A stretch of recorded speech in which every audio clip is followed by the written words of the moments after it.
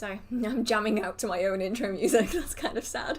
Hello. Oh, I completely forgot to change the brightness. Sorry, hang on 1 minute.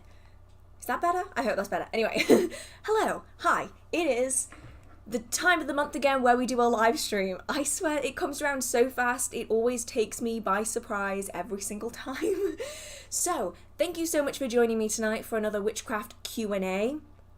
If you're new here, I do these every single month, hence some monthly Witchcraft Q&A, and I essentially sit here for maybe like 3, 4, probably 5 hours and answer a whole bunch of questions about witchcraft and everything similar. So if you have any questions like that, feel free to post it in the chat and I will try to get through to it as quickly as I can. Now, I will add just a little bit of information here is that I do all of the chat chronologically. So it can take me about half an hour to an hour to catch up with the chat.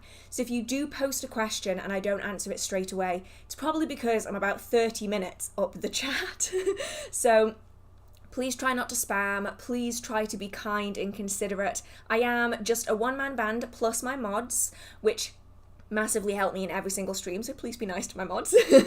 And so I will try to get through to as many as I can as I go through the stream. Now, I do have just a little bit of, what is it called at the start? Anyway, I have some things I need to mention first, is basically what I want to say.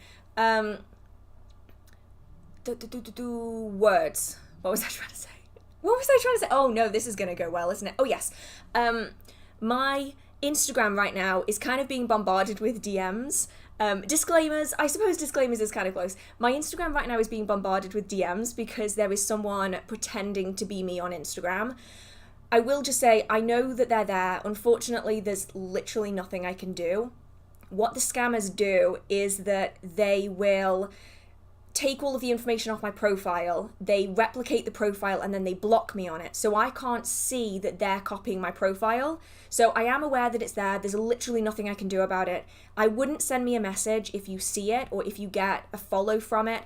Instead, just send a report to Instagram and hopefully they can do something about it. But I can't, because I literally can't see the account and my DMs are just full of hundreds of messages. I completely understand why people send me a message. I'm not complaining about that. It's just that there's not much I can do about it. So, general rule of thumb with people on Instagram and potential scam artists is that if you get a follow from an account that you follow, but you're not quite sure if it's right, click the account. If you're not following the account and the account doesn't look quite right, then just block them, report them, and move on. Because I don't offer any kind of spell work or readings. I do only have one account on Instagram, no matter what the profiles might say. And usually the name at the top of their profile isn't quite right. So it'll be like Hearth Witch, but it'll have like 2 T's in it, or 2 W's, or it'll have 2 like H's in it. And it won't be quite right. So please keep yourself safe on the internet. I will never enter into DMs and be like, hey, I think that you should have a reading done. I'm never going to do that, so please keep yourself safe. I am aware, but there's nothing I can do. So that was housekeeping. Someone said it. Okay, that's what I was after. I was after housekeeping. So yeah, with that being said, I would love to know where everyone is from. Let me know. I always love to know. And while I'm doing that, then I'm going to scroll up to the top so that I can get into the video, turn my shelf light on. Unfortunately, I can't. I'm going to be here for 4 hours. If I did that, it would be dead by the time I got there. And I know that I have been asked several times for subtitles on videos, on the live streams.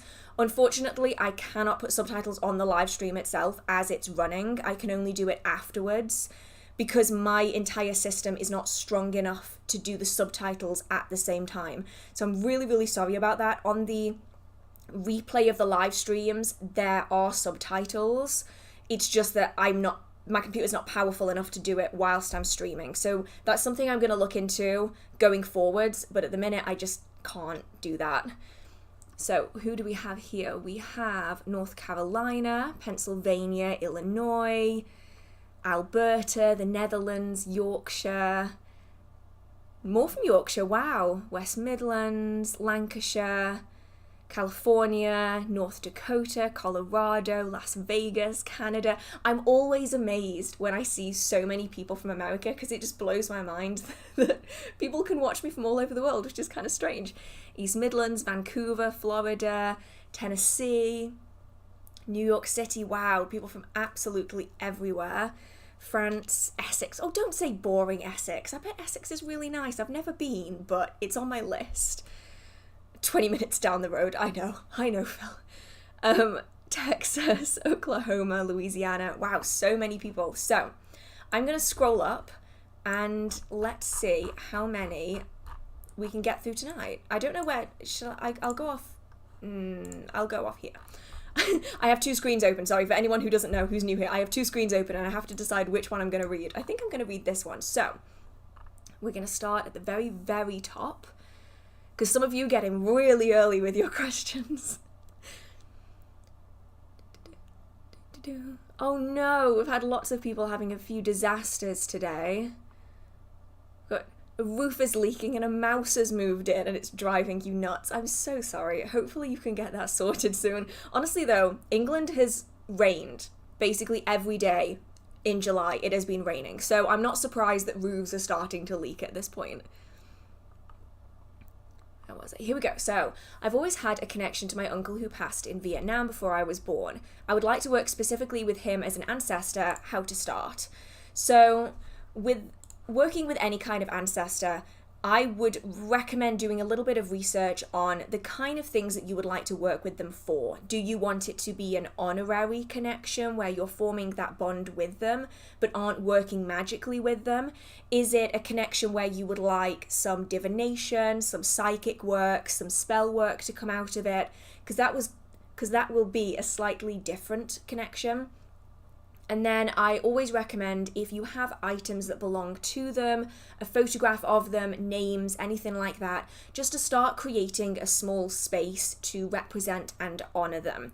This is going to be a space where you remember them. Even if you've never met someone, you can still have the idea of them, and you can still have items perhaps that belonged to them that will link yourself to them. I do have a full video all about building an ancestor altar that could be really useful for people who want to work with the known ancestors and also the unknown ancestors, so the people that you've never met before and you've got no connection with. So that's all on that video. If you just search ancestors on my channel, it should come up with that video. And then over time, you can start leaving offerings, things that that person would have really liked. So for instance, if it were me and I were going to be connecting with my grandmother, I would use a particular perfume that she really liked. I'd also use sherry because she always used to drink sherry. And I'd also use tea because that is something that is just a connective thing with the people in my life. Whereas other people might use different alcohol, they might use food, they might use a certain incense smoke or a certain kind of music that they really liked, and they'll use that as their focal point. And then over time, you're going to start building that connection, and then you can ask if they can come through to you in dreams, and the times when we are easier to connect with, so that would be like meditation, through divination tools, and also through dreams. And that's a good time to really start noting down your dreams to see what comes through and then start working with them that way.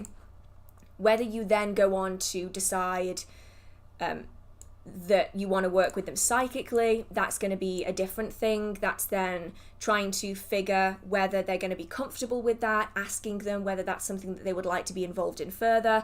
And then you might be able to gain information and answers from the other side that you can then apply into your physical life. So yes. That was a really good question. Ancestor altars and ancestor work is one that I get a lot, and I think it's because it has an almost scary feeling to it for some people, especially if it's not something that they're used to.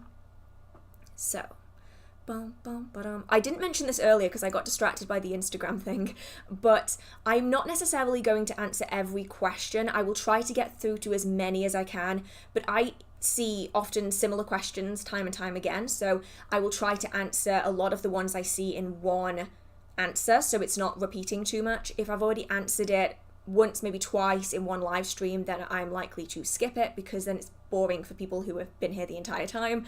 And also if there's a video on the subject that I have done or that I know someone else has done, then I will try to direct you towards that because it's going to be far more comprehensive than anything that I will be able to do in just a small fraction of a live stream.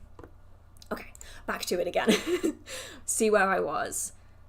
Oh, Megan, hello. Oh, your son's going for surgery on Monday. I really hope that he does okay. I've been following along your journey on Instagram. Even if I don't react, I'm giving you all of my love and support, and I hope that everything works out okay. So thank you for spending your evening with me. Always thank you, because I never expect anyone to do that. Is folklore and traditional witchcraft... do folklore and traditional witchcraft go hand in hand? Is there any good book recommendations on folklore?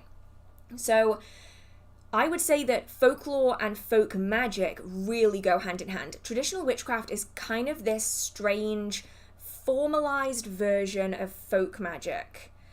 And I'm hoping that that makes sense, but essentially traditional witchcraft is kind of a series of practices that have been developed from folk traditions that have remained over time, and then it has been formed into this useful, easy to follow, coven friendly in a way approach to folk magic. So folk magic especially has a deep connection to folklore, especially, I've got the hiccups, but bad timing, especially folklore of a local area, land spirits, waterways, and also human spirits as well.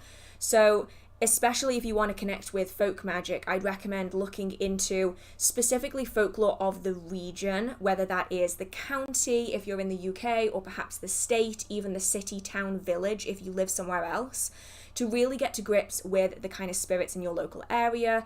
And oftentimes historical belief is woven into folk stories and folk legends. And so if we can look at the legends and the stories, we can draw information out of it that may relate to things that came before. So there's no one book that I can recommend on folklore, mostly because it's very much going to depend on where you are and what specifically you want to look into. So any kind of lore about the land spirits, and even hauntings can be good to look into, so you can develop a connection with the mindset of people during the time. And often you'll find hints at things that maybe connect to an earlier tradition. So in some ghost stories, for instance, there's often this idea of hearing bells, or what is often considered to be similar to the rattling of chains, is like ringing of metal. And that then relates to a lot of spirit connections and spirit beliefs, where bells are really significant for working with fae folk, for instance. And so they might have deeper connections that maybe the multiple authors of the stories have missed, but it's deeper in the oral tradition of that area. So that was a great long-winded way for me to say I can't recommend any books specifically, but just look into ones in your area. I'm very wordy today, apparently. I just cannot get my words out. However, this one is similar. Any recommendations on plant folklore? I actually do have a few. I've reorganized all of my bookshelves, and while, yes, it's working, it also means that where I would normally reach for books that are like right there, they aren't right there anymore. So the ones that I would typically always go for are by Corinne Boyer. They're kind of a good mix of practical information and folklore that's blended into a large book. Now, I really need to see if I can find one, but one of my favorites, I believe it's by Corinne Boyer, is Plants of the Devil. So there's Plants of the Devil, there's Under the Witching Tree, I think, and there's at least one more, and someone sent me a DM actually to say that they think that the author is coming out with another one in the next year, which would be really cool. And they're really interesting blends of practical information, historical information, so you can learn about why nettles are associated with the devil, for instance, and why they have that kind of sinister yet also protective property. And so you can learn all of that in those books. They're really good. They're a little bit wordy. You can often lose track of kind of where you are in the book, because there's no like dedicated section. There's no like, this is about nettles and this is about brambles. Instead, it kind of blends from one to the other, but generally the information's really good. I'm sure though that there are plenty of other books out there, like I'm looking over here and it's not even over here anymore. There's a few books, especially on like I think the term is athenogenic workings, like working with poisonous plants, there's quite a few books on specifically that go into the folklore as well. So I think one is called The Poison Path Herbal, that goes into that in detail as well, and I believe it has folklore in it. Let me know if anyone has read that. It looks really good, it's on my list, but I haven't got it yet. Right, where was I? It's not jumped yet, but I suspect it will.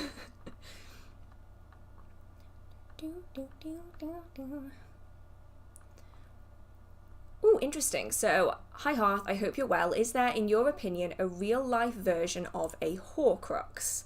Interesting. Okay, so Horcrux is from the Harry Potter universe. I will say it again, I say it in every single video when I mention the Harry Potter universe, that I do not in any way agree with the author's opinions. I just don't. But for the purpose of this question, a Horcrux is an object that is essentially an extension of your soul. So you split your soul by doing some heinous act, and then a piece of your soul gets placed into the object and it stops you from dying, essentially. Now, there's nothing to that extent when it comes to witchcraft. However, there are things that can continue on after you've died, which is in a way similar. So you can create servitors, which are essentially thought forms. They are energetic forms that are created from your energy, and they are often housed in objects and items. These man-made spirits can then be sent out to do tasks. They can be created specifically for a task, or they can be created as a general thought form or man-made spirit that essentially helps you out whenever you need it. However, one thing that can happen is if someone doesn't have anyone to look after their thought forms after they've passed, or there's nothing in place to allow the thought form to dissipate after the death of the practitioner, they can kind of live on as a fragment of the energy of the person that created them, and they can wreak havoc if they're left unattended, but they can also be almost like an echo of that person left behind. So that's probably the closest thing I can think of. And also, objects that have been owned by someone will carry that energy on after they've died, which is why in a lot of antique shops, I had this the other day, I didn't even pick it up. I touched a walking stick. It just really drew me in. I was like, what is this walking stick? The minute I touched this walking stick, it was the most awful energy imaginable. I just, nope. Hand is coming straight off that. No chance. And that person probably isn't alive anymore. It was a Victorian walking stick. It's probably been sitting in an antique shop for years, and it still contains some of that energy from that person. So it's kind of like a Horcrux in a way, except it's not going to allow the person to live forever, and, you know, it's in an antique shop because that person probably isn't alive anymore. But it's very interesting nonetheless. Right.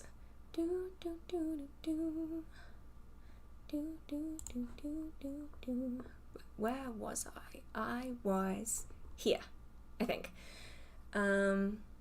Oh, this is an intense one. What do you think the reason is for spells not being able to help mental disorders, personality disorders, anxiety, depression, narcissism, etc.? I mean, there's lots of reasons for this. And one is that witchcraft and magic is not a cure. It is not a solution to every problem that we have. It is an aid. And a lot of people will find that witchcraft and magic does help them in these areas of their life, but it isn't used as a substitute for anything else. And so it's not a substitute for seeking out professional mental health help. It is not a substitute for suitable medication that will save lives. It is not a substitute for medical treatment. And when it comes to these things, we can't safely see it as being that, because it isn't. Me casting a spell is not going to guarantee that I get the job of my dreams. It might improve my chances of getting the job of my dreams, but it won't guarantee it. If I cast a spell to help me heal a broken ankle and then I keep walking on it, it's not going to really help that point. Magic can massively help people with the difficulties in their lives, but it isn't going to completely resolve that problem.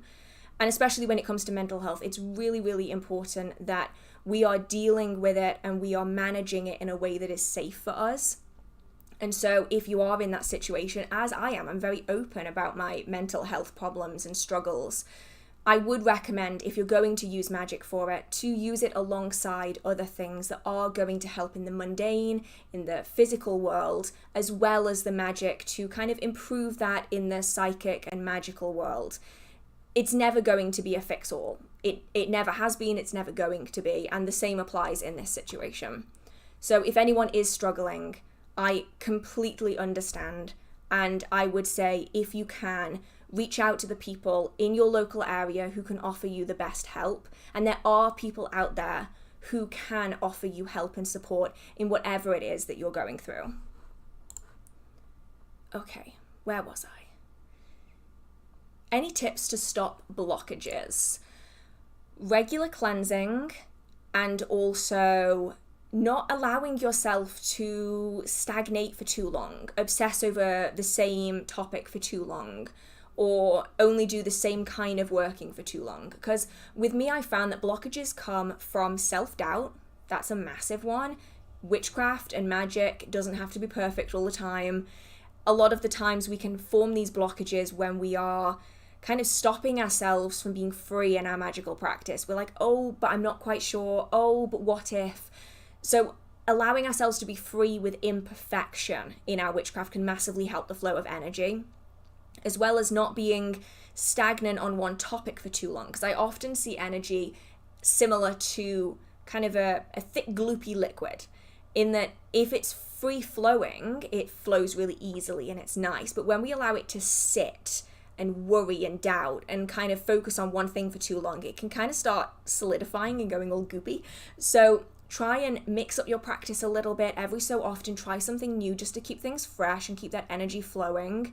And then if you need to, try energy practices every single day just to kind of keep it going. And also cleansing, because a lot of the time a blockage might not necessarily be a blockage. It might be something that's attached onto your energy. So just doing cleansings every maybe like month, 2 months maximum, just to kind of clear anything out that you need to clear out, and hopefully it will start flowing easy. But if it doesn't, then that's kind of normal too. Blockages are really common in magical practice, especially if we're doubting ourselves a little bit too much. So if you do feel that way, just take a step back, take a breather, do other things in your life, express your energy in different ways, and then come back to your practice again, and you may find that it just goes a lot smoother.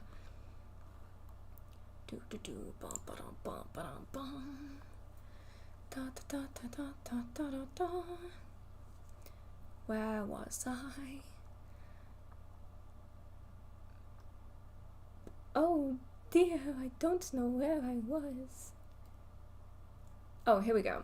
Okay, I know I haven't answered this one, so if you don't mind me asking, what other gods or goddesses do you work with? I've always been drawn or connected to Gaia and recently discovered Danu, but more so Gaia, seeing as they're different. For me, I work with Ceridwen, Keranos, and Brigid, and those are the three that I am working with currently. That might change. For a long while it was just Brigid and Ceridwen, and then Keranos kind of went, what about me? So eventually I added him in as well. So everything's always fluid. Have a look at some information about them and just see if you feel kind of drawn to them that way. Do some readings, do some dream work, see what comes through to you. But yeah, I mean, they're both really, really interesting mythology-wise, and so it's well worth giving it a try. If it doesn't work, it doesn't work. You may as well try it. Oh, so this one, here we go. Your video of the Witchcraft Museum inspired me to visit. Oh, I'm so glad. Are there any other places, such as sacred sites, that you would recommend visiting around that area? I actually don't know of really any, and I say that because I was only a visitor to Cornwall and I have not been particularly often. I've only been a few times in my entire life, so I will open this up to absolutely anyone who has visited sacred sites in Cornwall, lives in Cornwall. I would love to know the kind of sacred areas that you have in your local area that you are fine with sharing, because I know that some sacred sites are entirely personal, but I mean the ones that people can visit and spend time at for themselves. What is the difference for you between traditional and folk magic? So I kind of touched on this one earlier, but The main difference is that folk magic is magic of the people. So it's magic of the everyday folk in that particular region. So folk magic is so unique to every single place. Just taking the British Isles as an example, especially the regions and the counties in England. If you look at the wise women or the wise folk from Essex, their practice is very different from the peddlers in Cornwall. There might be similarities, but they aren't exactly the same. And that's because even in different households, different villages, the practices and the beliefs were often based on different spirits that were connected to the land, different legends, different lore, and so you find completely different practices based off completely different information in different regions. That applies basically worldwide. Everywhere you go, the folk traditions are going to be slightly different. So we will often see people practicing a form of Catholic folk magic. That's a really big one, especially in America, whereas in other areas you'll find it's more connected to the spirit of the land and these kind of things. So folk magic is really individual. It's going to entirely depend on where you are. Traditional witchcraft is a little bit different in that, as far as I am aware, and I am not the be-all end-all of information, I just want to put that out there, traditional witchcraft is almost a formalized version of folk magics. And you'll find different branches of traditional witchcraft will practice in slightly different ways with different objects, different directions, different placements, different spirits and the like. It's often almost a covenized version of folk magic. So kind of I was going to say the big daddy of traditional witchcraft. That sounds awful. Oh my God. Like the originator of the traditional witchcraft as we see it today is Robert Cochrane, and his coven, the clan of Tubal Cain, is really the kind of the foundation of traditional witchcraft as we see it today. And now we have many books on the subject. So we've got Besom, Stang and Sword. You also have The Crooked Path by Keldon. You have Treading the Mill.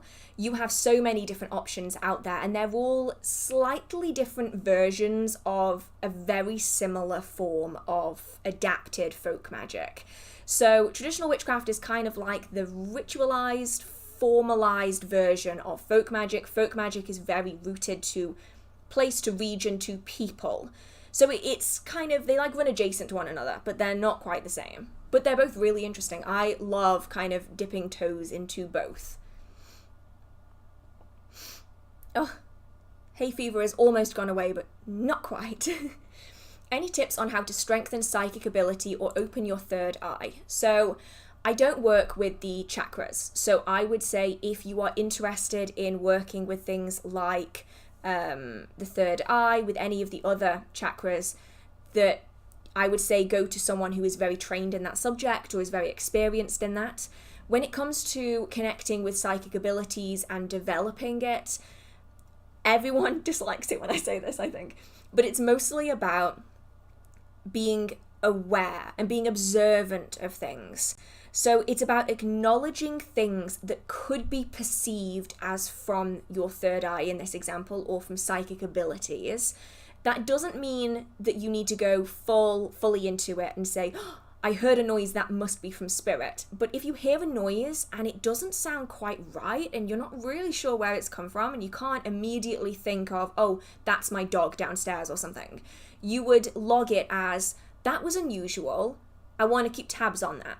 And then if you see a shadow out of the corner of your eye and you aren't sure if it's from anything physical, you don't think it is, but you aren't 100% sure that it isn't, you'd go, that was odd. I'm going to recognize that, but I'm not going to jump to conclusions. And by acknowledging the things that we are seeing, hearing, smelling, sensing, then you can be tuning yourself into it, essentially. It's a bit like tuning a radio. You're starting to pick up on the signals of these things, and the more you pick up on it, the more your brain is willing to acknowledge it's there, the more you'll end up seeing, feeling, experiencing, smelling, all these kind of things. And then it really builds onwards from there. So it's like a snowball effect. When you start acknowledging, then you can kind of build it up gradually over time. And you can also connect in with dreams and write in a dream journal to get information from your dreams and do it that way, because that's another way that a lot of people will get psychic images from as well. Boom, boom. What is your absolute favourite tarot deck that you have? Oh, that is so cruel. That is so cruel. I'm going to have to word this really well so that they don't get annoyed at me. So I have kind of three that fall under my favoritist of all time that I have. It's like a piece of fluff. Favoritist of all time. So the first is my first ever big deck that I got, and that was the Wild Unknown. It was the most expensive thing I think I bought at the time in my practice, because it was when the deck was brand new, so it wasn't available anywhere else. You had to get it from the Wild Unknown website, and it was... that kind of hurt for me to get that deck, but I used it so much. It did phenomenal readings. I still have it, but I am scared of damaging it, so I actually bought the mini version of it because I know I won't damage it. Actually, do I have the mini anywhere I can access? It used to be here, I've moved it, it's probably not, but that deck is really beautiful. For me, I mostly used it to read for other people, because when I did readings for myself, it went, no, not happening, and so I could only use the deck to read for other people. I then got my other favoritist deck, which is the Magic Manga deck. That is a spirit attachment deck, so the deck actually has a spirit in it, which is why it's in this list, because they won't like me if I don't put it in this list. And also I use it a lot for doing readings. Generally, if I want no nonsense readings, I will go to the Magic Manga Tarot, because that spirit is brutal. Doesn't matter what it is, they will never sugarcoat it. So I use that for that. But for everyday readings, I will typically use the Rider-Waite-Smith deck. And that's because it is the easiest for me to explain to others. It has imagery that other people understand really easily. It's very visually appealing. It has a lot of the symbolism, the numerology, the colour theory in there that I do use in my readings. So I enjoy it for that. And so ultimately, that kind of is the deck that I use the most. That's the one I use the most by far, I think. Oh, okay, this one is under a similar vein, so I'm going to answer this now before I move off the tarot question, and that is, your tarot deck that hates you and makes your nose bleed really scares me. What's its problem with you? Any idea?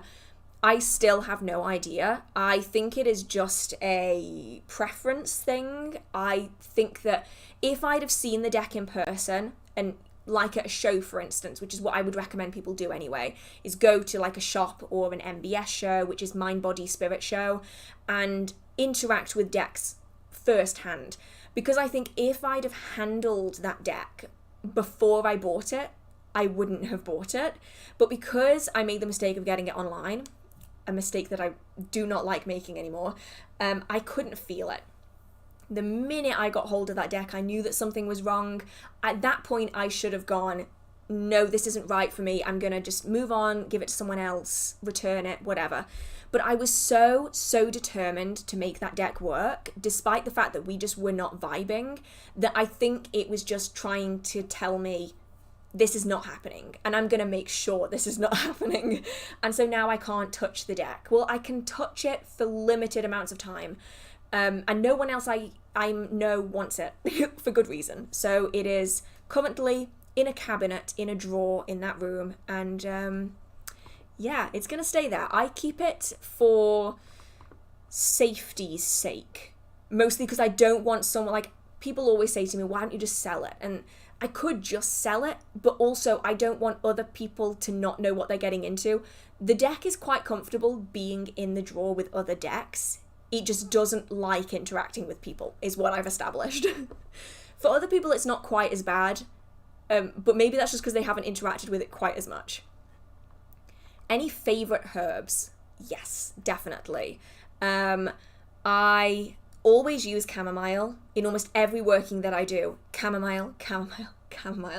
Not only does it smell absolutely amazing, but it's good for good fortune, prosperity, abundance, solar energy, all of that positive, uplifting stuff that I really like working with.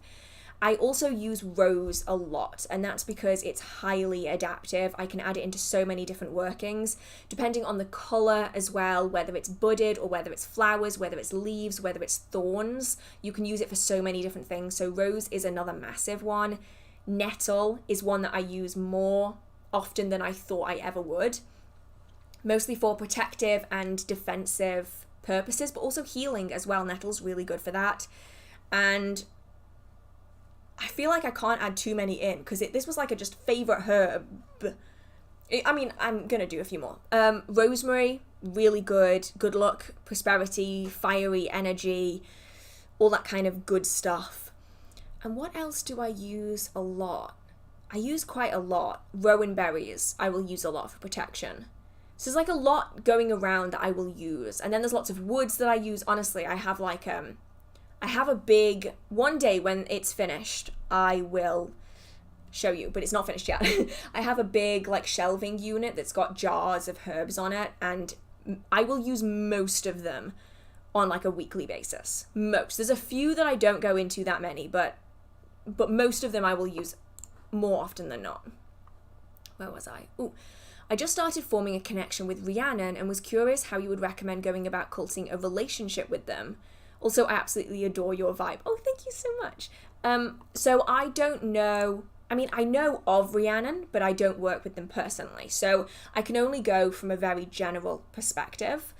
So when it comes to forming a connection, it is giving offerings that are meaningful to them.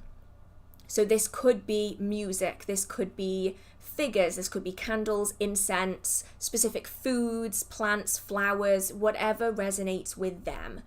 And then being present. So the biggest thing that I have done for my magical practice is not just for deities, but also spirits as well, is to greet them.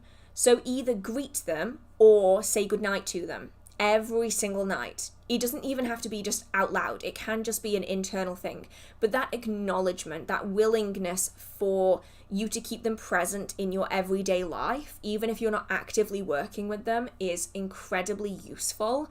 Researching them, reading their stories, their legends, their myths, finding out information about them, I find it to be a lot like making friends or starting a relationship.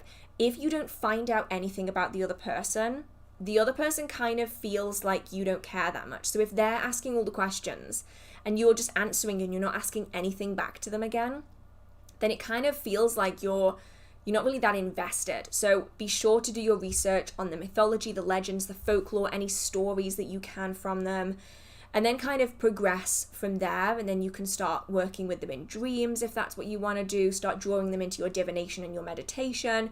These are all really good options, but I would say that you need to target it specifically for the deity that you want to work with. So any kind of symbolism, connection to Rhiannon, that is a really good option to kind of add in. Does that work with deities, just saying goodnight like a goodnight prayer? Yeah, I found that it does. So it's that, like when you walk in, if you have an altar set up for them, for example, then if every time you walk into your space, you say hi to them. It doesn't have to be elaborate. It doesn't have to be like a candle ritual. Just acknowledge them by just saying hi, or if you come downstairs, just say good morning, or before you go to bed, say good night. And if you wanted to, you can add some of your magical practice into that as well by asking if they can aid you with something. So my thing that I do a lot is I have lots of tea lights, lots and lots of tea lights. And what will happen is if I want to petition a deity, then in an evening, I will anoint a candle with some oil that represents that deity. I will place it on their altar or in a space that represents them. I will light it while requesting their aid. And then before I go to bed, I thank them, snuff it out, wish them good night, and then I go to bed. And that is kind of like an evening ritual that I have when I want small changes done, assistance on certain spells and rituals. And it not only helps show that I'm willing to offer something in return for their help, I'm willing to offer them fire, offer them that energy, create the oils for them, do all of these steps because I'm willing to form that connection. But then you're also energetically getting something back that will help you deeply connect to them back and forth. So that's a good way of kind of combining the two. Okay, where was I? I am so far behind already. I think I'm really gonna have to start speeding up. Oh no. Is it possible to work with historical figures in my practice, for example, such as Cleopatra or Anne Boleyn? Yes, I'd say so, and I would say that you would have to work it similar to an ancestor altar. So they might not be related to you by blood, but they are a figure that you can learn a lot about and you can petition their aid. I do think it's important to note, though, that a lot of people are probably going to be doing the same thing. And they probably are not going to have a blood connection to you, so they're not likely to prioritize you per se over anyone else, whereas ancestors probably would. They'd say, oh, you are part of my lineage, whether that is through adoption, whether that is through birth, that kind of you are kin to me through one form or another, therefore I will help you. So it's one of those where give it a try. If nothing comes from it, then nothing comes from it. But you might find that you can build a connection to them, especially if they're willing to work back with you again. Or you can use them, well, not use them, that's the wrong word, but see them as almost a pop culture figure. You know, like how you can have like pop culture deities, like Loki from the Marvel universe has become like a deity in his own right, even though he's not that closely connected to his actual character in the mythology. He's almost become like a separate version of Loki that people do work with in their magical practice. That idea of like a pop culture deity is something that you could work with in this regard. Right. I kind of answered this one a minute ago, but what's a good daily ritual to help, a ritual or spell to perform to help strengthen your connection with nature, the elements, and the god and goddess? So it's essentially what I said just a few minutes ago about that kind of greeting them, leaving an offering, and if with that you want to say goodnight, or if with that you want to greet them in some way, or you can request aid if you've built that kind of connection. Give an offering that is appropriate to the deity that you're working with. So for me, for my spirits and for Bridget, I will use fire, like a tea light candle, because that is associated with both that I work with. So for others, it might be different. So it might be food, it might be smoke, it might be energy, it might be time, these kind of things. It's all going to vary. That is something that I do daily if I need to. If I don't need to give an offering, then I will just greet them or say goodnight to them. I would acknowledge them in some way as a way of kind of building that and strengthening that connection. Have you played Diablo 4? No, I haven't. I'll be honest, I don't really have time to play anything. But I have listened to the Halsey song for Diablo 4, the Lilith. If you've never seen the music video or listened to the song, it's amazing. It's from Halsey's most recent album, If I Can't Have Love, I Want Power. And it's amazing. I've listened to that song and played the music video so many times. Have yet to play the game. Maybe one day I will. I just jumped lines completely. I struggle with finding the balance between science and magic and finding proof of what is real and what works for me and what not. I often doubt my beliefs in deities and magic, etc. because of it. Any tips? Biggest tip I can give you is more of a statement than anything. So it's along the lines of, not everything we do has to have value, right? We can do things for the sheer love of doing it. And worst comes to worst, none of it's true, right? None of it. If you've still enjoyed your time doing it, if writing petitions allows you to focus your intention, if writing spells allows you to verbally represent the goals that you want to achieve, and it gets you to focus more on achieving that goal, and so you achieve it, regardless of whether or not deities, spirits, magic, witchcraft is real, you still got something out of it. And even if you didn't get that much out of it, if you enjoyed your time doing it, that's still valuable. And that's the way I've always kind of looked at it, in that if I'm enjoying what I'm doing, then it doesn't need to hold any more significance than that. You know, someone going to a Ren fair, they aren't necessarily getting anything out of that other than the sheer enjoyment of it. The outfits probably are not historically accurate. The music is probably not accurate in any way. It isn't based on much that is in truth, and yet people get a lot out of it. It doesn't necessarily have to be perfectly true for it to be valuable. So that's how I see it personally, in that I try not to struggle with that balance too much, because in that struggle, I end up not enjoying the time that I'm spending doing it. You know, if every time I'm doing a spell, I'm thinking, oh no, but what if this, what if that, should I believe this, should I believe that, then I may as well not bother doing it, because I'm not going to find any joy out of it. Whereas if you just allow yourself to sink into it, even if you just want to see it as role play, it is just getting yourself into the right headspace to achieve your goals. And if it works for that purpose, it doesn't matter if magic is real or not, as long as you got kind of that joy and maybe even a manifestation out of it. I hope that made sense. Fingers crossed. Today is just a waffly kind of day, I think. Ooh, simplest prosperity and luck working for someone who's looking for a dream job or opportunity. Ah, Phil, by now you should know that I don't do specific workings. But I will try to come up with something. I'm sure I can figure something out. Oh, here we go. I'm a beginner that has been brought up in a Christian household. How can I stop the fear I have embedded in me to do with witchcraft? I've always had a pull towards this craft, fear, but fear has always stopped me. So, I suppose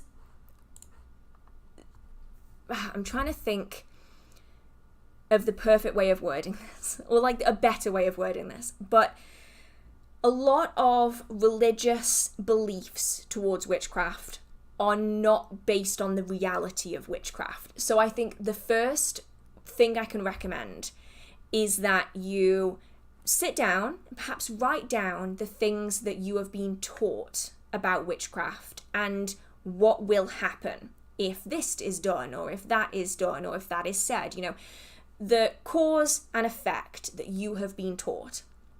And then really look at how witchcraft is presented in the information that you have been taught, and then cross-reference that to what witchcraft is as you know it, as people within the community talk about it. And I think quite quickly, at least in my experience anyway, you'll find that a lot of the information that is spread about witchcraft in certain religious organizations is not actually based on anything of fact within the actual witchcraft community. It's fear-mongering, it's designed to scare people, and it's based off an incorrect idea of what witchcraft is in the first place. So if all of their cause and effect is based off something that isn't actually real or true to witchcraft, then is the effect going to be any more true? And so ultimately, you have to carve your own path with it. There are many people who practice witchcraft and follow one of the Abrahamic faiths, and they can do so very successfully. Folk magic is a really good one for this, because so many people practice a form of Catholic folk magic, and yet those two things surely shouldn't go together. So it's all about taking a step back and perceiving each aspect of belief from an almost outside perspective. Take a step back from the fear that is surrounding it and see whether the cause and effect actually makes sense to what you know now that you're looking more into witchcraft, and then progress from there. But there are so many ways of doing it. Some people will still follow aspects of different faiths. Other people will completely discount the faiths altogether. What you choose to do is going to be entirely independent of anyone else. What's your opinion on chaos magic? I mean, I don't have a massive opinion on it. All I can say is that some practitioners will use chaos magic more than they think they are. I find it's one of these practices where people go, chaos magic, I don't like the sound of that, proceeds to make a sigil in the chaos magic technique without thinking anything of it. And so, I mean, chaos magic, as far as I'm aware anyway, is kind of the equivalent of throwing a bunch of things in a pot and seeing what comes out. And if it comes out good, then we repeat the same thing again. And if it doesn't, then we'll mix and match and try other things. And it's a very free way of kind of creating magic. I love the idea of learning more about it. I have books on my to be like bought list, but You're not actually going to be able to see them. Behind me, I have 2 giant stacks of books. There's another stack of books there. This is my to be read pile. So I'm going to have to read those first before I buy anything else. This is what I'm going to have to do, otherwise I'm going to end up with too many books. Too many more than I already have. Oh no, it jumped. I hope I haven't missed any. Oh, I hope I've not missed any. I'm going to try and speed through as many as I can so that I don't lose any more. So what are your plans for Lunasa? Honestly, I have none. Yeah, you might have noticed that I should have already put a Lunasa video up this month. I just did not have time. I got back from my holiday. I've been editing all of the vlogs from said holiday, and then I looked at the calendar and I was like, oh, I have like 3 days. That's not going to happen. So my plan is to change the artwork on my altar, I think, burn some incense, spend some time outside, and light a candle, probably. And that is the simplicity of my Lunasa. I did not plan appropriately this year, I don't think. I'll be honest though, Lunasa is one of the Sabbats that I will frequently forget. I will almost always remember Mabon, but Lunasa, not so much. Not so much. What would you say are some of your favourite movies? I'm looking for something new to watch. Oh, goodness. I'm not even sure I could give you an answer to that. What movies do I even like? I have not watched a movie in a long time. Howl's Moving Castle. Don't know why that one suddenly came to my mind. That is an amazing movie. If anyone hasn't seen that, it's really, really good. So Howl's Moving Castle is up there. Lord of the Rings, anything. I'll be honest, I even liked the Hobbit series. I know, people are not going to like me for that. I didn't like it as much as the Lord of the Rings, but I didn't hate it.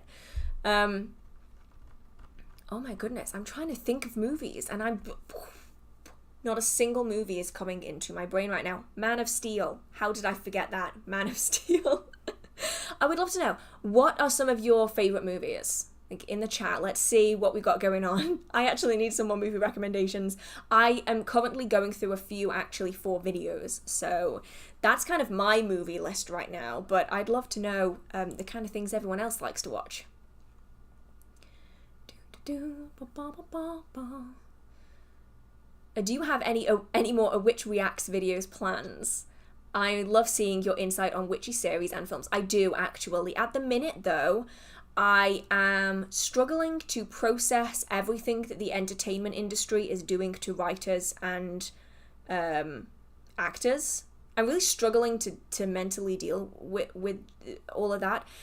So I'm not posting any or filming any right this minute, but I do have a few that are on my list. Practical Magic might be one of them, and a few others. I actually have one that is, I believe, in Spanish, that looks incredibly interesting. They have a dubbed version as well, so they have the original Spanish, I think it's Spanish, it might not be Spanish, and then they have the dubbed version, and I'm gonna do that one as well. I can't remember the name of it, but I've got it on my list, so I have a few planned. It is just kind of dealing with all that stuff. Have you watched Lockwood & Co? If so, what are your thoughts on how ghosts and dealing with them is? Phil, was this for me? Was this question for me? I've done a video on this. That is a great TV show, though. If anyone hasn't seen Lockwood & Co, please go watch it. It is criminally underrated. I did an entire video on how ghosts are portrayed in Lockwood & Co. We have like the same thought process, because we did the exact same thing. I watched the first episode and I went, I have to do a video about this. Right, where was I? Oh, it got cancelled. That's official now. Oh, for fuck's sake. That's really annoying. Like, because that was so good. They could have done so much with it, but no. They had to cancel all the good shows. Sorry. I'm angry with them doing on things like this. So, I'm going to go back to the questions now, and then I can read everyone's movie recommendations in a minute. After doing an egg cleanse, it turns out that I've been sent some negative energy. What would be my best course of action? So, start with a cleanse. like an actual egg cleanse. No, not an actual egg cleanse, an actual cleanse. Because like an egg cleanse, as far as I'm aware, is more like drawing the energy into it, and then you crack it open and you can read the information about the energy. But it, in my experience anyway, having discussed it with people, doesn't necessarily get rid of like everything. So I'd say do a good cleanse, like a really good cleanse, and then do a cleanse of your house. Do a cleanse of anything new that you have brought into, or especially items that have been gifted to you. Like cleanse everything. And then I would say do either kind of a return to sender or a breaking working. So it doesn't have to be return to sender, but what it is, it essentially repels the energy off you, and it can ricochet just back into the ether again. Or if you really want to, you can return it back to the person who sent it your way. There's so many of these available online in different books. You can create your own, depending on what it is that you would like to do. I would say if you do not want a tennis match with energy, back to you, back to me, back to you, back to me. I feel like a chuckle brother. To me, to you, to me, to you. If you're from anywhere other than England, you're not going to know what that reference is. If you don't want that happening, then just return it to the ether. Otherwise, you can have kind of like a tennis match going on with energy, and that's not necessarily what you want. So that's a good option for that. There's so many different varieties out there working with different spirits, different deities, different energies, depending on your requirements. So have a look online, see what you can find. And then after you've done that kind of return to sender, return to the ether, whatever working, protection is really key, just to kind of stop any energy from coming back at you again. I wonder if there are any spell books worth buying. I noticed a book called 1001 Spells. Is it any good? I'll be honest, I passed on buying it based on what I'd heard about it. That doesn't necessarily mean that it is a bad book. It's just not for me. My favourite books are... It's not there anymore. This is what I mean. I've organised everything and I feel like I've screwed myself over. My favourite spell books, and I don't like that many spell books, are the Encyclopedia of 5,000 Spells. That book is amazing. It weighs a ton. If you can see that white book right there, that massive, massive white book, that is the book of 5,000 Spells. It's about that thick, and it weighs a ton, but it's got a lot of historical spells in it. There is a massive disclaimer on the front, and please, if anyone has this book, listen to it. Not all of the spells are suitable to carry out today because of the ingredients that are in it. Some of them contain incredibly dangerous herbs that can do serious harm, if not permanent life-ending harm to you and others if not used correctly. So take the information and then adapt it to make it safe. But that book is amazing. It's got so much in it. The other spell book is by Pamela Ball. I will see if I can find it really quick. No promises, because it's in there somewhere and I can't remember what the name of it is, but I will look. It's really good. Right, where is it?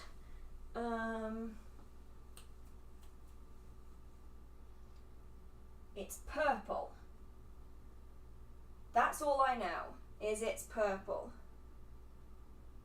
Ah, here it is. Found it. Okay, this is the book. This is Spell Weaving, A Complete Guide to Positive Enchantment by Pamela Ball. Now, I will say in this that it doesn't have any kind of baneful spells because it is a guide to positive enchantment. But the information in this is based off a lot of historical charms and very much a folk magic-y kind of practice, which I was completely stunned by. So if I can just find one, for instance. So this is how to charge candles. That's really useful. Money and job spells, attracting extra money using gazes, which is a pretty old style of practice. Achieve heart's desire with plant magic. What have we got in here? Like, there's quite a lot in here. Now, a lot of it might not necessarily be for everyone, but for me personally, I enjoyed taking the spells out of this, even if I left everything else. So, this is the book. It might not still be available, but I do believe that Pamela Ball has other spell books which could be good substitutes if you do want something. Wow, I just took all of my hair with it. If you do want something similar, I forget that the top of that is shiny and I nearly just yeeted everything onto the floor. Okay. Oh dear. So, where was I? Generally, okay, I was still on this question though. Generally speaking, I would say if you can create your own spells, I would recommend that you do that. You can start by basing it off pre-existing spells, which is why spell books can be really good. It can give you inspiration. I would recommend always adapting the spell to suit you.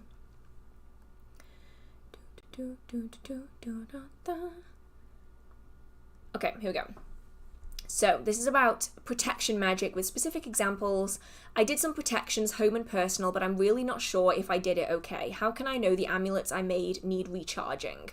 So the first thing I'll say is don't doubt your workings, because if you doubt your workings, you're just sabotaging yourself and you may as well just restart it again.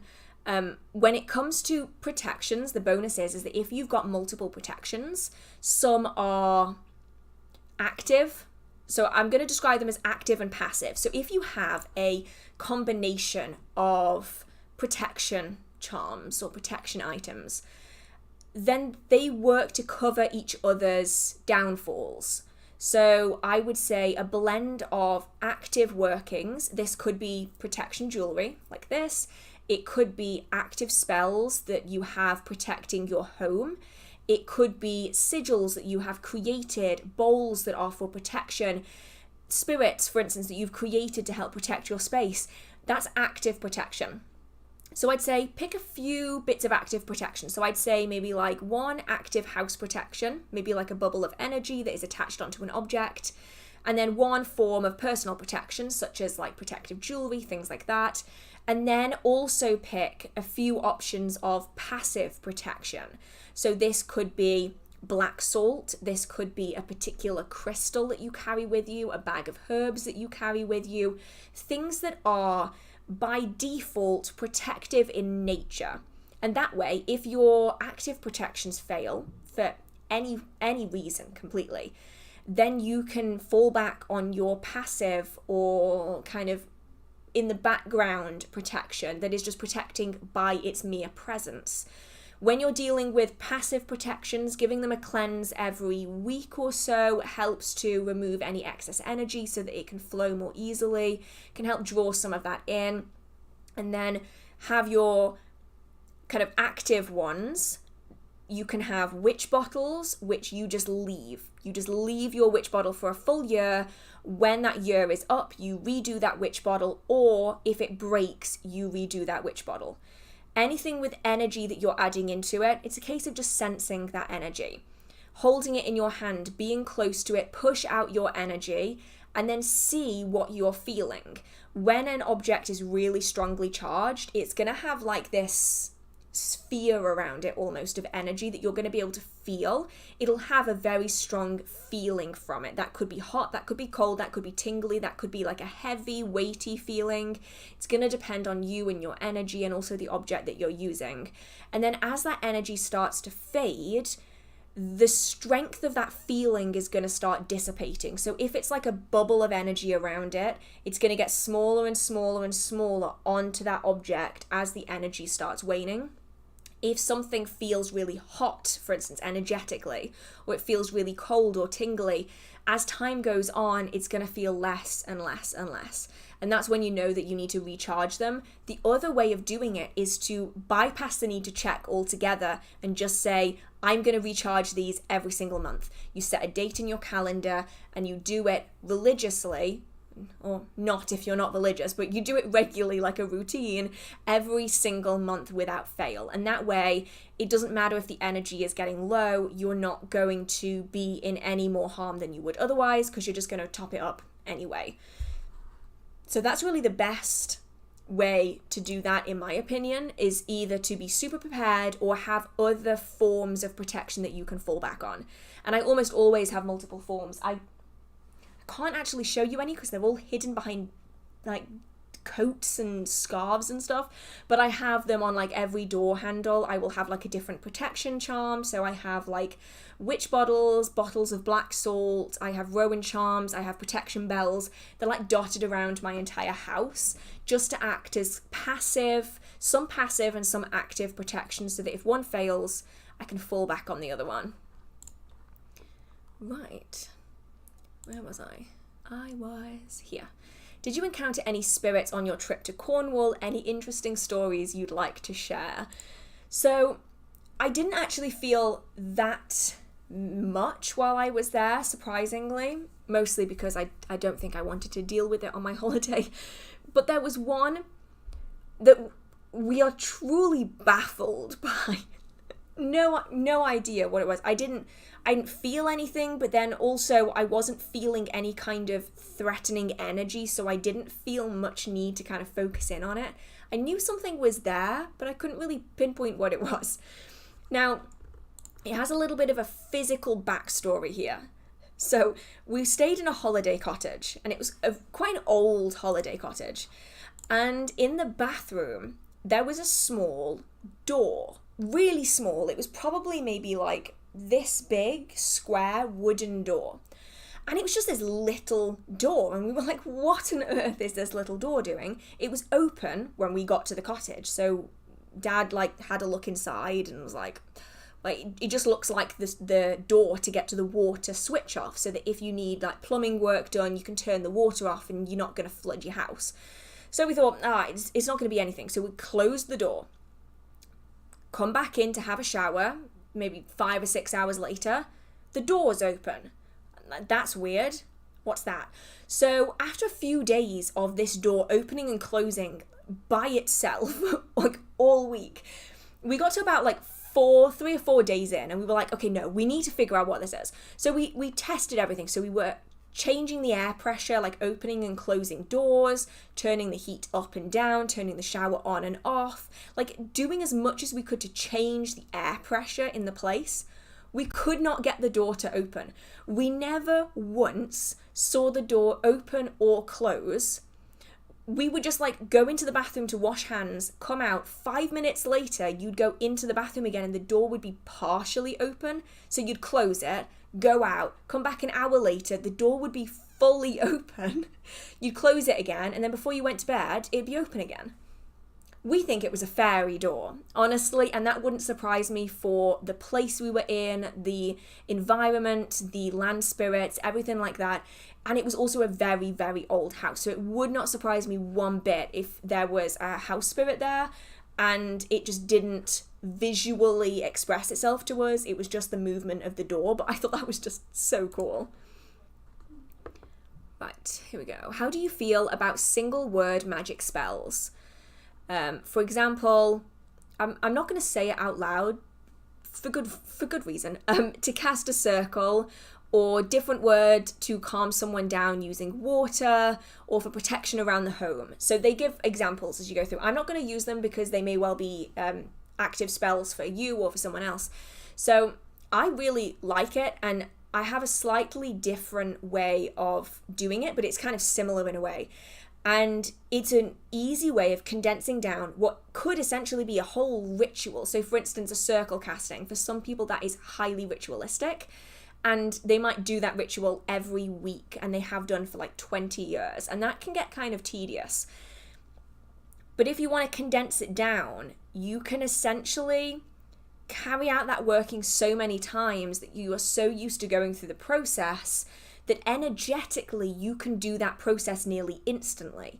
You might not have to do any of the ritual action anymore for that energy to be in place because you've done it so many times. So all you have to do is say a word of significance, one that perhaps you've created, and then that word essentially triggers an energetic response to carry out a certain action. So it's kind of almost like a shortcut in a way. So I used to know someone who did this. I also have done this myself. It's not something I do so much anymore because I don't use them all that much, but every time they wanted to do a circle casting, they had practiced and practiced and practiced. They'd done the same circle casting hundreds of times so that they were so used to the energy and getting faster and faster and faster at it that they would snap their fingers, and the process of snapping their fingers was enough to trigger the response of doing a circle casting. So it made it just so much faster. And single word spells don't have to be based off repetition and ritual. I mean, they can be, but they can also just be almost like a verbal sigil. So a sigil using kind of the chaos magic-esque technique, the one that's really, really popular, is that you create your sigil based off a phrase, you take out all the vowels, you take out any duplicates, you then create a sigil or a symbol that is based off the letters that you have left, essentially. And the idea is that you separate that sigil, that symbol, away from the original meaning of the word, and then you forget the original meaning of the word. It just disappears, and all you have left is this sigil. And in a way, you can do something similar with words in magic, in that you can have a ritual that is like a whole bunch of words, and you really want to condense it down. So you work primarily with your energy to manifest it. You reduce that entire ritual or a phrase or, just a few words down. You take out unnecessary letters. You create a word that is a conglomeration of everything that you are going to say, and you use that one word instead of the whole ritual. So you're still doing all of that energy work, but you aren't necessarily having to go through all of the steps, especially if you've already done it before. So this is really good for circle casting. Repeated protection magic is one that has been mentioned here, the idea of that kind of easy protection style spell. And if you've done it enough times, you do only need one word, or you need a cue. So that cue could be a certain type of incense. And by the lighting of that incense, you are triggering a series of energetic events that you've done so many times. All you need now is that incense smoke cue to get it started. It's like shortcuts, as mentioned, which I think is just really cool.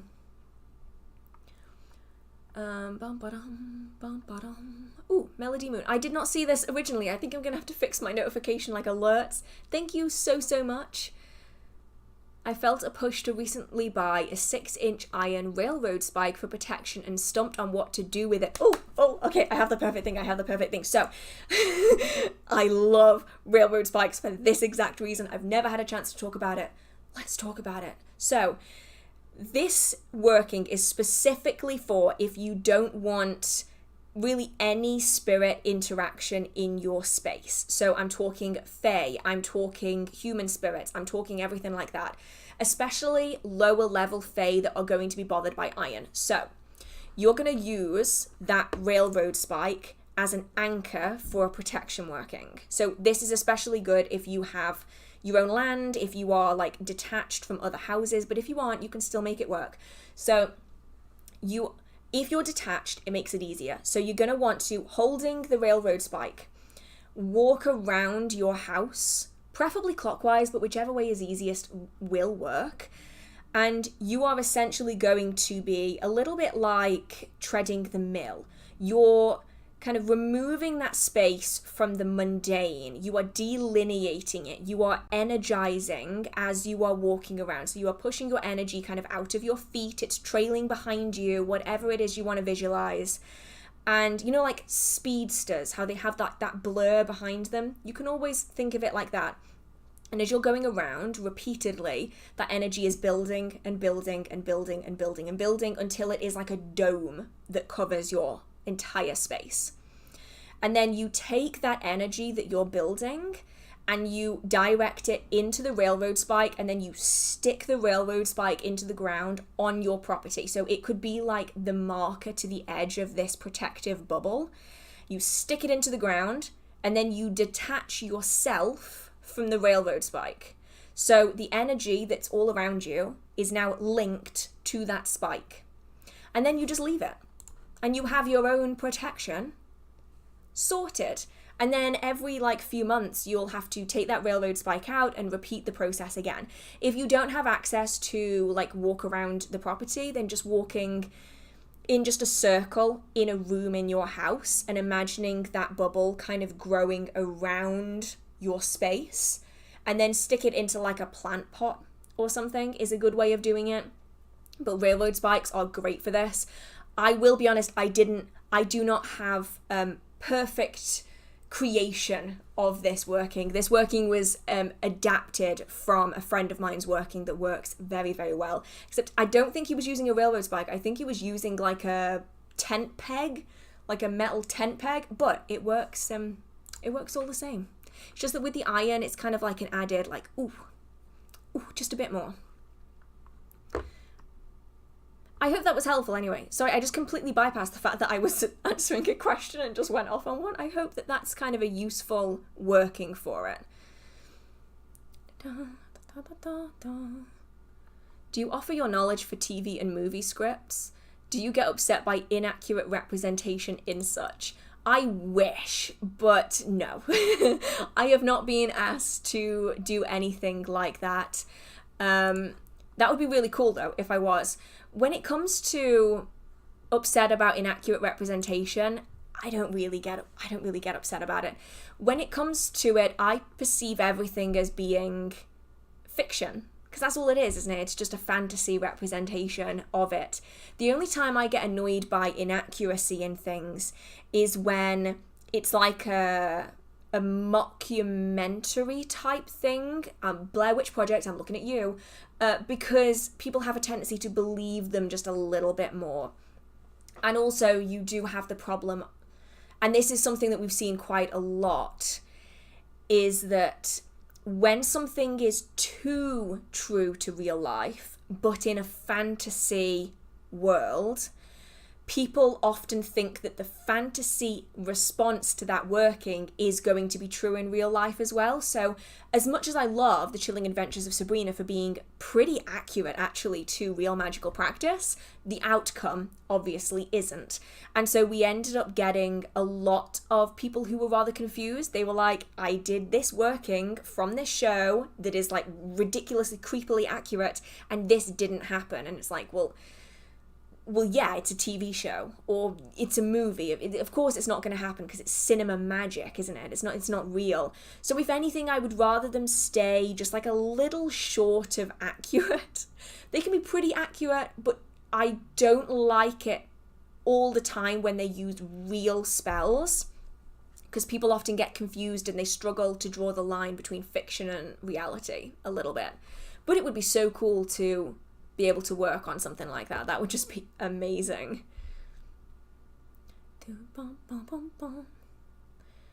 Right. Do all forms of house cleansing and banishing require the opening of windows? It's 109 degrees here. Thank you in advance. Oh, ouch. I'm so sorry it's that hard. It depends on how severe something is, but if banishing is included in this, I'm going to assume it's severe because most people don't banish for any old thing. The way that I would describe it to people, for instance, is if you are in a box, you are in like a perspex glass, it's clear anyway, you're in a box, and you're trying to remove something like smoke from inside that box, it's not going to work, right? It's a sealed box. That smoke is not going anywhere. You can try all you want, you can fan it around. Whatever you do though, that energy, that smoke is still inside that box. But if that box has holes in it, if you fan that smoke, it's going to come out of the box.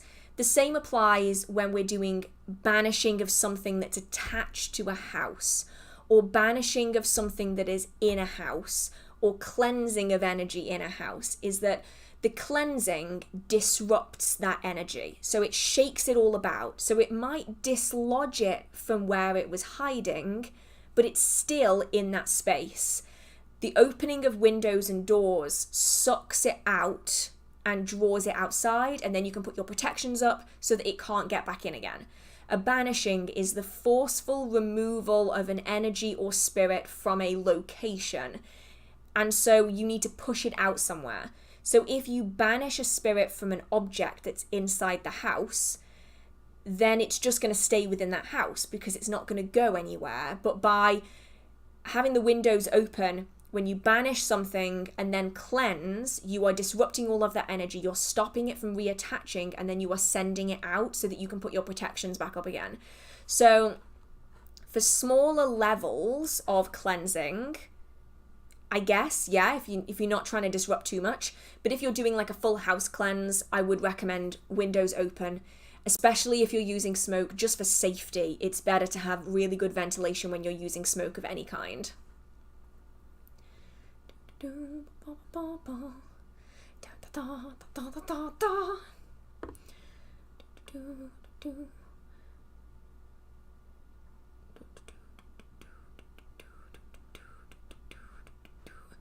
Okay, so there's a few, I've noticed quite a few requests specifically for spells. Generally for personal spells, I would not give any kind of recommendations for that like over here, simply because there's too many factors involved. It's very personal, so I don't offer any like specific spells via here, just because I can't get specific enough to get a good grasp on the situation. And then I have a very troubled relationship with my mother. I've gone no contact. Do you know of any connections after their death where they are aligned so wounds can be healed? I would say in this situation, I would recommend reaching out to a medium. They are probably going to have a far better grasp on this subject than probably anyone else. And they're really going to be able to kind of talk you through the process of things that can be done and that kind of thing. So I'd recommend seeing if you can find a reliable medium. If you have any mind, body and spirit events in your local area, there's often mediums at the shows that you can go and see personally, or you can email, contact, phone call, those kind of things to kind of figure out the processes there, because they're going to know far more than I ever could. Does it mean anything when you have a very deep connection to history? I mean, not really. Probably just that you've got hobbies, which is always a good thing to have. And then it could allow you to more easily connect with folk magic, historical practices being drawn into an active modern practice, those kind of things, perhaps.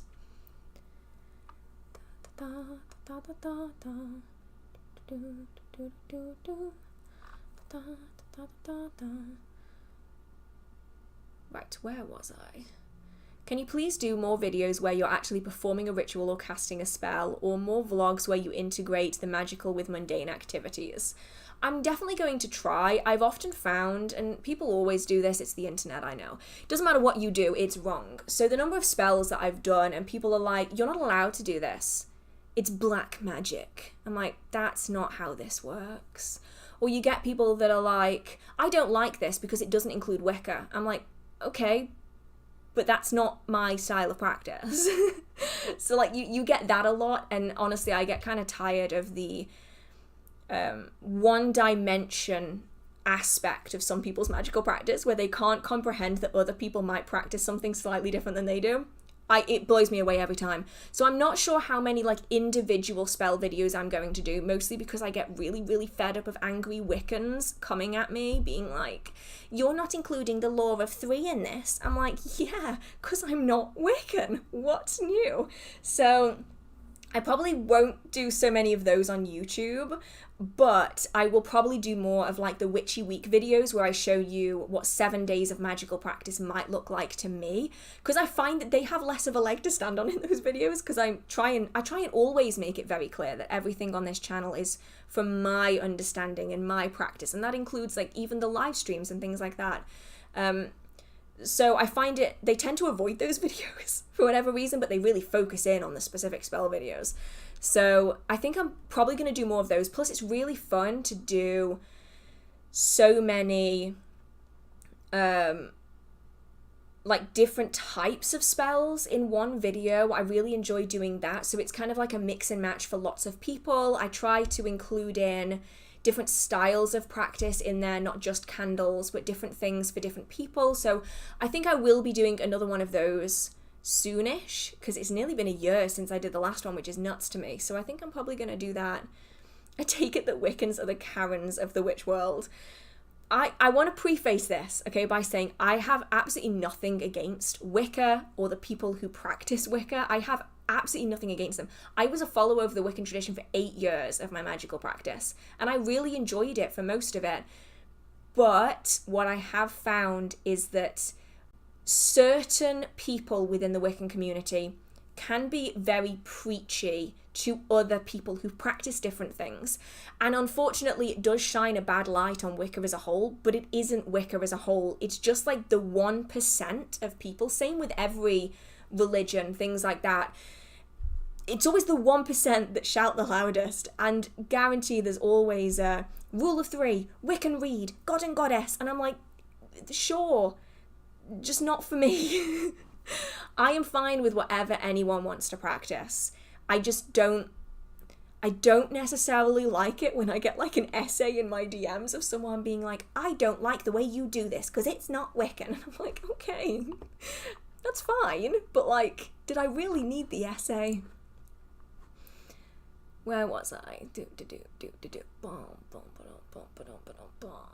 Oh, I tried an exercise of counting down from 100 to empty my mind from Psychic Witch. Even I didn't have active thoughts in my head, random images keep appearing. Is that okay, or I failed the exercise? There is no failing in this. No failing. It is just the way meditation works. That's the whole point of this. It's a mind calming technique. So the goal of meditation, in my experience anyway, is not to clear your mind entirely so it is just a black void and there's nothing going on up there. Meditation and mind calming is more about allowing thoughts to pass you by without paying attention to them. So it's a bit like a conveyor belt.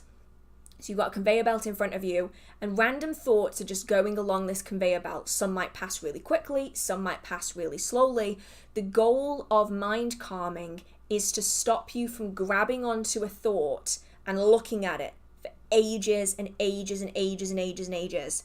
Because that's going to completely throw you off from what you're doing. Instead, the goal is to just allow the things to pass you by in the conveyor belt. The thought will come in, it will pass you by, and then it will leave. The goal is to not like super focus on it. So when it comes to like counting down from 100, the goal here is to reduce the amount of time that you are spending thinking about these thoughts. It's not a failure if thoughts come in and out. It's not even a failure if you focus on it. It's just something that you want to work on so that you're focusing on it for less. So once you notice, hang on, I'm focusing on this thought, you could like envision yourself or mentally say something or verbally say something like, nope, put it down. Put it down and just allow yourself to kind of move on. And if that moving on involves you thinking of something else, bouncing your thoughts around and getting quicker and quicker and quicker and quicker about bouncing from one thought to a calm mind, to another thought to a calm mind, then that is progress, even if it isn't what might be considered to be perfection. But perfection really doesn't exist. It's just about like not grabbing a thought off the conveyor belt and like staring at it for ages, because that's going to break you out of your process, the spell or ritual that you are carrying out. Basically the whole purpose of these kind of I was going to say rituals, but it's not really a ritual, it's more like a practice working. It's like a technique.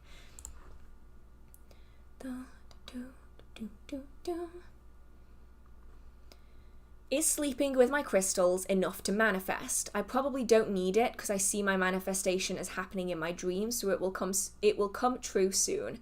It can be, because the process of picking a certain crystal for a desired intention, thinking about that desired intention whilst putting it under your pillow, dreaming of that desired intention manifesting, that entire process is an active shift towards your desired outcome.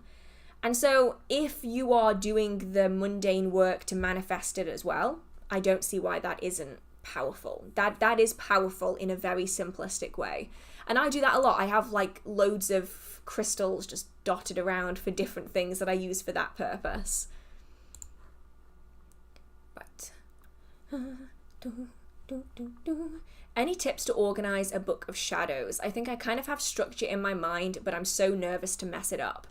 I have a video, I think it's still up, about tips for creating a book of shadows. I would just type in on the channel, just book of shadows, and see what comes up. I'm pretty certain the video is still up. The biggest tip I give, I think, in that entire video is don't worry if you mess it up. The worst thing that happens if you mess it up is that if you look back on it in 5 years, you'll go, oh, look, I made a spelling mistake there. That's funny. It's like part of me is like embedded in this page, and then you'll just move on. It's much, much better to write it down in a messy, scruffy, chaotic, it's blue ink 1 minute and then black ink another, and then you switch to pencil and you made spelling mistakes and oh, I forgot a bit, I'll add it in here. It's far, far better to have a messy book of shadows than no book of shadows at all. And take this from someone who has lost most of their first 5, maybe more years of magical practice is gone. I have no record of it. The books that I first wrote it in, I didn't keep safe. They are gone.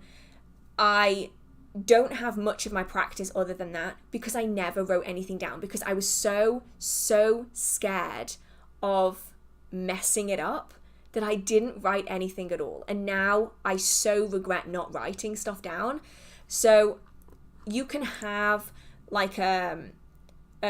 this is what I'm doing now actually, is I've got an envelope that I've glued onto a page, and in there I'm putting a contents list that I'm going to write after I finish the Book of Shadows, so I don't have to make enough space beforehand. Instead, I'm going to have an envelope that's got stuff written inside it that I can use. Some people will use binding folders, some people will do digital Books of Shadows. My Books of Shadows are absolute chaos. If I want to find something, I have to go through every single book. But I would much rather that than have no Book of Shadows at all. So that is really my biggest tip with it is don't worry if you mess it up. It is not the end of the world. If anything, you're just going to look back and go, I was really bad at spelling, which is what my Book of Shadows are like. I look at it and I go, wow, I misspelled that word 3 times in a row. I'm pretty certain that the word necessary doesn't have that many letters in it. But at least I have it. I have it, and that's better than nothing.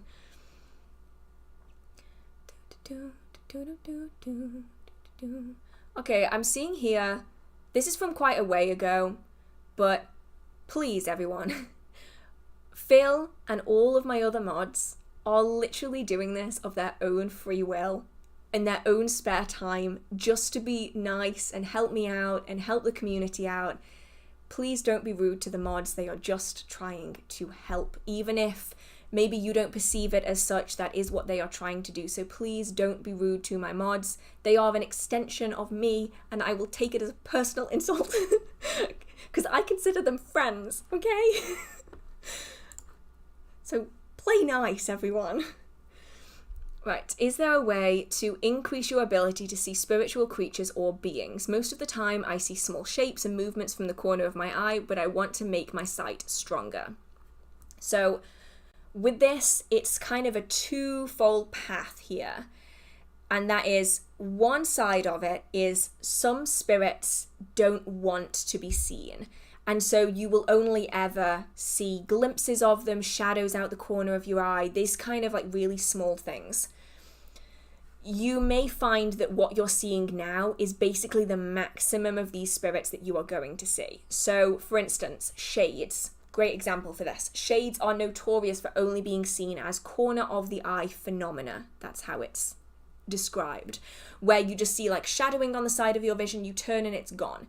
Corner of the eye phenomena. Now, I have seen full body apparitions of shades on one occasion, just one, and that was when I startled a group of shades on my way home once, and I think they got the shit scared out of them, honestly. They fully freaked out, and that is the only time I've ever seen full body shades, because they didn't realise I was there. I just completely snuck up on them, they were busy doing their own thing, and I scared the living daylights out of them. If it weren't for that situation, I would never have seen that because they only do corner of the eye phenomena. Whereas there are other spirits where as you develop your psychic abilities, you will see more of them. So that idea of acknowledging, and not only acknowledging the things that you see, hear, sense, smell, that kind of thing, it's also about sitting and being present. And that doesn't have to be just sitting and not doing anything. It could be sitting in a space and reading in silence. It could be sitting and listening to music but observing your surroundings. You know, you don't have to use all of your senses at any given time, but you'll find that the ability to be present in a space and open to interactions is going to help improve your chances of seeing things and develop it even further. So oftentimes I will sit in my living room and I will read with like background, like ambient music on. But if I didn't have the ambient music on, I can hear all of the spirits in my house. I can hear them talking. I have a spirit that lives in a cabinet that likes to creak and crunch and bang and knock and do all kinds of strange things. And I am much more likely to experience that if I have that sense available to me. So if you can, whether it's in your home, out in nature, in a sacred space, even if you aren't able to sit and just not do anything, because I know that some people really struggle with that, allow at least one of your senses to be like free and available, whether it's like your hearing, whether it's your eyesight, whatever it is that you can use, just to try and sense your environment and be present. Because especially if you sit and are present in a space regularly, that sounds wrong. Anyway, regularly enough, things will become comfortable with your presence. They are aware that you are able to sense them, and so you might find that you get more activity that way. So, where was I? I was here. That's not where I was. I was here. Yes, here. Any suggestions on storage when you have a lot of crystals? Thanks for answering. It depends on how chaotic you want to be, is the honest answer. I have a big glass chalice. It's about that high, this far around like this. It's like a big glass chalice. And I am one of those crazy people, apparently, because people don't like this. I just put all of my crystals in there. And people always go, but they're interacting with one another, the energy is mixing, what do you do when you take them out again? And like, people like fully lose it when I say that. But I cleanse everything before I use it. So I will take the crystals out that I want, cleanse them, charge them, use them in a working. If that's the way round you want to do it, where you cleanse before you work with it, then you can have all of your crystals in one big container. So that could be plastic. I would say plastic that you're going to reuse lots and lots and lots and lots of times. If you don't want that energy kind of dissipating into your space and becoming a problem, you can use a wooden box. They're really good as well because it's softer, less likely to damage crystals. You can keep all of your crystals in a wooden box. You can use kind of like a trunk situation. You can have them in like a soft padded bag. And that's one way of doing it. It's the chaos method. Is chaos as in chaotic, not like chaos magic, where you just shove everything in a bag and you hope for the best. The other way of doing it is to cleanse before you put everything in their place and then use them straight out of the box, bag, whatever it is, in which case you might want to separate out individual crystals into their own compartments so that either each type of crystal is by itself or crystals with a similar energy are kept together. That's another way of doing it. But I just stick them. I don't have the patience. I stick them all in a chalice, and then before I use them, I will take them out basically and cleanse them and then use them that way because it's just easier for me. I've practiced witchcraft and energy work my whole life, but I find it hard to actually call myself a witch, only because I feel as if I haven't earned that magnificent title. Any suggestions? For me, I wouldn't necessarily consider it to be this like earned amazing title. For me, I simply use it as a descriptor. And that's the way I like to think of it, because I know that some people can put like a big thing on like calling themselves a witch. I simply use it as a descriptor of my practice. I practice witchcraft, therefore I am a witch. Much like how if you play music, like if you play the piano professionally, you are a pianist. That title isn't necessarily something that has to be earned through like 30 years of playing the piano. You are a pianist if you play the piano. It's something that like you actively do. If you do carpentry, and that is like a big thing in your life that you do, then you would be considered a carpenter because you do carpentry. I consider witchcraft to be basically the same. Other people consider it to be a reclamation of a term that was used as a negative, an insult, a dangerous thing in the world. And so people will refer to themselves as such to reclaim that, to stake that as being, no, it isn't what you think it is. It's never been what you think it is. It's actually this. And it's that reclamation of a word.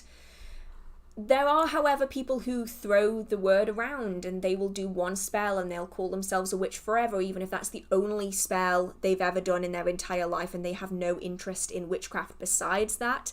I want to emphasize that if you are not capable or able to do spell work frequently, you are still able to call yourself a witch. I'm simply referring to the people who, like, in 1992, they cast one spell. Then they sold all of their witchcraft books, never did anything since, never read another book, never did anything.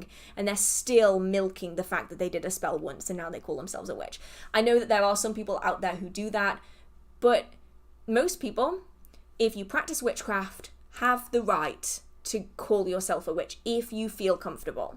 Like, if you still don't feel comfortable, then that's fine. But like, it is something that you're allowed to. You don't need the permission of like, third generation high priestess to call yourself that. If it's a description that fits, then you are able to use it. So this is kind of similar, so I'm just going to add this in now, but my personality type is very non-active, which is a struggle in my life generally. How do I avoid becoming an armchair magician? Anger. The number of times I have seen the word armchair magician being thrown around on social media as though it's an insult. It is not an insult to enjoy reading about witchcraft, but perhaps are not physically, mentally, energetically, or lifestyle-y able to practice actively. I've read so many books as well that use it. They're like, don't you dare become an armchair magician. And I'm sitting there going, not everyone is able to practice super duper frequently. That does not make them any less valid. Like, it just doesn't. And I would not worry about becoming an armchair magician, because the reality is, as you develop your magical practice, you'll probably find that you practice less and less and less anyway, because your goals are manifesting. You are achieving the things that you would like to achieve. Once you've achieved those things, unless you need to carry out spellwork and ritual, you're probably not going to. It's mostly only beginners that do spells for everything multiple times a day for weeks on end. Most more advanced magical practitioners, so I'd say probably 2 years into their practice onwards, start reducing the amount of active workings that they do. And to an onlooker, they might read a lot of books and they might really enjoy the practice, but they themselves might not need active spell work. That doesn't make them an armchair magician, and that doesn't make it a bad thing either. And that's what, it grinds my gears. I literally read a book a few months ago that was like, armchair magician is bad. And I'm there going, I don't like you anymore. Book closed. Because it completely discounts people who have children, who are carers, who have one job, let alone multiple jobs, who have to travel long distances to go to work, who have energy problems, who have physical or mental issues, whether it is mobility problems, whether it is energy issues, like physical energy issues, whether it is anxiety, depression, anything can make it so difficult that it's just so frustrating. Okay, there was a similar question here that ties in, so I will do it now before I go back up, otherwise it ends up like all weird and all over the place. I've been feeling disconnected lately to practice, I'm assuming.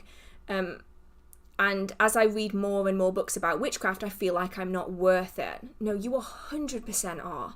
You 100% are.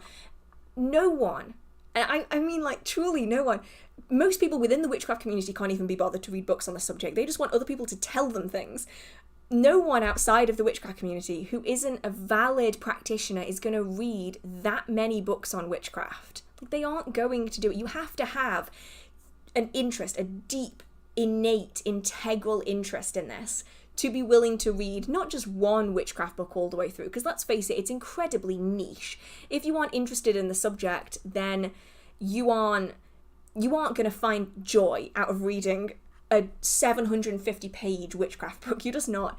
So the fact that you are willing to read not just one book on witchcraft, but many, many books, and you're even worried about not being worthy of it, shows that you are 100% worthy of it. Because most people just would not be willing to read that many books on a subject that they don't care about. And being passionate about something makes you valid in the community. Because I've met people who call themselves witches who refuse to do any of their own research. Like, flat out refuse.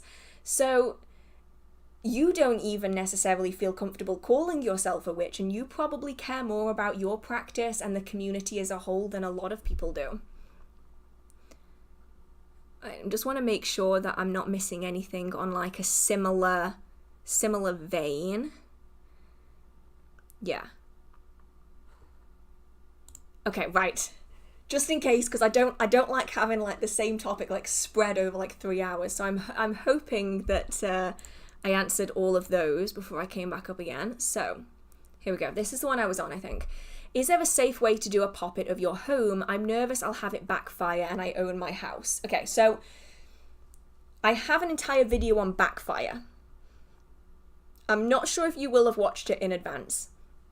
If you haven't, I would recommend giving it a watch because it gives you the reasons why spells backfire. And protection spells are, well, not necessarily protection spells, but whoa, words. Wow, I was just about to say houses. Am I okay? Spells on objects, properties, especially properties you own and items you own, are some of the least likely to backfire ever. Because what usually causes backfires are not releasing energy properly, so that energy manifests around you. So an example for this would be if you've cast a spell for your friend and they want more job opportunities. So you cast a spell for your friend, but you don't release that energy. So some of it's gone, some of it is stuck around you. You then get fired from your job. Now you might think, oh, that's really, really bad. This is awful. What is happening to me? What is happening to me? But the problem you've got is that you've cast a spell for job opportunities. You can't actually progress in jobs if you already have a job. Like, you're not actively looking for jobs because you have one. So the universe goes, well, I know what is going to happen here. If I take away your job, then you're forced to look for jobs and then I can manifest your intention. That's what's going to happen. So you get fired, so you're forced to look at new jobs, and then you find lots of new job opportunities. You manifested the goal that you wanted, but it actually is a backfire from someone else's working because you didn't release all of that energy. So it's not a backfire in like the malicious sense, but it's still some of that energy coming back onto you again. Another example would be you are doing I'm trying to think of something. So you're doing a curse on someone. Don't come for me. It's an example, nothing more. You're doing a curse on someone. They have spirits, ancestors, guides, familiars, servitors, personal protections. They are doing everything to protect themselves. And it's the equivalent of throwing a tennis ball at a solid wall. You hit your spell towards them, it bounces straight off them and comes straight back at you again. That would be a backfire because they've just returned it straight in your face and you're now dealing with that negative energy. So that's mostly when backfires start manifesting. Like, it's that kind of situation. Either that energy hasn't been fully released, or it has ricocheted off somebody else because they have protections.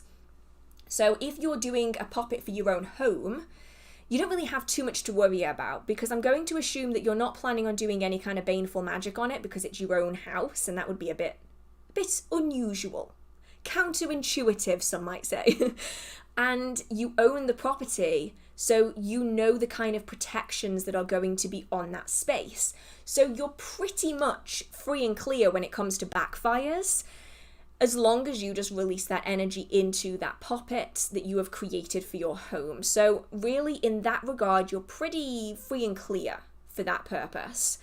Now, someone did ask, and it's kind of similar in that, how do you release the energy after casting a spell for someone or for yourself? So I'm trying to like formulate it really quickly in my mind. So the different ways that we use energy will vary depending on the kind of spell that we are doing.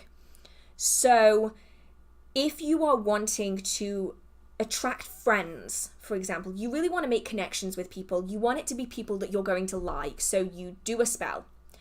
You want that energy to stay around yourself in what people refer to as the aura or the energy field. So that when you are out and about in a restaurant, in a cafe, in a bookshop, in a library, playing D&D with people, whatever it is that you're doing, you have that aura and of energy around you that is going to draw people into you so that you can start having conversations, so you can start making friends. You want that energy around you, right? Because that is what's going to manifest in your life. But if you're doing a friendship spell on someone else, it can't be in your sphere, right? Because it's going to start manifesting on you. So with the energy practices that I have on my channel, such as centering, grounding, energy manipulation, what we are doing is gathering up our energy, and we are able to move it, work with it, adapt it. So the centering kind of video that I do one on, I think it's centering and grounding in one video, is that you feel your energy, you kind of drag it all into one place, and then you can move it around. So you can move it down your arms into your hands and back up again, down into your fingers and back up again. And this kind of practice allows you to manifest your energy. It allows you to push it into an object. So in the puppet example, you would want to gather up a ball of your energy, charge it with your intention, push it down through your arms, out into your hands, and push it into that puppet. And essentially, you are disconnecting it from yourself. You are just releasing it out, letting it go, and it's going into that puppet. You do the same if you are aiming or working towards a situation or a person, except you are just kind of pushing it out into the ether. You are allowing that bubble to disconnect from you and float away, and your working will usually have a target. So that's why photographs of people, tag locks, representations for them are really useful when it comes to doing spellwork and ritual, so that you know that that energy is going towards the right person. I'm trying to think of a good visual representation for what I'm talking about. Oh, okay, I've got one. It's a bit like blowing a bubble. So the bottle of bubble solution is your energy field, right? That's your energy, your personal energy that you're working with. So you take out the wand and you are blowing into your personal energy, and you are putting your intention into that bubble. And then as that bubble releases itself from the wand, it's floating away from you. That's essentially what you want your personal energy to do. You want it to disconnect from the wand. It is now separate from you, and it's going to float towards your desired target. And you are pushing it in the right direction by, the direction that you are blowing it in, by what you're close to. If you want a bubble to hit an object, you will blow it at an object. Same applies when it comes to doing energy work in the physical sense when we're doing spell work and ritual. The problem you have is that if you blow a bubble but you don't blow it fully and it stays on that wand, you are just putting it back into your energy solution and you're not actually releasing that energy. So it doesn't manifest, or it manifests strangely. So I don't know if that explanation is going to help anyone. I hope it does though, because I often get people say they don't know how to think about it or like visualize it. So I hope that makes sense, but that's kind of how to kind of release it from your energy field. And when you do that, it's not going to further impact you because it's now separate from you. And that's how you can stop backfires, and that's how all of those kind of things can happen, is if we don't release it from that space. Now, there's a few questions that were very similar. So I'm going to answer the ones that are just really similar to this topic, and then I will go back and do the other ones that are further up. So how would you do a protection poppet for a house is one question that I got, and that's related to how this all started. So it's going to vary. You would want to create a poppet that looks like your house. And I would actually go as far as to get 2 pieces of, it depends on what it is that you're doing it for, but say protection, for instance. I would take 2 pieces of felt or black fabric of some kind, and I would take a sheet of, say, printer paper, print out a picture of your house, and like cut it out so it's just your house. So if you're like attached to other houses, cut them out. You just want your house. And then use that as a template for cutting out 2 pieces of felt or black fabric. And then I would personally actually sew all 3 layers together. So I would put 1 piece of felt on one side, the picture in the middle, another piece of felt on the other side, and I would sew like blanket stitch all the way around it, leaving a little space to put stuffing inside. And then you can put like teddy bear stuffing, rice is another one, or you can put like herbs for protection inside and then sew it up fully, charge it, and then use that as like a protection poppet for your house. And then you keep it in a safe place, you recharge it regularly, and it's going to act as like a protective item. So that's the way I would do it. But you can be as intricate as you want. I mean, some people are going to want to take like white fabric and actually paint their house onto one part of the fabric, like the front bit. So then when they sew it all together again, it's got the actual house like on the front painted, which would be amazing. I'm not talented enough for that, but I'm sure some people would be. And then there was another one here that was similar enough, and that is, what's a good grounding technique? I have an entire video on that, which is going to be far superior to me putting it in here. So I would recommend checking that out, because that's like 20 minutes in itself. And I don't think anyone wants me to be talking about one topic for 20 minutes on here. So it's essentially, you gather up your energy, you push it down like roots into the earth, you draw energy back up again as you're drawing your roots back up again, and then you have additional energy to work with, and that is an incredibly simplified version. The other video has a lot more content in it. Okay, where was I? I was... Some questions I have already answered earlier on, so I'm not going to repeat them again. So some questions, especially about ancestors, I will skip over just so I'm not saying the same thing like 10 times in one video. For those just starting out, would you recommend beginning by learning the mundane history of witchcraft, or the practicals of energy work, or a mix of both at once? I'm going to be honest. I don't necessarily think that learning about the history of witchcraft is that important. Oh, cue the boos, I know. People always say it, they learn the history of witchcraft, and while I think that can be incredibly useful, the problem is that the history of witchcraft is a European history of witchcraft.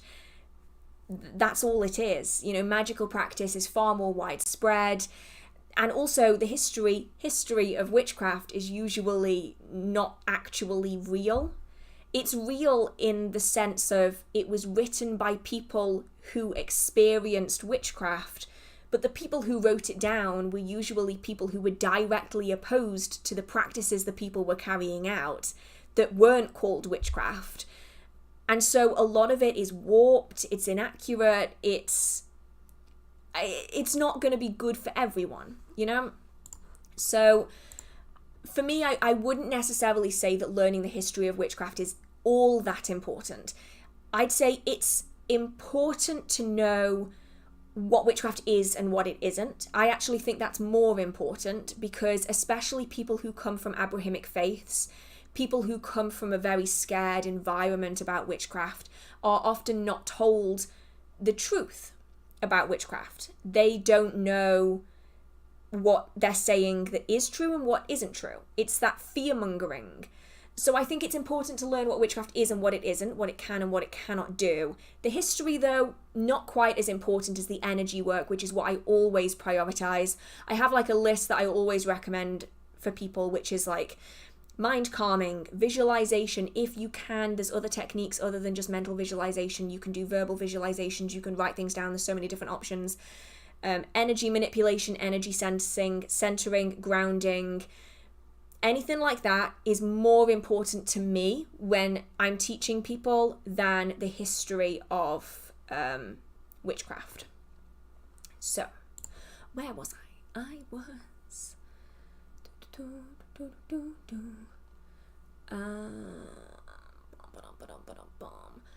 Will my waxing moon manifestation box lose energy by sitting in early morning sunlight before I get up to put it away? I feel it's been working so far, but I'm new and not very confident yet.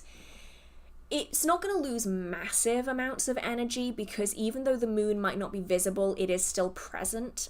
But I will open it in the late evening and I will close it before I go to bed because that way I know I'm never going to get sunlight in it. That's how I do it. It isn't necessarily going to severely damage your manifestation or your working, but it is just something to consider maybe and just see if it works better for you and just trial and error it.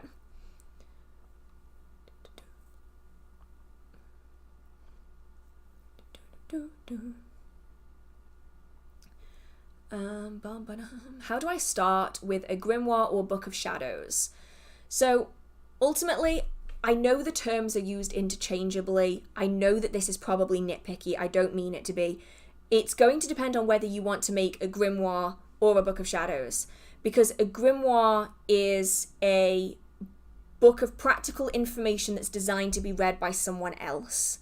So it is essentially this, for instance, that I showed earlier. This would be a grimoire that is also a spell book because it is a book that has been designed to be read by others. A book of shadows is more like a personal magical journal.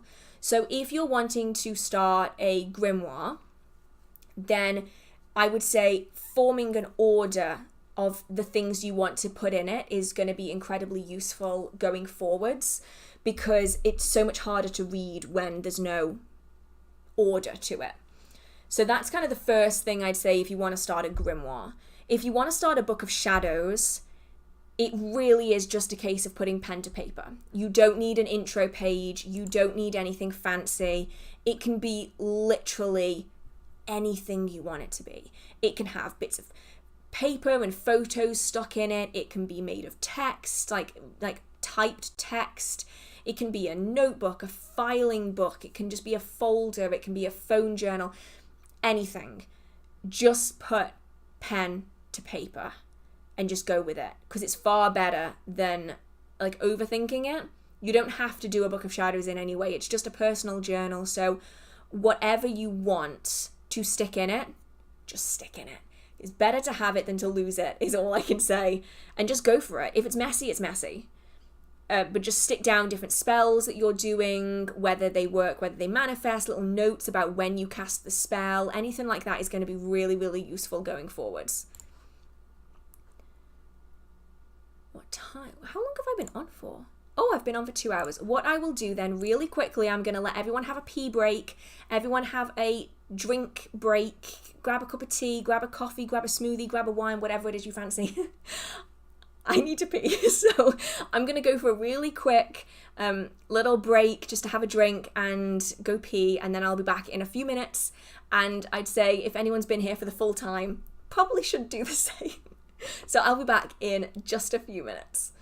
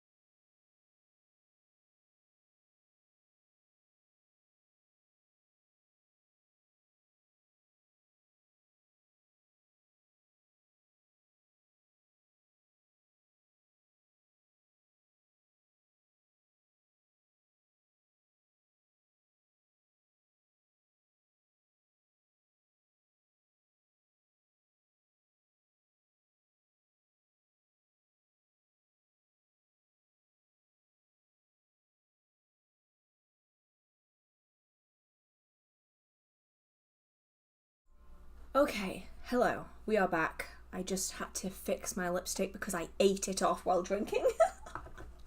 Downside of lipstick, and I've just smiled, so that's probably now all over my teeth. It is inevitable. 'Tis the way of the world. Oh, I accidentally just opened my editing software. Oh, don't want to do that. Right. Oh. Someone literally said tinkle time, and that has got to be the the best description of this. That's just what I should call it this time.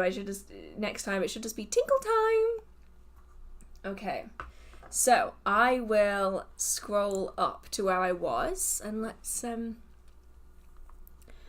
gonna have to move quite quick just so that I don't lose track of everything. I'm gonna repeat again for anyone who is just tuned in. I work through the chat chronologically. So I literally answer every question that I can that I haven't already answered in order as I go down. And any that I see come in that kind of fit, I will add in, but otherwise I will do everything chronologically. So it does take me quite a while to get through to as many questions as I can, so please be patient, please do not spam the chat, and most importantly, please be kind to each other and to my mods, because they spend a lot of their free time listening to me waffle. So, back to the questions, and I'm going to try and move quick so it doesn't jump again. This one's an interesting one. I'm going to have to kind of reach this out to others, and that is that any opinion on Baba Yaga? Could she be viewed as a protective figure if I want to connect with her energy? Now, I don't know a great deal about Baba Yaga. I know a little of her mythology, but not much more than that. So if anyone does work with her, please let us know. Do you view them as a protective figure or as something else? I would love to know as well. I'm really curious. So here we have, I was told or taught very early into my witchcraft practice that if I speak or tell others about spells I cast, that the spell loses power or weaken. Is this something you also believe in? No, not really. Some spells I won't talk about until they manifest, because I don't want to I don't want other spirits, entities, energies, people to enter into that working and disrupt it. So that could be one reasoning behind it. The other is it's kind of a chaos practice in a way to set it and forget it. To do a working, to never think about it, do it again, talk about it, mention it ever again. It isn't necessarily going to be true for everyone, or every situation even, because when it comes to manifesting goals, sometimes we do have to talk about it. You know, sometimes the repeated carrying out of that working is what manifests it. I have done the same spell 3, 4, 5, even 7 nights in a row to get a stronger manifestation. Some people would say that I'm sabotaging my working by constantly thinking and redoing it, and yet the working has been really powerful and successful. So I'd say it's important to be careful who you talk to about spells and rituals. So, for instance, the spells and rituals you see in my videos, unless they are like in a witchy week video, none of those spells and rituals have any energy to them. I am just running through the motion doing that spell because I post it too quickly. And so if I were to be doing an actual spell, someone could interfere with it. So I always find it kind of funny, actually. I'll post a video that is just like, this is a tangent. I'll post a video where it's like a spell video, and I will get people always responding to, oh, there's some dark energy in this working. What is she doing? And I'm reading the comment and I'm like, I was doing nothing. I was doing literally nothing but running through the process. Whereas in some of my other videos, more like the vloggy type videos, that working has fully manifested and I wait before I post it for that exact reason. But then I still, I don't know how to word it. I will still talk about it, but after it's manifested rather than before, depending on who I'm talking to, what the working is for, how long it's going to take to manifest and that kind of thing. I'd say try both ways. If you've never mentioned or thought of a ritual words are so hard for me right now. What the hell is happening? If you've never spoken to anyone about a spell or ritual, even within the magical community, like at all, do a spell and then try it. See what happens. Because the worst that happens, if it's like a throwaway spell, is that you can notice some interesting changes. Maybe the energy shifts, maybe it manifests differently, maybe it manifests stronger. Try like a throwaway spell that would be great if it manifested, but not the end of the world if it didn't. And just do a bit of a trial run and see what happens and see how you feel about it. Because you might find that you don't feel comfortable talking about it, and that's fine. A lot of people don't. A lot of other people do talk about it, and they consider that to be almost a part of their manifestation. That the more they talk about it, the more it manifests, because it's that constant addition of energy into that desired intention, that working. It's just kind of two alternative ways of looking at it. Oh, what is the difference between Wicca and witchcraft? Oh, okay. So I actually have an entire video on this, so I would recommend checking it out. It is Wicca, Witchcraft and Paganism, what's the difference? It's still, as far as I'm aware, on my channel. Basic rundown of it. Wicca is a religion, witchcraft is a practice. Witchcraft is incorporated into the religion of Wicca. It's a part of their ceremonies, their traditions, but those who follow the Wiccan religion don't have to practice witchcraft outside of it, but they do practice kind of an adapted version of it within the ceremonies and rituals within the Wiccan religion. So you can be a witch and Wiccan. You can also be a witch and anything else. That includes having no religion, so being secular, as well as having the Wiccan religion. You can be Christian if you want to. You can be whatever you fancy. As long as you feel comfortable working witchcraft alongside that religion or lack thereof, you can do that. So Wicca is a religion that was kind of formulated as it is now in the late 1930s when Gerald Gardner joined a specific coven. And then it was released to the public in the early 1950s when Gerald Gardner started writing books and doing TV appearances and all this kind of stuff. So Wicca, as we see it today, is a very new religion. It is based off traditions that are much older and based off witchcraft practices, among many others.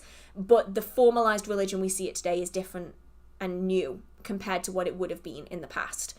So that's kind of the biggest difference between the two, is that one is a religion, Wicca is a religion, witchcraft is a craft or practice that doesn't require religion. But the video kind of, I'm not doing word vomit in the video, is the best way I can describe it, because I can edit the videos. I can edit out me fumbling over my words. It's a more concise way of putting it, I think. Oh my goodness, that's so cool. Sorry, I didn't read the comment. But Julie says that I met Keldon a few weeks ago and got my book signed, some of my favourites. Oh my goodness, that sounds amazing. I would love to do that. I have met just a few authors and I am always like screaming inside when I meet them. They must think I'm nuts because I'm like uncomfortably robotic because I'm like I cannot get out all of this like excited energy, so they must think I'm completely strange when I meet people, but I'm sure he was absolutely lovely. I'm so nervous about having lipstick on my teeth. It's like my biggest thing. See, I knew it. I did it once, never again. I filmed like a 40-minute video and I started editing it and I was like, I've got lipstick on my teeth.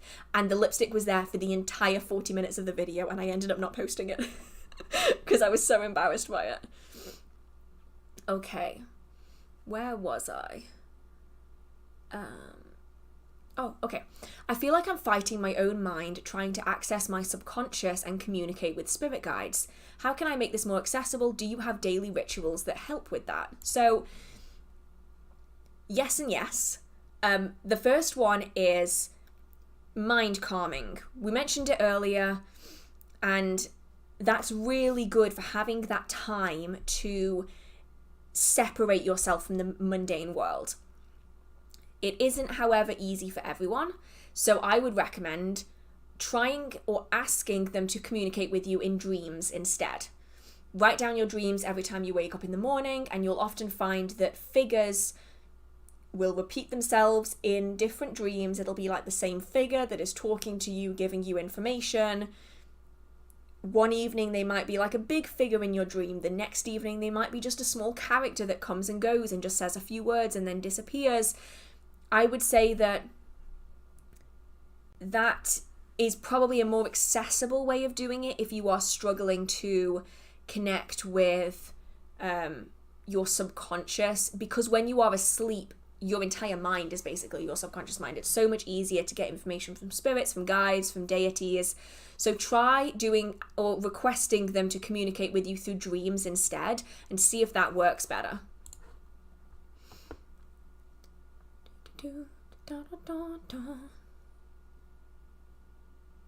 Oh, wow. Yes, that could mean something. I did it again where I didn't say the question out loud. Recently, out of the blue, I had a vivid dream about the goddess Green Tara, who's a Tibetan deity. I've never thought about her much ever. I read about her a couple of times a long time ago. Could it mean something? It could. Yes, very much so.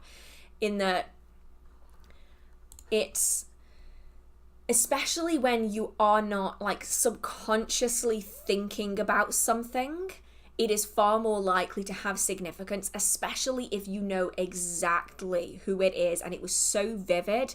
I would say that's definitely something to look into more. And if you've been on this channel for a while, you know that I am not one who usually says that things are a sign. This, though, is a standout thing. And that's what I mean when I say that when something is a sign, there is no questioning it per se. Like if you just see a pigeon on the way to work, that isn't necessarily a sign of everything. I see pigeons every day, you know? But if you have a vivid dream about a very particular goddess and you can recognize them almost instantaneously but have no real connection to them, I'd say that's a sign. And it's at least worth checking into and doing a bit of research on it and reaching out and see if you can get reaching back again, because that really could be the start of something. When you say you're working with spiritual beings, what happens when you're communicating with them? Is it something you go into a meditative state for? How is that done? What would that look like? Okay, so what would it look like? I usually look like I am absolutely bananas. That's how it usually looks. So it's going to be different for everyone, and it also depends on the spiritual beings that you are connecting with. So if you're talking like dragon spirits, you're more likely going to be in the astral. So from the outside world, you are not going to be doing anything except maybe lying down. That's about all. But if you are working with, say, a tree, like a tree spirit, then you are going to be working with it in the physical. And the communication usually happens, for me, in here. It's very strange. It's how it's always been, is that it's like I'm having an in-person physical conversation, except I am like responding out loud, but the answers are coming through from my psychic brain, not the other way around. So, and it's a distinctive difference from thinking up answers to the questions you are asking yourself and having answers and words come through from like the psychic, because it sounds different. It sounds really weird. Two, you also get information that you would just not otherwise get. It's the strangest, it's so hard to describe. It's the strangest thing. So with some spirits, I will get words, like full words. And if I'm lucky, I will get names, which is quite unusual with some spirits, more accessible with others. With other spirits, when I'm working with them, it's not that I am communicating with them. It is more that I am simply working alongside them. So it will be like I give you something, I scratch your back, you scratch mine. That kind of a thing. Oh, ow. I hit my hand on the table. It will be like, that's what I get for talking with my hands so much. It will be I would like help with this. What can I give you in return? And then it could be an instantaneous response, which could be a mental thing. It could be a response that I get through divination or through dreams, where they will tell me what they want in return. And then I give them what they want. They do something for me. Backs are scratched all round. I look a little bit bananas because I'm asking questions to a tree, you know, this kind of thing. Or if I'm working with spirits that I already work with quite readily, if, for instance, and this is one I get a lot, I need to be better at this, is that I will go to bed. I will walk past my little spirits and I'll just get you didn't light a candle for us. Like, you didn't light a candle again. This is now day 3. Where's the candle I was promised? And it's like a very jarring, like, oh, shit. Like, it's a very strong, like, it just comes in and it just completely strikes you entirely. Like, it's not one of those thoughts where you're like, what would they be saying right now? Instead, I'll be like having a conversation, or I'll be like texting someone, and then it'll just come in and I'm like, oh, I forgot it again. So it depends on the strength of that connection as well, because if you have a really strong connection to a spirit, then the communication is going to be a lot easier. It's probably going to come through a lot faster, whereas if you're just starting that communication, then it's going to be maybe a little bit more vague until they get the hang of how to commune with different people. So for some people, they need to be in trance, and that's how they work with them. Some people will only work with spirits in the astral, and so they will do all of their communication and all of their workings in the astral plane. Some people will do it during divination. Some people will do it during sleep.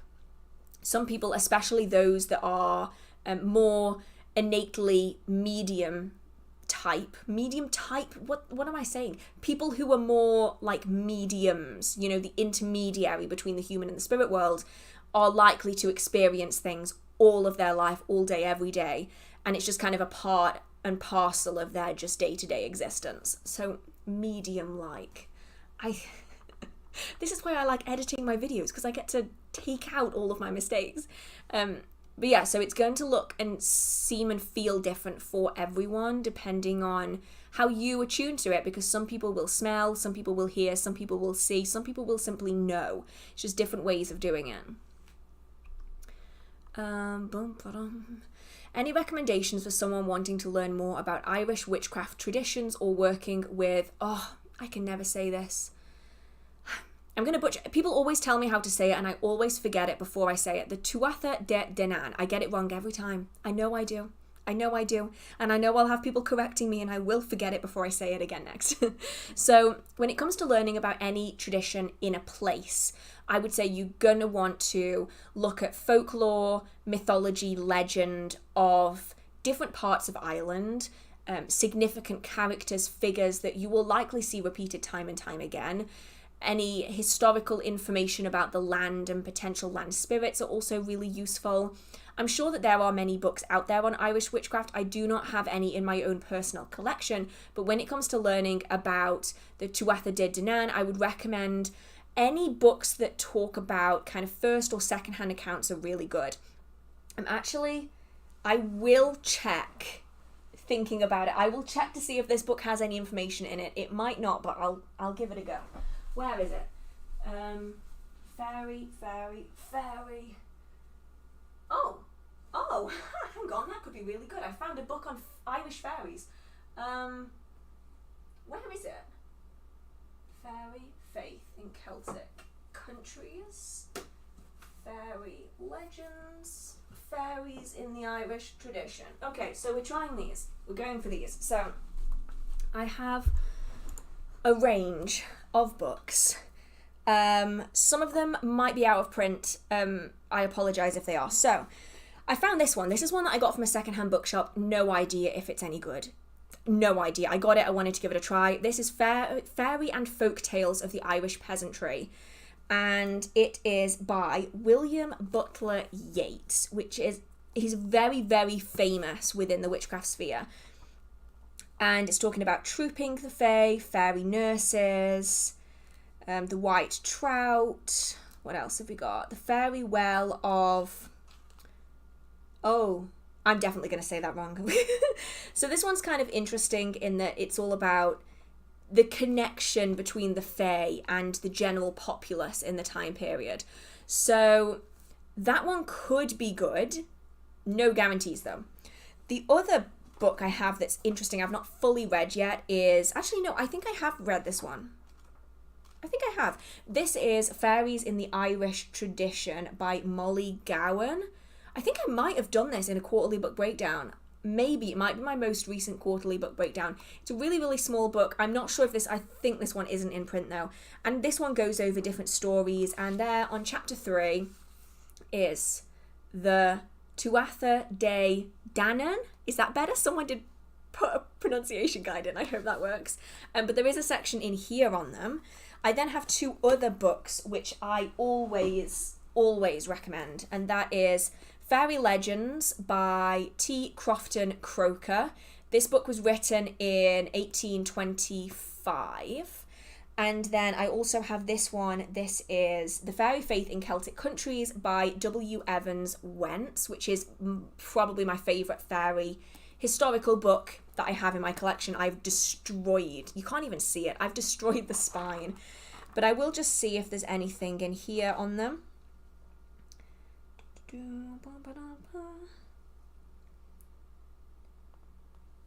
But these could be interesting. If anyone's interested in the fair folk, actually, I would always recommend people read these books, because they contain a lot of accounts of people who remember, like first-hand accounts. So there's some first-hand accounts and some second-hand accounts of people who remember these experiences, and family members that had these experiences, which I absolutely love.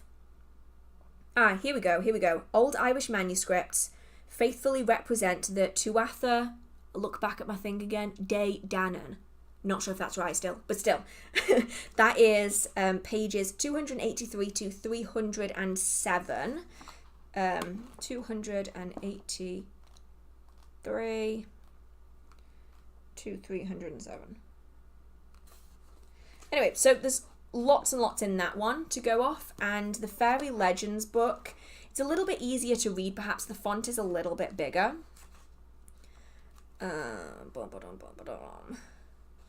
They have a lot of like legends in them. This one doesn't specifically say anything about the Tuatha De Danann, but it could be an interesting read anyway. So those ones are the ones I have on this kind of similar subject. Might not be perfect. A please would be nice. But these are the... where am I going here? But if you need to, you can always wind back when it's finished and see what they are. Got it? Okay, I'm moving now. So those are those 2. There's also one that's called British Goblins, which is from the same series, which is also really, really good. So those are all in there. Let's see, where was I? I was...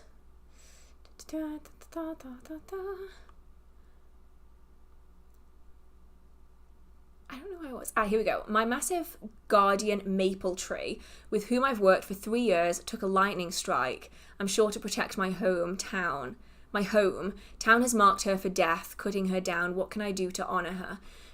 I would take, if you can, try and get hold of some of the wood or some of the leaves, anything that you can really, if it's safe to do so. Of course, like a lightning struck tree might not be safe to get close to, but if you can, try to get something safely that you can then use. The more you have, the easier it is essentially to do something with. So I use a lot of oils in my practice, and inside I will put bark, wood, leaves that are dried obviously from trees that I'm working with, whose spirits I connect with, and their essence is essentially permanently imbued into that oil that I'm creating. So I will keep a piece in there all the time. I will top up the oil as I need to really add that energy back into the oil again. And it allows me to continuously work with specific trees that I have a deep connection with, that I can then just permanently work with going forwards. Even if that tree is gone, I can still connect with them that way. That's one way of doing it. The other is to have a space on an altar where you can honor the tree, have a piece of that wood there if you can, just to kind of bring that energy into the space, to know that you are still there, even if physically the tree is no longer in your area, you are still connecting with them, even if they can't do the same back to you again and do it that way. Honestly, it's heartbreaking. I've had basically the same, not quite the same, actually maybe the same. The tree ended up burned from the inside out, so it could well have been a lightning strike, and they chopped the tree down, and I was absolutely devastated, and I did not get any of the wood, and I regret it to this day. So if you can get hold of some, especially to continue having that connection, is really good. To honor the space afterwards, if you can do a small ritual there. Adding energy back is almost like a blessing for continued life, even after death. That kind of thing could be really nice. Kind of returning something back to the tree again. Some of the joy, perhaps, that you've experienced working with them, and returning it back to them in a ritual in some way. It doesn't have to be a very elaborate ritual, but just a small, walking around, giving your energy, giving thanks, just talking. I talk to trees all the time. It's cathartic. It's nice. That could be a good way to kind of honor that space a little. The space is left for the tree anyway. I'm going to lower you just a little bit because I'm slouching. Oh, now you can see the trees. Not the trees. You can see the coats. Oh, now you can see my mug. Okay. There we go. Oh, now I'm more in the center. I don't have to slouch so much. Oh, okay. Here we go. Where was I? Where was I? I think I was about here. I have this gut feeling it is going to jump soon. I have that feeling. Can spirits hear what we say or even see what we're typing in a message, like when we're talking about banishing, etc.?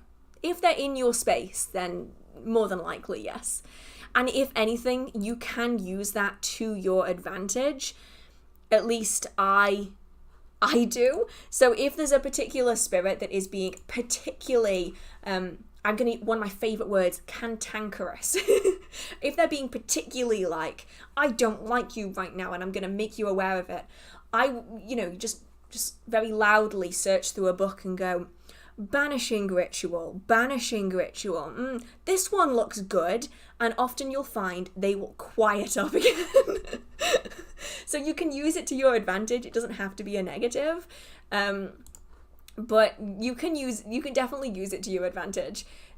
It depends ultimately though on whether that spirit is permanently in that space or whether they are transient. You'll often find that if they're wandering around your home, then if they want to, they can tell what you're saying and what you're typing and stuff. But if they aren't in that space, then it's not this omnipresent kind of thing. It depends on where they are in that environment. So if you are concerned about it and it's something that's in your space, then you can leave your space and then look up information about it to then come back in again. Is it normal for a spirit guide to be reluctant to give their name? Yes. It's normal for any spirit to be reluctant to give their name, honestly. There's a reason that Rumpelstiltskin and names were very important. That might make no sense to anybody, but basically spirits don't like their name being learned by humans, or other spirits for that matter, because the thought was that if you know the name of a spirit, you are able to control them. And so when you have that relationship with a spirit guide, for instance, it is that kind of mutual, I scratch your back, you scratch mine, kind of a situation.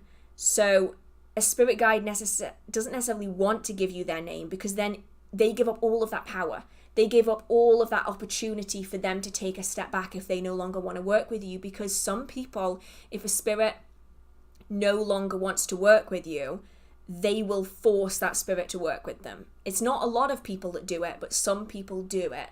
And so a lot of spirits are very nervous to give their name to people. It takes a lot for them to be willing to do it, unless they're being boastful, which some higher demons like to be. But generally speaking, most spirits will keep their name private. They will allow you to give them a name, and they may well give you a fake name, but their true name is something that they will typically keep to themselves.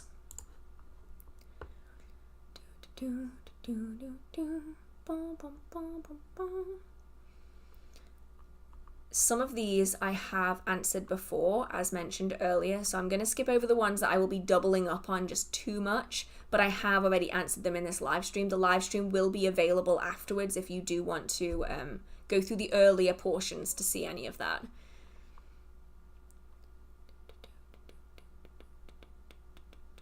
Do you use any poisonous plants in your craft? At the moment, no. That is because I am nervous. I'm very, very nervous to do so. I'm always scared of making a mistake and doing the wrong thing, so at the moment I don't, and for the foreseeable future I don't think I will, just out of sheer paranoia for it, honestly, because it would be just my luck that I would like have a brain fart moment and like rub my eye and I'm like, oh no, gotta go to A&E now, and I don't want to do that.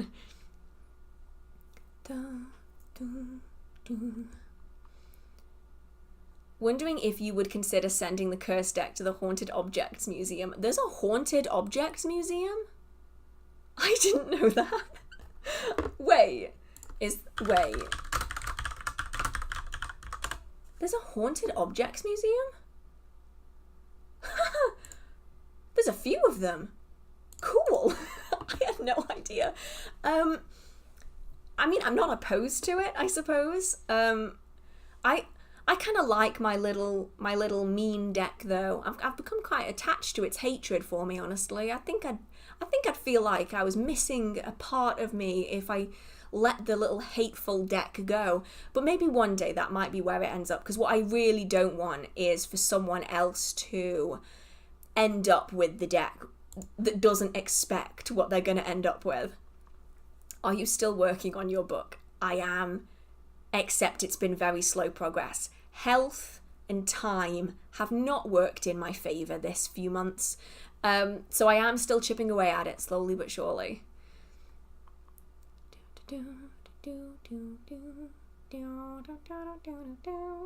Why do I have that Doa Deer song from The Sound of Music in my head?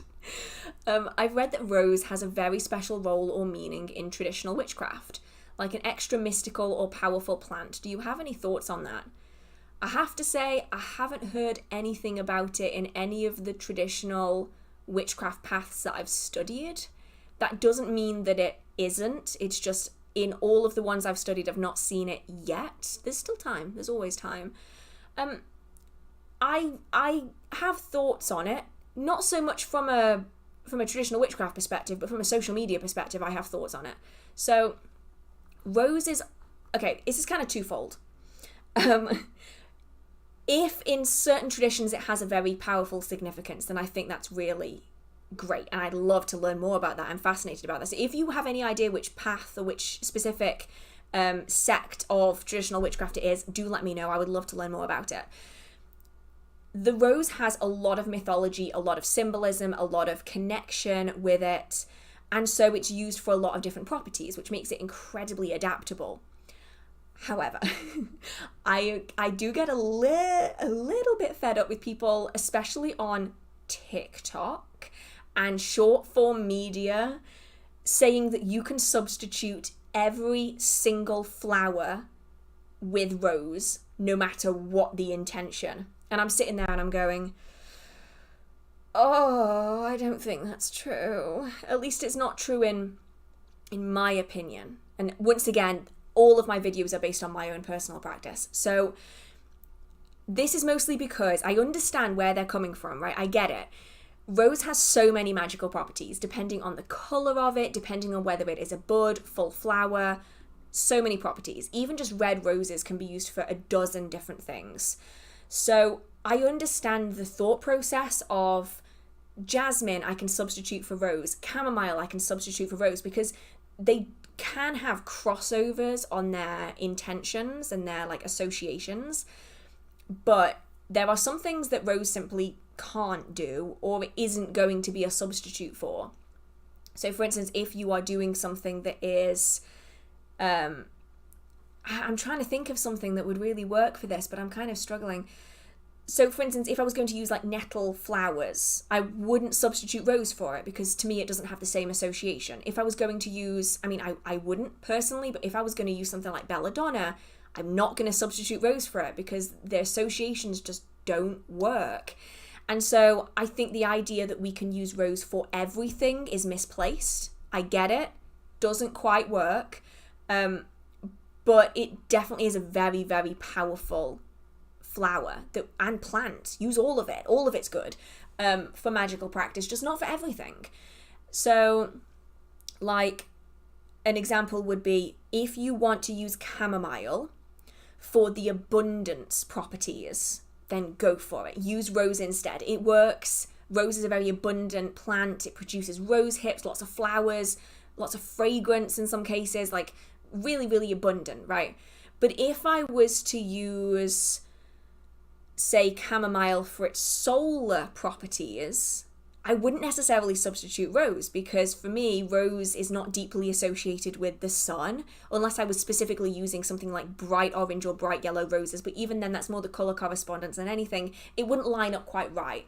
So, like, merge it together, basically.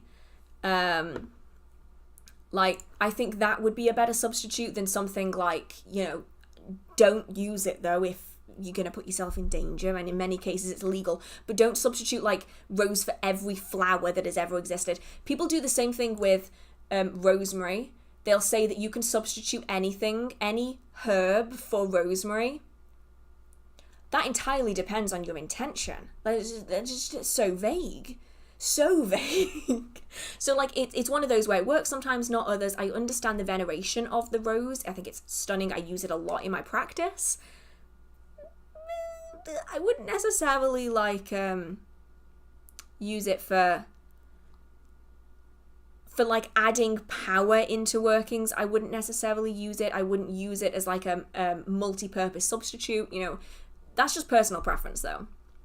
Is it possible to be a secular, atheist, agnostic witch? Yes. Witchcraft is a practice, it is a craft, it is not a religion. So working with spirits, working with deities, working with fae, elementals, all of that is a personal choice. It's an addition that you can add into your magical practice, not a requirement to practice witchcraft.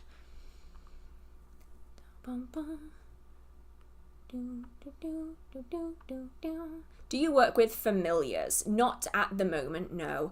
I don't. I have one. I see, it's very difficult because the line between familiar and working spirit are so fine.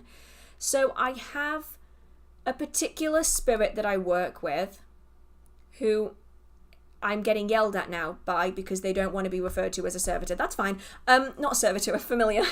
But they could be referred to as a familiar because they are a spirit that I have formed an agreement with, that I work with on a regular basis to achieve magical goals. It could be associated with a familiar. No. Okay, never mind. I will stick to spirit then. So the line is kind of drawn depending on where you put it in terms of familiar and spirit.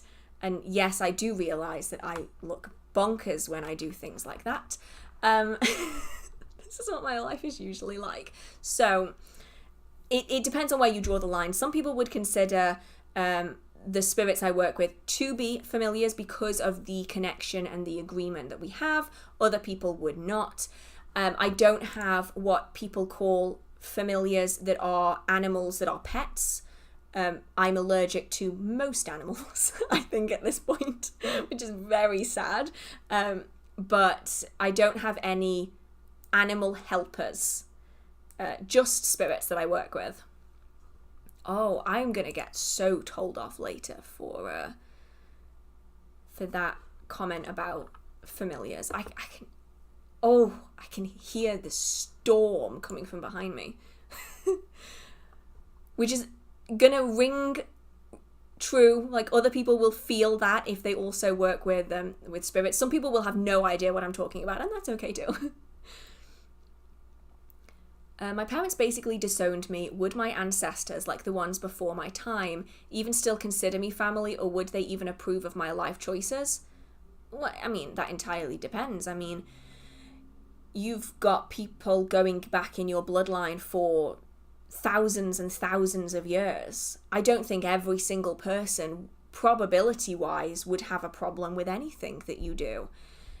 There are probably people in your bloodline that go, same, I found my kin. Like that, it's very unlikely for every single person to dislike you, just probability-wise. And so if you're concerned about it, you can always scrap the recent ones. Like when you're working with ancestors, I mean, like scrap the recent ones. You don't need to work with them if you don't want to.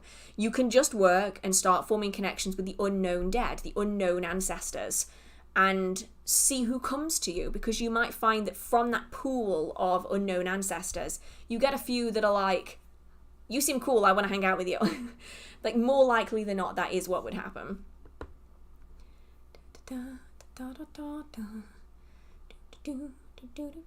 What type of music do you listen to? I listen to a range, honestly, of, it varies from like Damn the Bard, like super like Incubus, Succubus, like more on the pagan, Celtic.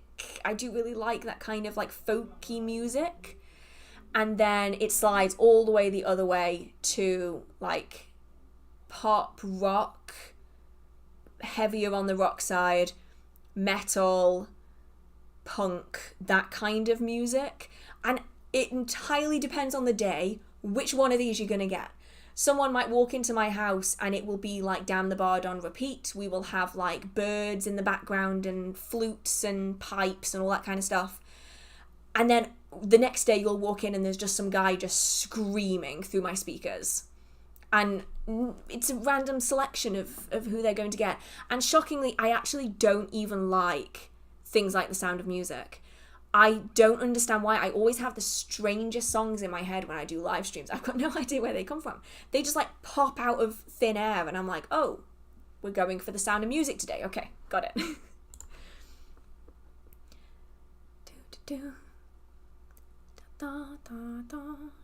Oh, it jumped. Okay, I'm really hoping I'm not missing too much.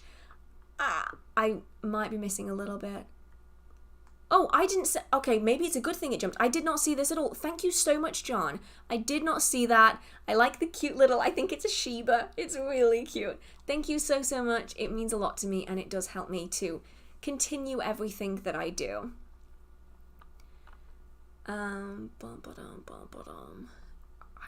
have no idea where I was. I might have missed quite a few. I'm going to have to go through them really, really quickly so I don't lose any more. Do you know anything more about Ogham? Do you know anything about Ogham divination? I do. It is a form of divination that I practice myself. Maybe not as often as I should have, but I do enjoy connecting with the trees. I am the new Lorax. That is how this works. I speak for the trees. And I really enjoy using Ogham for that. Not just for divination, but also for connecting with different tree spirits as well.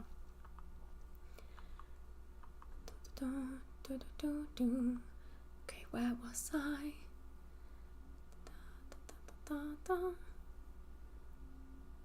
I don't know where I was. Okay, my husband and I are visiting Glastonbury in a few weeks. Have you experienced any land spirits or even house spirits in a hotel? We're staying on the high street, and if so, should we interact or avoid? Oh, you're on the high street. Yeah, you will. I've never stayed on the high street, but you will probably be experiencing something. Whether it is something positive or not, I cannot be certain, because I don't want to spoil the glamour of Glastonbury for you. I love Glastonbury. No denying I love Glastonbury, but not everything is sugar and rainbows. So I would say be cautious. You can interact if you would like to. Make sure you have your personal protections and make sure nothing follows you home. But you can always try and interact. In terms of land spirits, yes. They mostly wanted to just stay put. Like, I knew they were there, but they didn't interact with me. So it was more of a, you're walking up the Tor, for instance, or in the White Spring has a lot of water spirits, more akin perhaps to elementals than fae. So they're kind of like, some I think will be elementals, some are land spirits that are just connected with the body of water. But you have some in there, they are more inclined to just stay and watch. In the chalice well, there are water spirits in the fountain. It's not really fountain, it's the waterfall at the bottom of the gardens. Like the one that is like big, there's a big pool at the bottom. In there are definitely water spirits because I've seen them there. Walking up the Tor and walking up the hill to the Tor through the fields, there are quite a few land spirits there that mostly just sit back and watch. They're not willing to interact, but you can sense that they're there. So that's really interesting, actually. I like those. I like spirits that are like that, the ones that are more like observing but not participating. I thought you were talking about the festival. Oh, no chance. You will not catch me at the festival. There are too many people. Way too many people. And yeah, not gonna happen. But the place I love. I absolutely love Glastonbury. I actually really want to go again for Halloween this year. I really, really want to do that. So we'll have to see if I can make that happen. That would be amazing. Because I've never been during Halloween. Well, Samhain. But for most people, they would consider it to be Halloween. Right. Where can I find images of different kinds of fae? I wonder what they look like, as I've never seen them myself. Do they occur on the European mainland as well? So I'm trying to think of the best way of wording this. Even each member of the same group of fae tend to look very different from one another. So the artist that actually I found during a live stream, I think one of my followers actually mentioned him to me. I think he's called Brian Froud. Brian Froud has the best. I will just double check this. Froud, F-R-O-U-D, has probably the best artwork that matches the fae that I have experienced, in my opinion. It is like, I actually don't know his backstory, but like unnervingly accurate. I feel like there has to be some personal experience in here, because it is like accurate to like an uncanny level. So that is probably the best art I have found in relation to the fae, but it's hard to pinpoint which fae, like the names of each fae and the categories that they would be a part of. So it's kind of difficult in that regard. In terms of whether they exist on the European mainland, controversial opinion incoming, because some people don't agree with this. Oh, it's this way. I'm trying to get my necklace right. Fae folk, little people, good neighbours, these are terms that we have used in Britain, right? In the UK. And then when a whole bunch of people went over to North America and Australia and everywhere else we decided we wanted to take over for no apparent reason, I don't get it, and it is, oh, it's horrible. We took that way of thinking and we applied it to other places.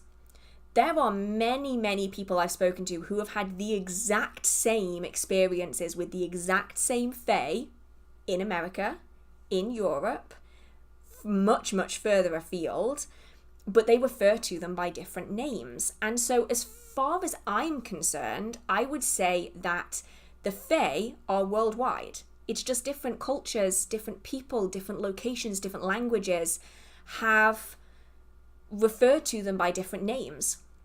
And so when I watch stories of like these like creepy spirit stories that you get on like YouTube, or like Blaze has a lot of them on, it's a TV channel. They have a lot of these like creepy stories, and I'm like, oh, that's this, oh, that's that. And like they always refer to them by different names because of where they come from, but I can still understand what they're talking about because we might have a different name, but the spirit is still the same. So I personally consider them to be a global thing. It's just the fair folk, the term fair folk is often used primarily in a certain geographical location. You'll likely find you'll have spirits that are incredibly similar, but they might be referred to by completely different names, which is why I always recommend, if you want to connect with spirits of place, whether that be land wights, whether that be fae that live in your area, that you look up specifically the folklore and the spirits of your region, because a lot of people want to learn about the fae and want to connect it to their area, but a lot of books on the fae are European books about fairies, because that's what we refer to them as. So if you have legends where you are, you might find that they link back with different figures within fairy lore in Ireland or in just Western Europe in general, and they will be kind of the same under different names. And the same applies when you go further north, so into Iceland. They have different names to represent the different spirits that they have, but we can kind of link them up, like different names, very similar characteristics and appearances. So it's that, like, is it different? Could they be the same, just in different geographical regions going by different names? It's honestly a really interesting topic. So I've just been told that the Wikipedia article for puka is pretty accurate. Let's have a look. Oh, damn, it is. Oh, I know why. Okay. Stay right there. Not that you're going anywhere, you're a camera, but okay. Here. Okay, so stay. The reason it is so accurate on that, and this is why I always recommend this. So, on the Wikipedia article, they actually say that the picture is from a book that I have in my collection. It is called British Goblins. I'm going to see if I can... there it is. See if I can find the picture in here. There it is. That is the picture that they're using on Wikipedia. And that is because it is from one of, in my opinion, the most accurate books on fae, goblins, whatever you want to refer to them as, ever. And this is British Goblins by W. Sykes, and it was published in 1880. And these, once again, are like first, second-hand accounts of fae folk with illustrations. And so the Wikipedia article uses the puka picture from this book, which is why it's so good. And I stand by it. I love these books. This one, British Goblins, it looks like this, if it focuses. This one, as well as fairy legends and the fairy faith in Celtic countries. If you are interested in fairy lore, I would recommend you read them. They are really good. I have now started an additional book pile on my floor. What is new? Okay, back to where I was. I was here, I think. Oh, do you have any advice on lucid dreaming? I'm going to try and do this one fairly quick. What the fuck was that? Sorry, language. Something just moved behind me and I don't know what that was. Okay, whatever. My default response is to swear like a sailor. I apologise if there's anyone young in the audience tonight. Yes, lucid dreaming. Sorry, lucid dreaming. And that is, it's the ability to, I know that the person who asked this will know this, but generally, lucid dreaming is the ability to control your dreams. To play an active role in them rather than be a passenger. Because a lot of our dreams will just go, right? Just go. And lucid dreams allow us to slow down, ease back on it, and actually take the reins and control it, direct where our dream is going, what we do, what we say, who we talk to, all this kind of stuff. It's a skill that is learned over time, and I find the best way to do it, in my experience, because I couldn't lucid dream and I learned to lucid dream, was to create a dream journal. So I would write down everything I could remember from my dream. And it didn't matter if it was insignificant, if it was just the colour of the sky or the word big, whatever it was. Every single night I would, when I woke up the next morning, write down everything I could remember, even the most insignificant things. And over time, you start recalling your dreams better and better and better. And then when you can recall your dreams, your body, your brain is more attuned to remembering your dreams. So you start as a dreamer experiencing your dreams more and more and more. And you get to a point where you're no longer just experiencing the dream like you're on for a ride. You are actually the one that's in that dream. You can do things, control things, change things.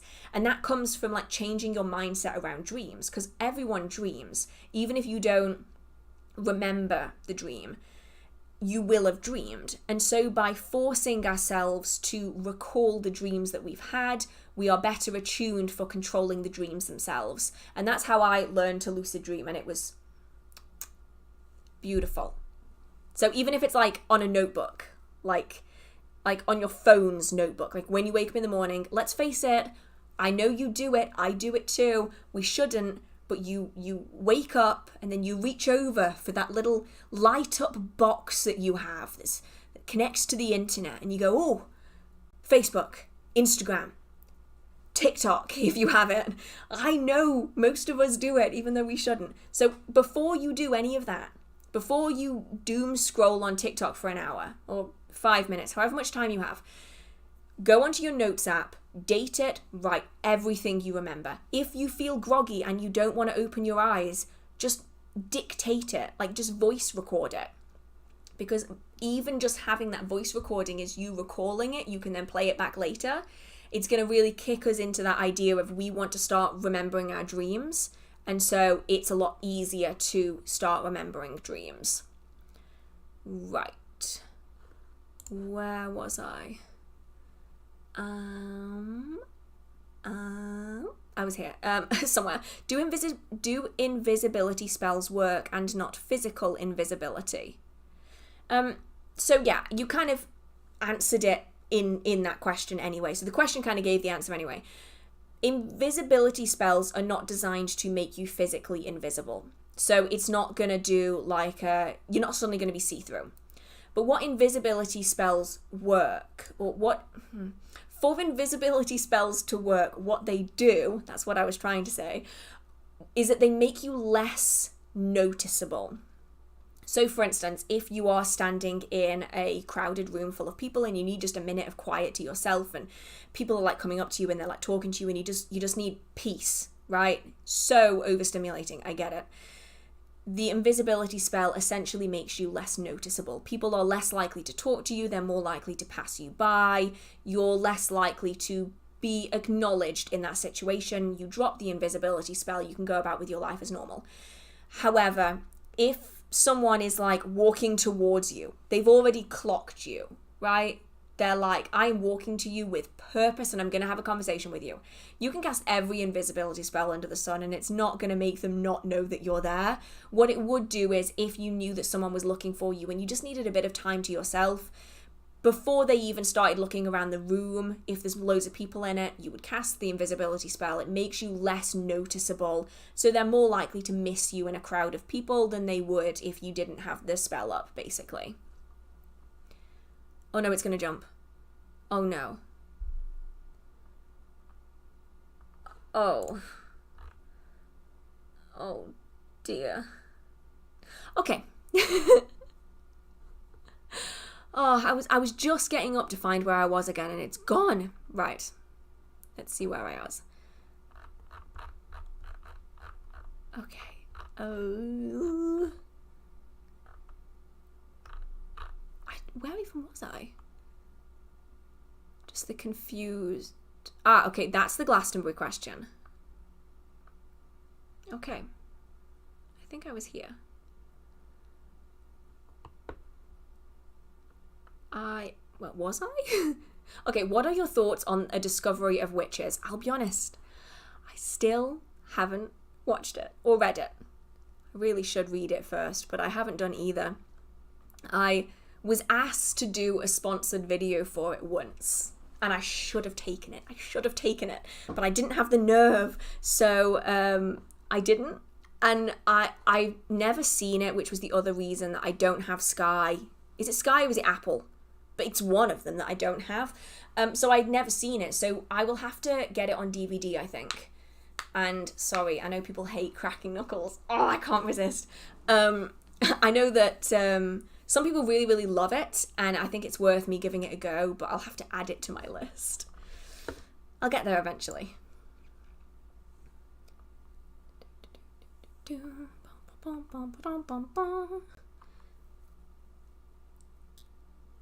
Okay, here we go. You can find... Oh, wait, this is... Wait, yeah. Wait, what? I just confused myself.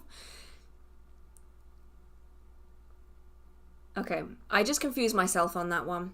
We're just going to ignore the fact that I just, like, said a bunch of random words that didn't have any meaning. Okay. I'm here somewhere. I answered that one earlier. Oh, that's good. I'm not catching up to myself, to be fair, because I already, like, lost a bunch of questions. But do you need to charge with intention a witch bottle or just fill it with stuff, then bury it? Both. I would say I would do both personally. So I would add the items of it depends. What are you counting as a witch bottle? Okay. I just said so many things in one go. So there is the traditional witch bottle. There is the modern TikTok witch bottle. One of these things is not like the other. One of them is very, very different. So it depends on which variety of witch bottle we're talking about. So if we're talking the very popular social media form of witch bottle, which essentially means stick a bunch of stuff in a bottle and it'll manifest, then you need to charge it. So you can add things in like alfalfa, basil, marjoram, chamomile, jasmine. You can add some like citrine in there or some green aventurine, a little sigil, you seal it up, you charge it with your energy, and then you can carry it around with you and it will help bring you prosperity and abundance at work, you know. That kind of spell bottle needs to be charged. You then have the traditional form of spell bottle, which is what we have found in what are known as Bellarmine bottles. They're a very particular ceramic bottle with a face on it. If you know what I'm talking about, you know. If you don't, I don't think that description is going to help you in any way. These kind of bottles are kind of a 50-50. So you don't have to add any intention or any energy into it, but you can if you want to. So these kind of bottles would typically contain bent nails, like metal nails, not like fingernails. They would often contain better? It's because I read the word better on the screen and then I immediately said it. They include bent, that's the word I was after, bent nails that are added inside.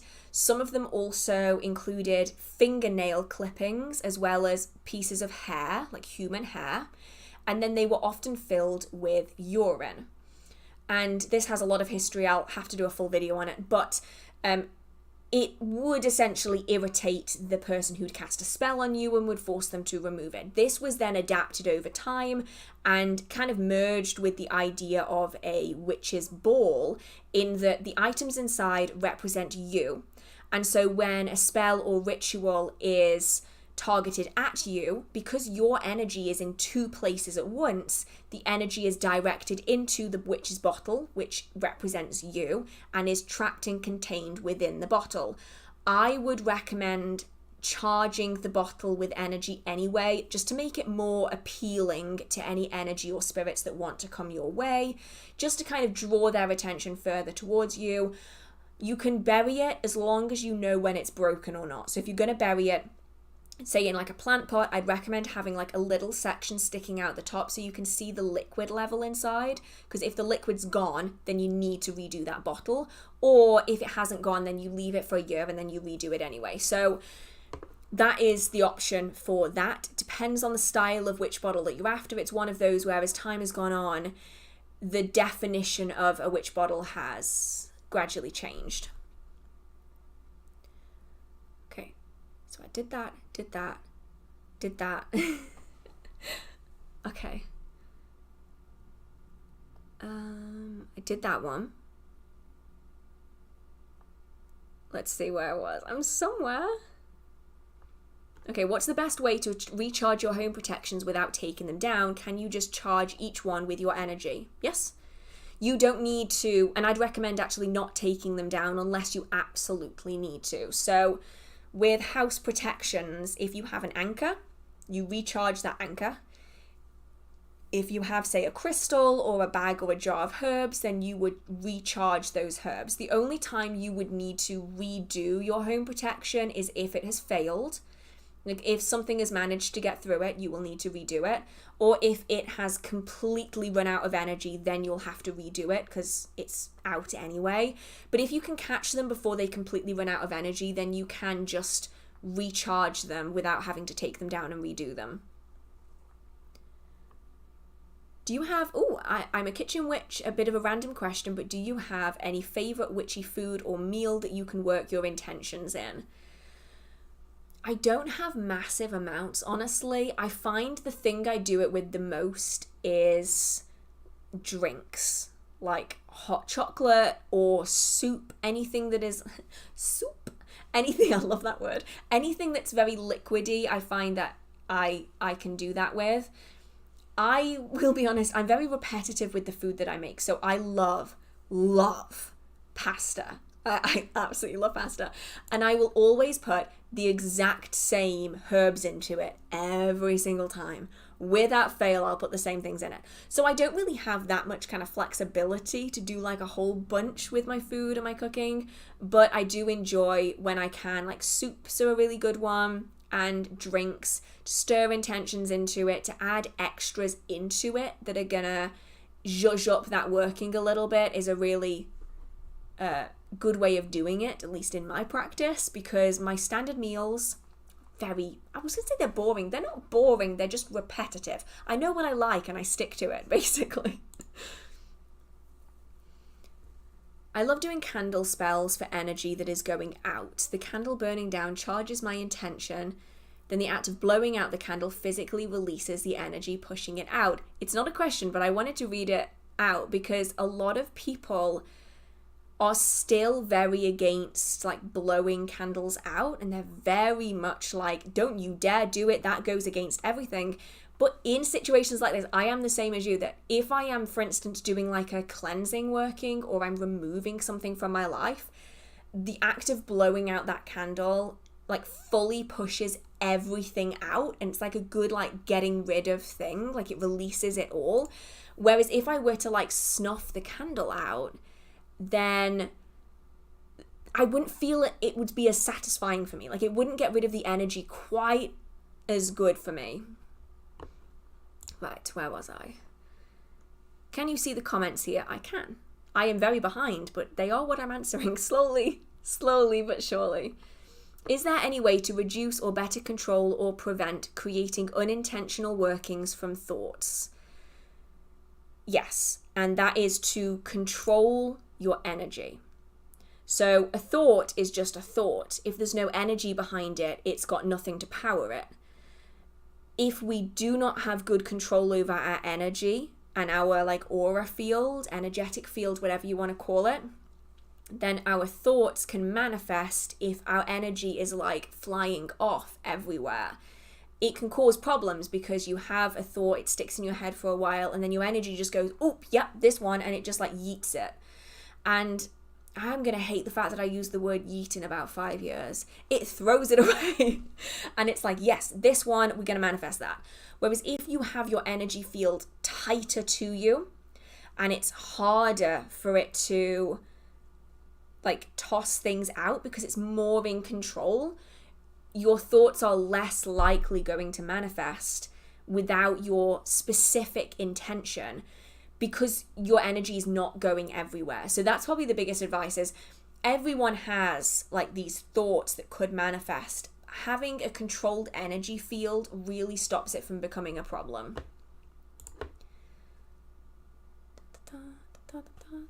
Do you have any videos on metal magic? I don't, but I would definitely be interested in doing one. Yeah, I'll add it to the list. Nearly the history of all magic ever book are such a bore to read. They've never been helpful to me. I just threw the literally was my word. I was going to say literally me, but then I stuck it in the comment. That's my experience as well. There's one that I do like. I was looking over here again. It's not even here. It's by Cecil Williamson, who is the creator of the Museum of Witchcraft and Magic in Boscastle. I did a video on that last week, by the way. If you haven't seen it, it could be a good watch. It was fun. His book on the history of witchcraft, I did enjoy. Most books I don't like all that much because they're just so... I don't know how to describe it. Whitewashed isn't so much the right word, but they're just so Christian washed. Like, you'll hear stories in these books about the witch trials and about what the witches were doing, and it's written as though the witches were actually doing the things that they were tortured to admit. I think that's my main problem with them, is that I love learning about witchcraft through history and the charms that were found and the way people practice them. But I always have a problem when books start writing the witch trials as though the confessions of the witches were true to real life. Now, some of the things that were written about are really, really interesting. Isabel Gowdie's a really good one for this. There is a lot that Isabel Gowdie confessed to. There is a book on it. It's called The Black Book of Isabel Gowdie. Fascinating read.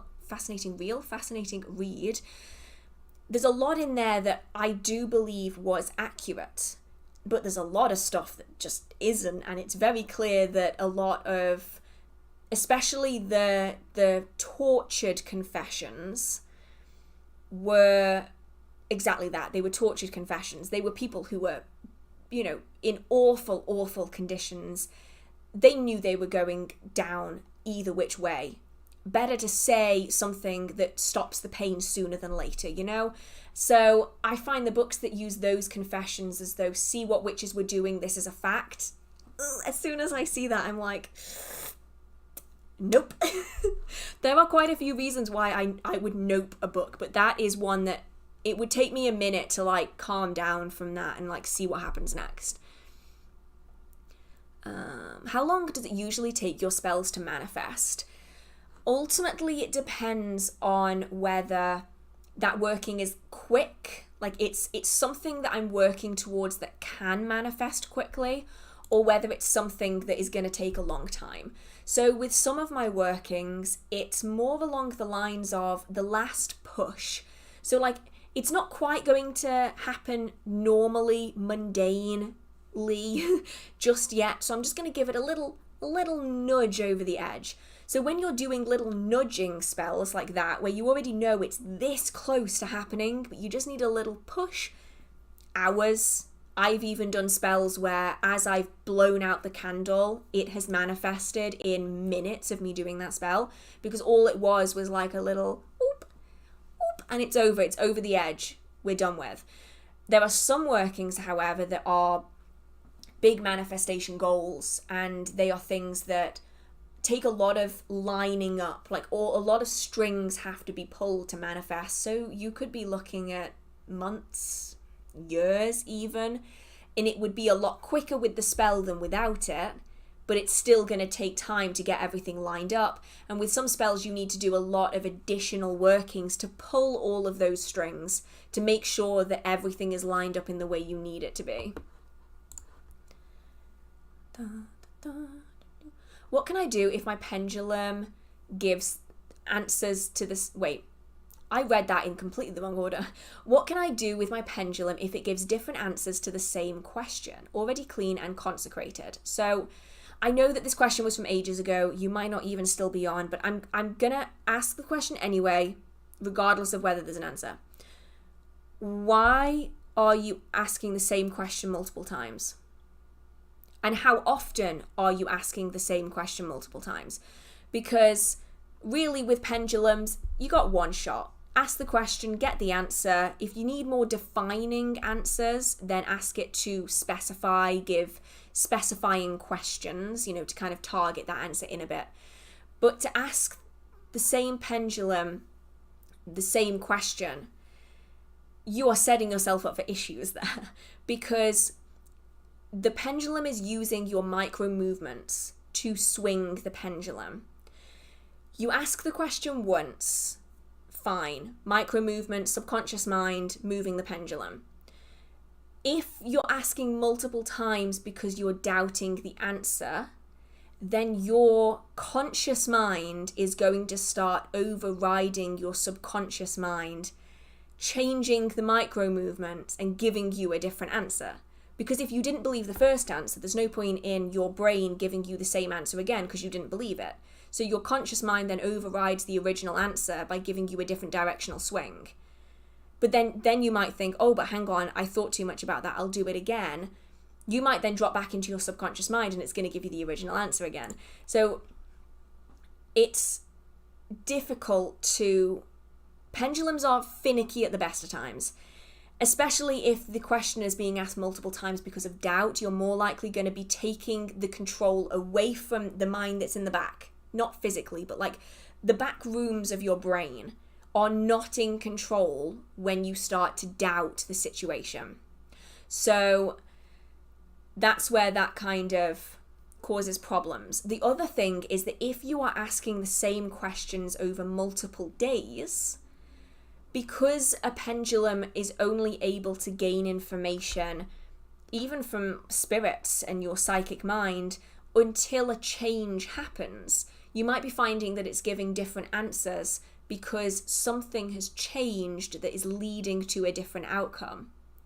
So it causes problems in that way, because any small change, especially from something that's way, way in the future, is going to potentially change the outcome to that question. So it's a difficult one to answer because I don't obviously know the full circumstances around it, but those could be a few options just to kind of throw in there that might help.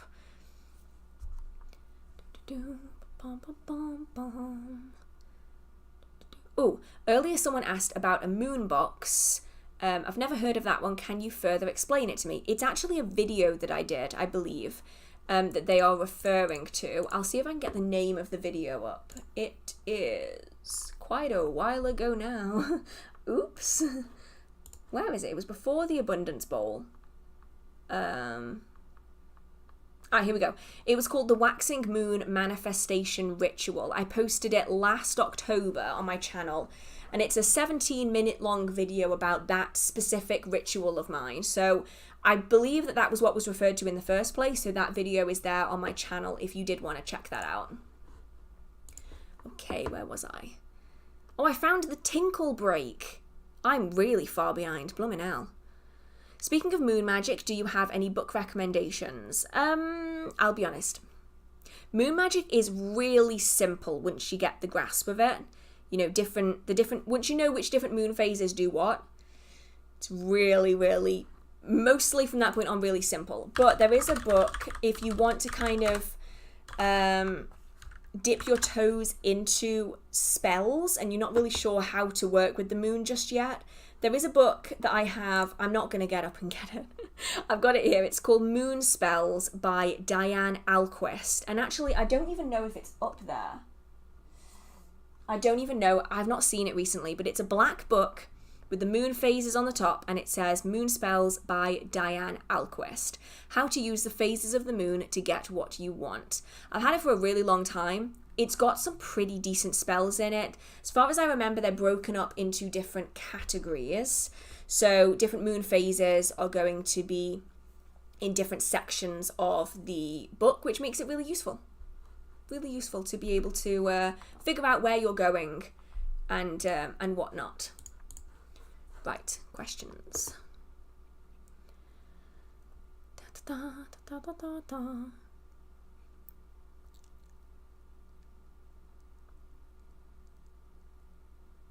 I'm trying to figure out where I was again. I was here somewhere. Oh no. Oh. Where was I? I don't know where I was. I'm here somewhere. Da, da, da, da, da, da. Okay, do you ever use sound or vibrations in your workings? I do to a degree. So I get very easily distracted by noises. So I will typically avoid anything with lyrics in it, but I will listen to certain pieces of music. So I have a playlist on Spotify, and I will pick a song that I feel resonates with that working. I'll test it out, I'll play it, and then I'll stick it on repeat. And I will just let it play until it becomes just like a monotonous series of noises, and then I will use that, because often the songs that in the playlist are made with specific intentions, and so it allows me to add that intention into that working. Especially if I'm doing a Sabbat working, I'll pick like a Sabbat song to use for that particular working, and I'll do it that way. That's about as far as I go though with it, honestly. Okay, where was I?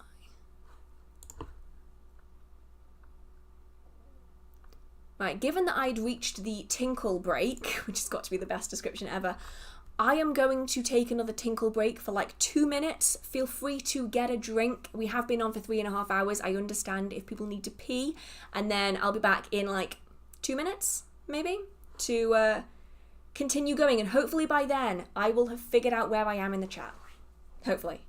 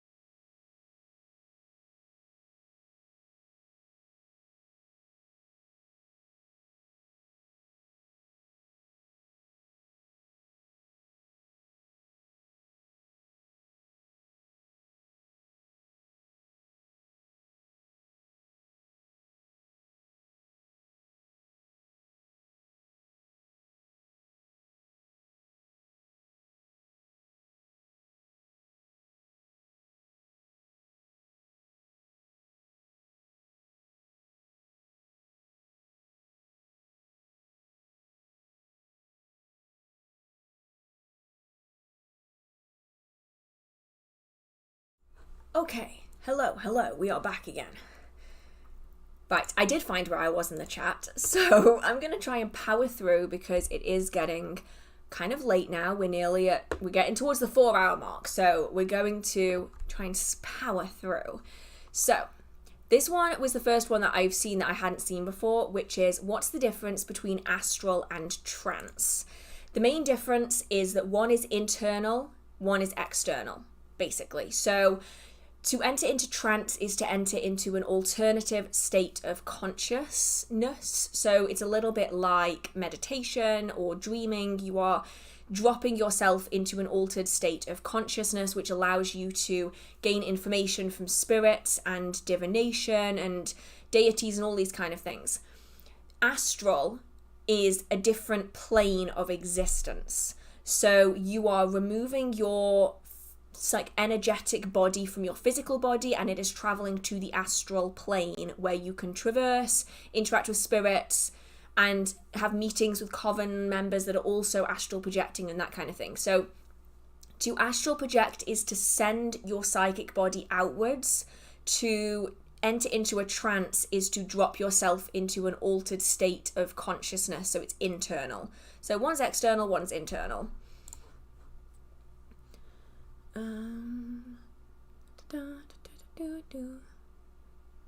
Do workings fed over a long time manifest differently to one and done spells? A self-love working, for example, seems more intuitive to grow over time. Yeah, so it varies. You will find that they may well manifest the same, but one will manifest for longer, or one might take longer to build up the energy because you're adding it over time, but likely they will come to fruition in a similar way. It's just the amount of energy over a drip-fed spell might end up being more powerful than a one-and-done spell if the energy just isn't quite there. So thank you so much. I didn't see this earlier, but thank you so much. Sounds like Lee. I'm pretty certain that was, here's how to pronounce my name. Thank you so much, Lee. I also like the little addition there because I always mess it up. So thank you so much for your support. And also Cindy, thank you so much. And apparently it's come up with a celebrate the first super chat. Thank you so much for spending your time here, and also the first super chat ever. Thank you so much. So, where was I? I was here. How are you? I am good. Thank you. I've been sitting here for far too long. My back hurts, but that is the price I pay for these live streams. I know in advance it's going to happen. Where was I? I was... Okay, here we go. Is it okay to reuse a white candle at a different time for a different purpose than what you did in other workings? That depends on how the candle was used and have you cleansed it between uses. So if you are using a white candle for its connection to the fire element or as a focal point for your working, then you aren't actually adding energy into the candle. You are using the candle's energy in your working, and so you can just reuse that candle as it is. That's fine. If you are using the candle as a vessel for energy, so you are pushing your energy into the candle itself to then be released as it burns, then you would need to cleanse the candle between uses to make sure that none of that energy is still left in the candle, and then it's going to interfere with the later working. So it really depends on how you're doing it. Either way, the answer's yes. It just depends on whether you cleanse it or not. Da, da, da, da, da.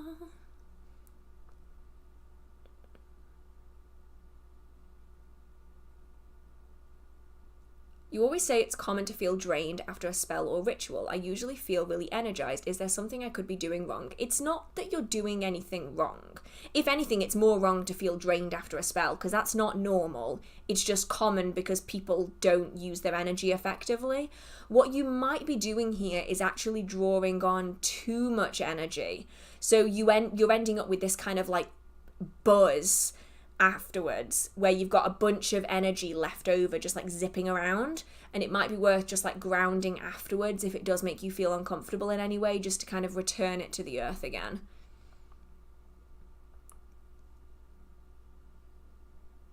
Right.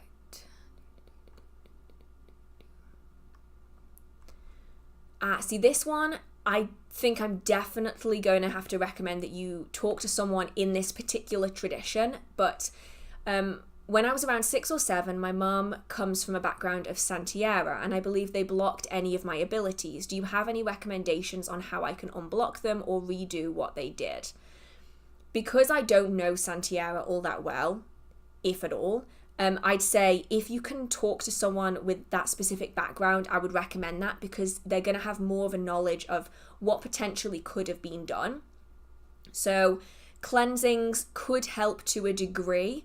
It may be that you would need, it depends on, this is the thing, it depends on how it's done, because one way of doing it is to essentially put a cork in energy. So you can't remove that cork yourself necessarily. You might need someone else to pull that cork out. In some cases, they kind of blind you to the energy. Isn't quite the wording that I'm after, but it's that kind of, if someone was to do a working with you, they may well be able to remove the blocks that are placed on it, because then you are forced to feel that energy. Even though blocks were placed on your own, you've been forced to feel it, and then it takes those blocks with it. But it really is going to depend on how it was placed. So I would say if you can reach out to a content creator or someone, maybe even a shop owner, something like that, that has background in this, they'll be able to tell you like the different techniques that might have been used, and then that can really help you go forwards.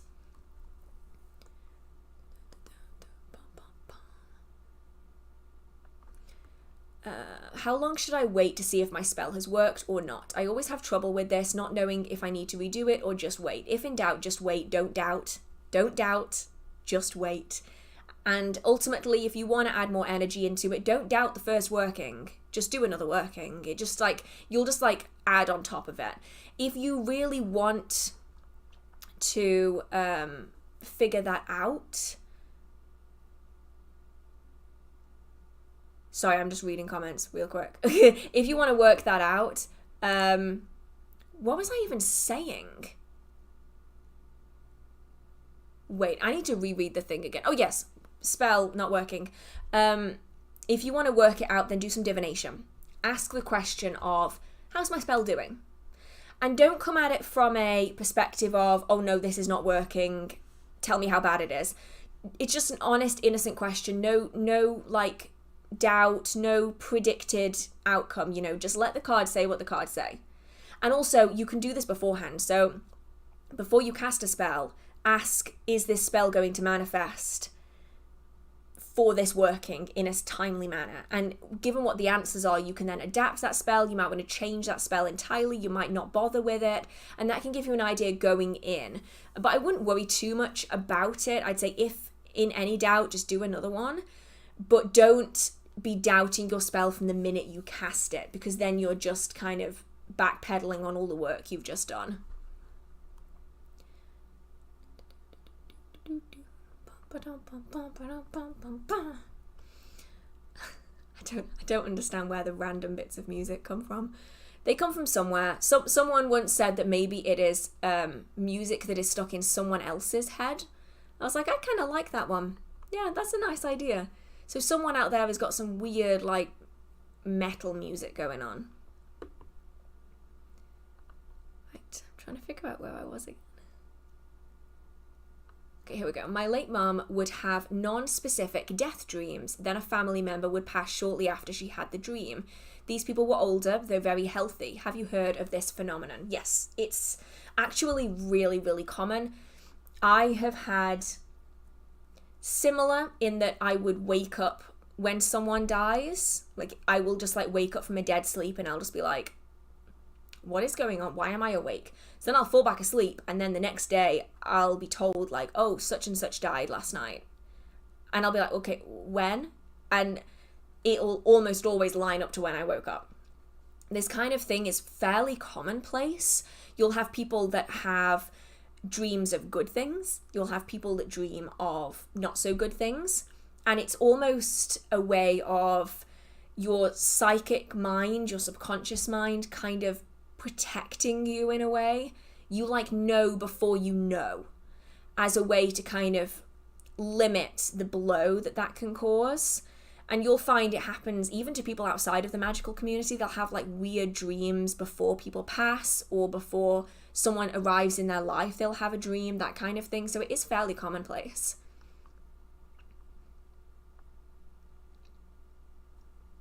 Ooh, do you think there's any difference to the outcome if you use a normal mirror versus a black mirror in a mirror box?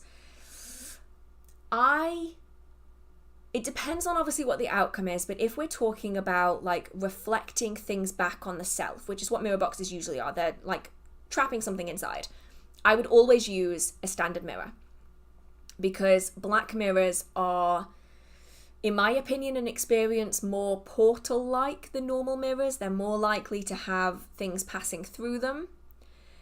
They're also not as likely to reflect things and contain them within that box. So you can still lock them, but if you want that kind of extreme reflective kind of property, I would go for normal mirrors versus black mirrors. For me, black mirrors are more about like psychic reflection, like scrying, spirit communication, connecting with the other world, that kind of like diving into spiritual planes, whereas mirrors are more for me about reflection, containment, that kind of thing. That is just a personal preference. I mean, give it a try with both if you fancied and see. But obviously, like, mirrors are usually easier to come across than black mirrors.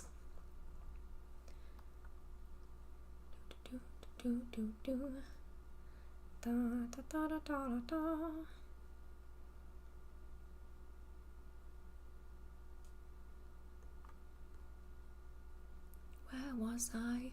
I'm somewhere here. Oh, it jumped. Oh no. Okay, I'm gonna answer this one because it's related to the mirror question, which is, do you guys avoid mirrors in the dark? Like, for example, the mirror in the bathroom, or is that just me?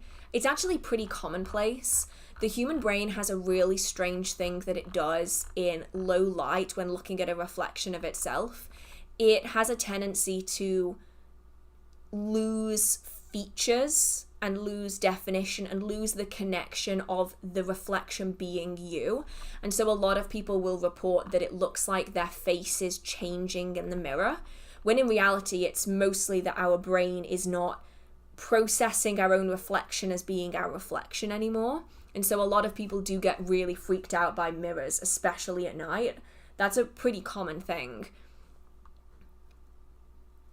I also have found that I see more things in mirrors at night, probably because I'm hyper aware of it, especially when it's quiet and no one else is around. It's that kind of like moment where liminal space is really present, especially, I'll be honest, a bathroom does kind of feel creepily like liminal space when it's like 3 a.m.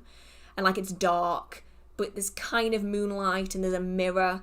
Like it feels really weird, so I get it. Now, I was about... Okay, that was when Phil got asked if he likes musicals, which is a firm yes. Phil loves musicals more than anyone I think I've ever met. I don't know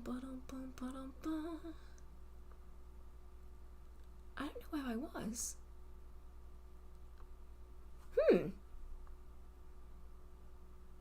I'm here somewhere. Okay, I will answer one from the bottom while I'm here.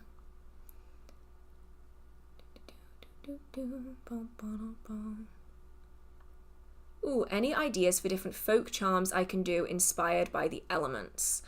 That's quite an interesting question in a way, because most folk charms that we have found actually don't include any association to the elements and elementals, because they came so much later. So the elements was really an addition from kind of ceremonial magic, really focused on the elements, and then the elementals were only really spoken of, written. They're kind of the creation of one gentleman in particular, I forget his name, from like 1880 or something. And before that point, the elementals weren't called elementals, and they didn't have names like sylphs and undines. So we don't actually see that many folk charms that use the elements at all. They might use aspects that we consider to be associated with elements like wax or water or trying to think of some of the others. They might use like teeth from animals and bones from animals, and we would associate these with the earth, or wax would be for fire and these kind of things. But there's no record I have found anyway so far of that many folk charms associated with the elements. So it would be something you just have to create. Just create your own unique thing, which I think is really cool. I'm still trying to figure out where I answered that entire question. I still have no idea where I was. Oh, that's such a good idea. I didn't think of that. Damn. This is in regards to the tree that was unfortunately set to be cut down. And Ashley said you could make a magical tool with the wood also, such as a wand or an athame. That's a really good way to honour that tree. If anyone wasn't here an hour ago, you're not going to know what that's in relation to, but that's a really good way of doing it. Could you give us a list of all the books that you recommend? No. That would be way too many, as I think many people have said. Oh boy, that would be so many books. I do have, however, a few videos on my channel that are about books. So like I've got a beginner witchcraft one. I'm going to do a few more in the coming months, I think. I know I say that every live stream and I never do it, but I'll get there. I'll get there in the end.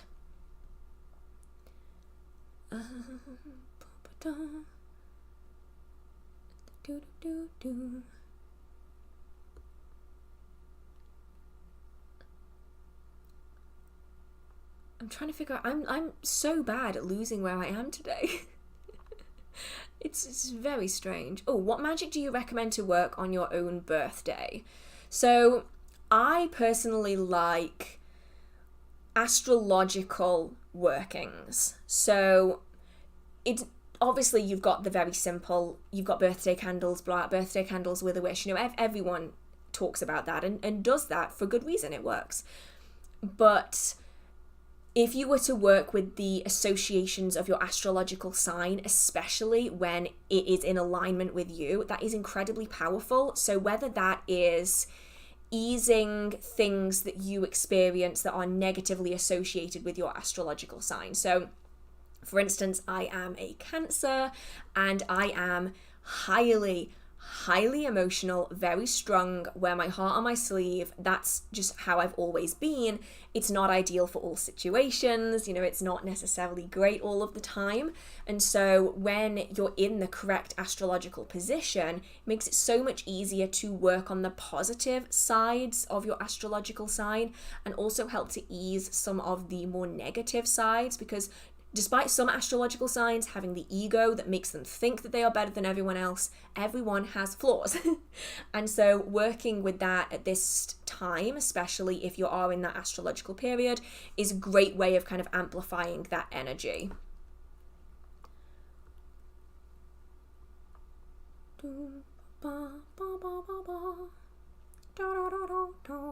I've got a completely different song in my head now. Oh dear.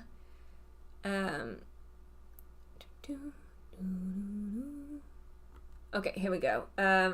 You suggested divination before to ascertain what entities are always escorting me to visit their realms in my astral travels and or dreaming. Can tarot be used? How? Question mark. I'm not okay with spirit boards and pendulums.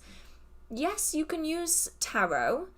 You are not necessarily going to get as quick and simple or concise an answer. So what you're looking out for if you're using tarot to discern spirits and deities is that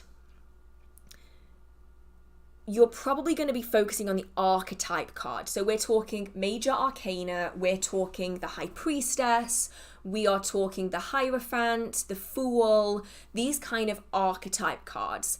These cards are going to represent figures that are in your space. And especially if you're asking that question of who's escorting you, then they are going to represent the people who are, or the spirits who are escorting you to and from the astral plane, etc. So it's not going to be concise like a name, but you might find that these figures and it might be one figure that comes through, so you could always ask for one at a time. Like, can you tell me about one of these figures that's helping escort me? You might find that there is one archetype card. So this could be something like the Magician, for instance. And then there might be surrounding cards that will give you more information about who that might be in your life. So that way you can kind of discern who it is. It isn't definitive, at least not as definitive as using something like a spirit board or a pendulum would be, but it's easier than just doing like a one card draw, something like that. And then if you think there's more than one, you would then ask again, can you tell me about a different one? And then over time, you may well be able to connect who is who and what's what, but it isn't going to be super duper concise. Right.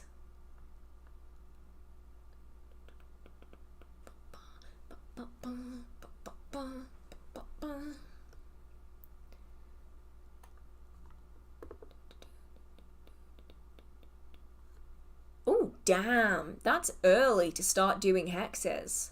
Impressive. Should I keep adding energy to the working to continue the bad luck? Has the lesson been learned? Is the big question. I cannot give you definitive answers to this question. It is entirely a personal preference. But if it goes... Okay, the best way I can describe it is if it has purpose and you feel like that purpose has not been reached yet, then by all means, continue it if you feel it is appropriate to do so. After the point where the point has been made, you know, that they're aware of what they've done, things are going in the right direction, to then continue that working is more of punishment rather than achieving an end. Because at that point, they have realised they're wrong, they will have apologised for it, everything's going in the right direction. At that point, continuing it is more of a personal satisfaction for punishment rather than a hex for a specific end. So it's up to you whether you continue it. I'd say once you've made your point, it's worth reeling it back, seeing where the land lies, and then going from there. At least that's how I carry it out in my own thing. And I'm not saying that the spell itself doesn't have purpose. I'm saying that if the purpose has already been achieved, continuing it to no end is simply punishment for the sake of punishment rather than punishment for a purpose. I hope that makes sense.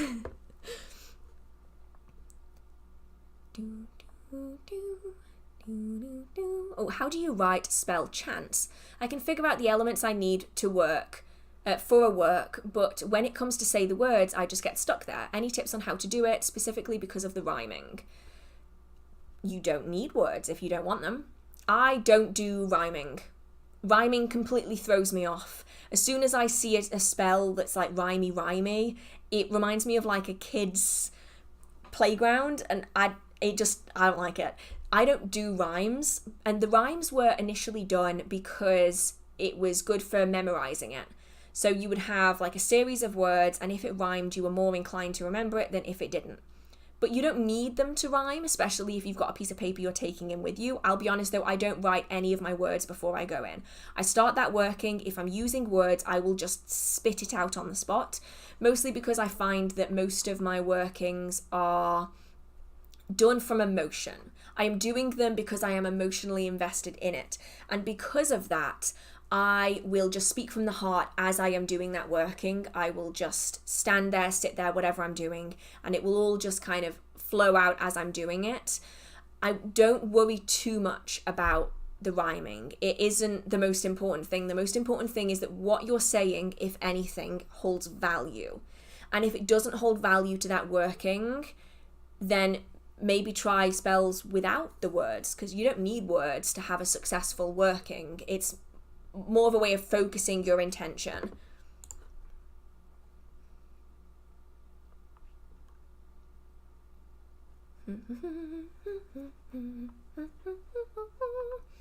It's got to that time in the evening where I am struggling to sit still.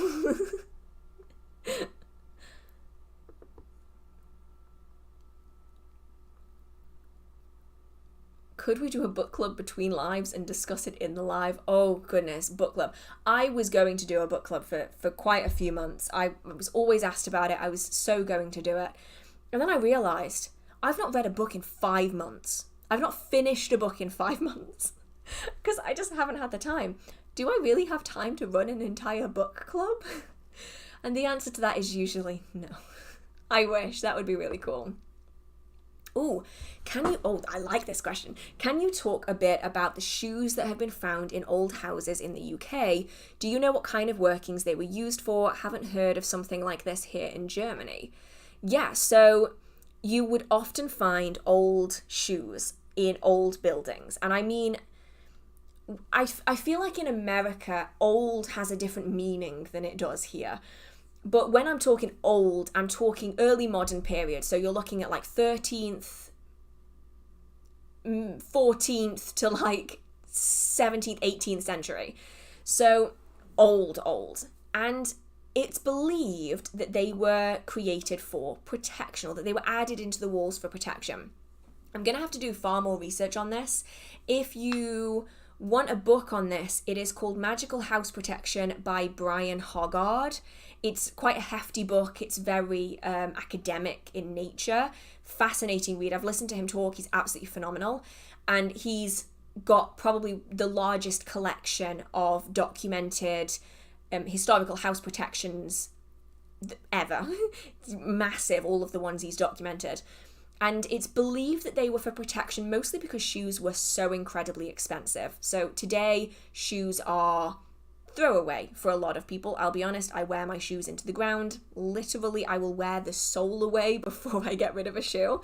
But for a lot of people, shoes are complete throwaway. They wear them for a few months, they wear out, they throw them in the bin, they buy a new pair of shoes. But we're talking like 1400s here. Shoes are not easy to make. They are not cheap to buy. You use them until you cannot physically use them anymore. And so they're very significant items.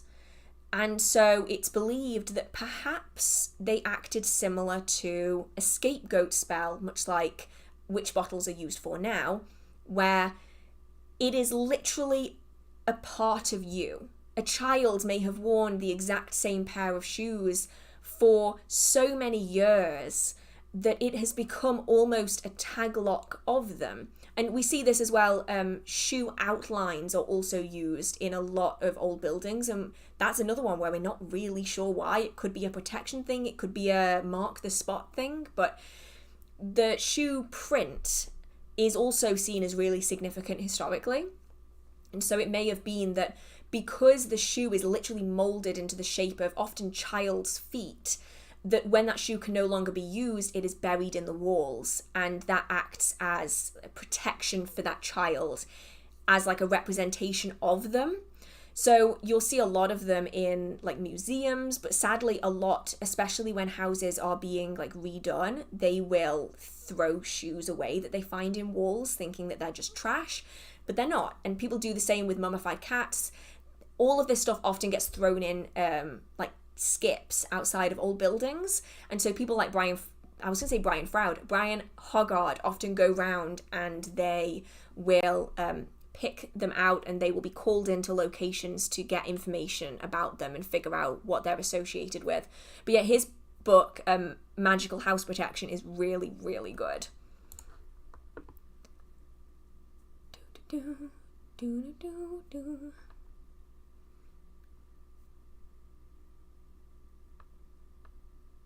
I don't know where I was. I'm here somewhere. Oh, I've reached the tinkle break. The second tinkle break. I'm catching up. Slowly. Slowly but surely. How do you achieve balance if you're by yourself and only have your own energy to work with? You would want to draw on energy from external sources. So I would typically recommend earth energy. I don't mean earth element energy. I mean like energy from the planet. as that's really good. It's super adaptable to lots of different things, and that way you can balance it out so you're not taking too much of your personal energy, you're not taking too little. You draw up what you need to supplement your own energy, and then any excess that you have you return to the earth. If you need a bit more, then you draw up a bit more, and it's just a good way of balancing it out.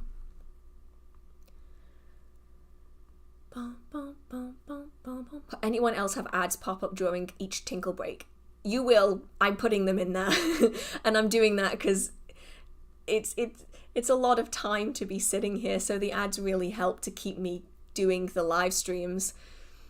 So I try not to add many in just when I'm having the breaks, so that I can sustain myself on the live streams. What everyday practices do you recommend? Because I have not so much time in a day and I'm searching for some simple magical exercises. I have questions. Okay, and this is going to help me give you a concise answer. So, why is my main answer? Like, to what end? Is it for a particular purpose? Are you wanting to manifest something in particular? Are you wanting to train your magical abilities?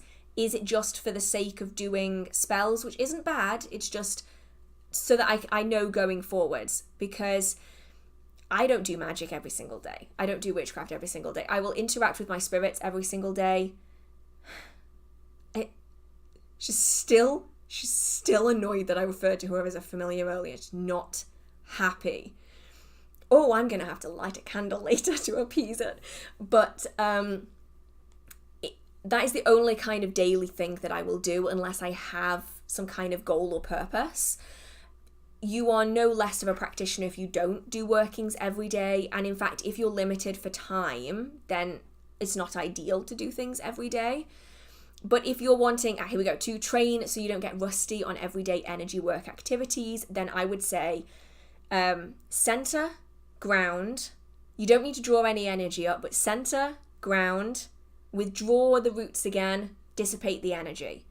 Super quick. You can do it while you're sitting on the toilet.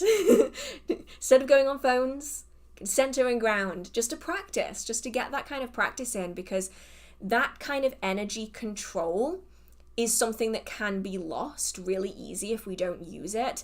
And if you want to, you can center that energy, push it out into your fingers, feel your fingers all tingle, and then pull it back in again and do it that way. Practice just repeatedly moving your energy into different places. I want it in my right hand, I want it in my left hand, I want it in my right foot, my left foot. Can you put it in my elbow? Like, try different places to just move it around. And this can be like 2 minutes, this can be like 10 minutes, depending on how comprehensive you want to get with it, just to kind of keep that energy flowing and keep that control over it that can be lost if we don't do workings super often.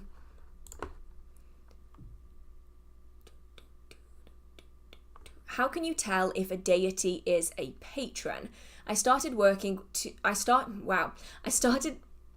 am I saying started? Oh, I'm adding a word in from the line below. I've been drawn to Artemis for long before I even started my path, and I've been wondering if she's my patron lately.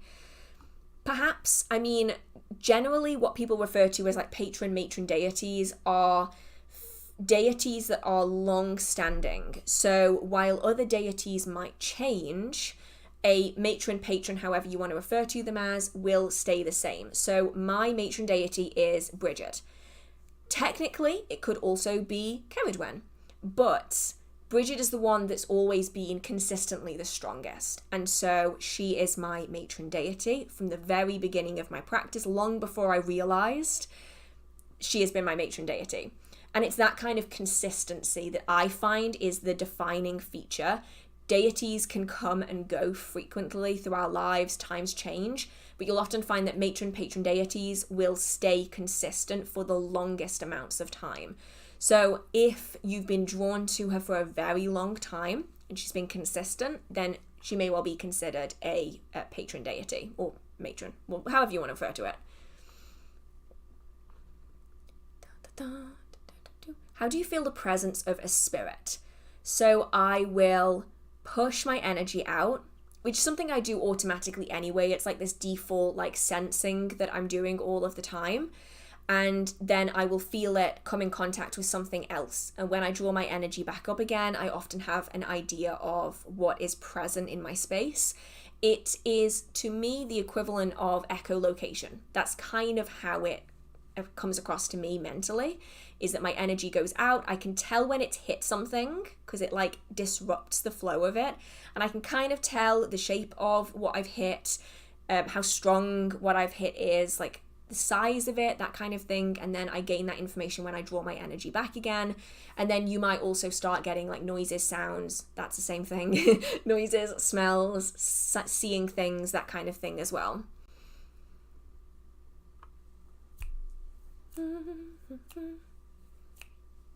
What is burning cinnamon sticks used for, and what does it symbolize?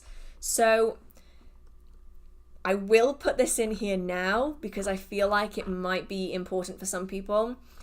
Cinnamon is an irritant. So if you have any kind of lung issues, pets, small children, asthma, anything like that, cinnamon is going to irritate the shit out of you. And so I wouldn't recommend burning it unless you're in a very well ventilated space. It's a similar reason why cinnamon essential oil is not often used in diffusers alone, because it is incredibly irritating. It's often used as a powerful cleansing agent, and cinnamon's also used for love workings as well. So it can be either or. There's lots of other associations with it as well. If you ever want to look up the association of a plant, just type in magical association of and then the plant, or like plant symbolism in witchcraft, and it will come up with a bunch of websites. Go through as many websites as you can. Don't just pick one, cross-reference between them, see the mythology, and then kind of figure it out from there. But mostly protection, cleansing, and love. And also prosperity on occasion. Like people will recommend that you blow like cinnamon into your house on the 1st of the month for prosperity.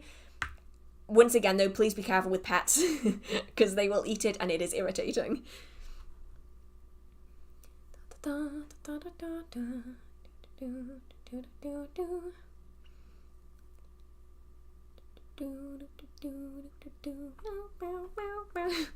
It's definitely got to that point in the night where I'm just like going a little bit doolally sitting here. I love doing the lives, but I do struggle just sitting in one place.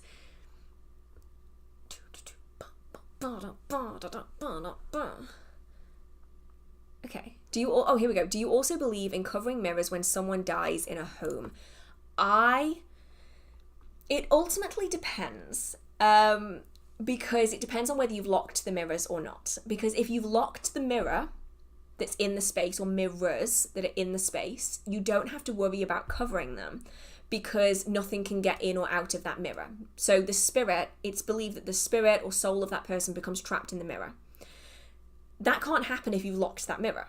So it's less of a problem if that mirror is locked. If the mirror isn't locked, then I would cover mirrors, because it is really easy, especially for new spirits, to not really know what they're doing, and they can get stuck in places that other spirits perhaps wouldn't. So if my mirrors weren't locked, then I would cover them personally. But that is also a cultural thing as well. It's a really traditional thing to do in the UK. So I think that will vary depending on where you are.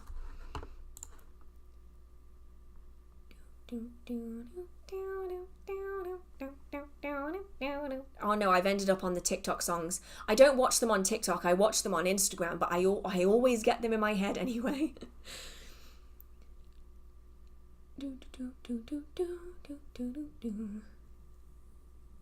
Actually, that's a really good way of putting it. So I think your name is Odo the Doll. That's a really good name. Says, what if people think witches are like Absol? I'm not good at Pokemon. From Pokemon, where they're shunned for predicting bad things because they think that they're the cause. Which is actually what has happened in a lot of different cases. I mean, we see it a lot.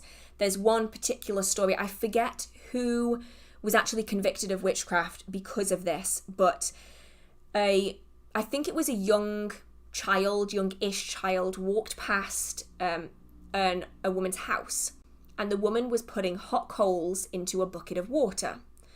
And the young child went to the people center of the village and they said that this person has cast a spell. I saw them put hot coals in a bucket of water.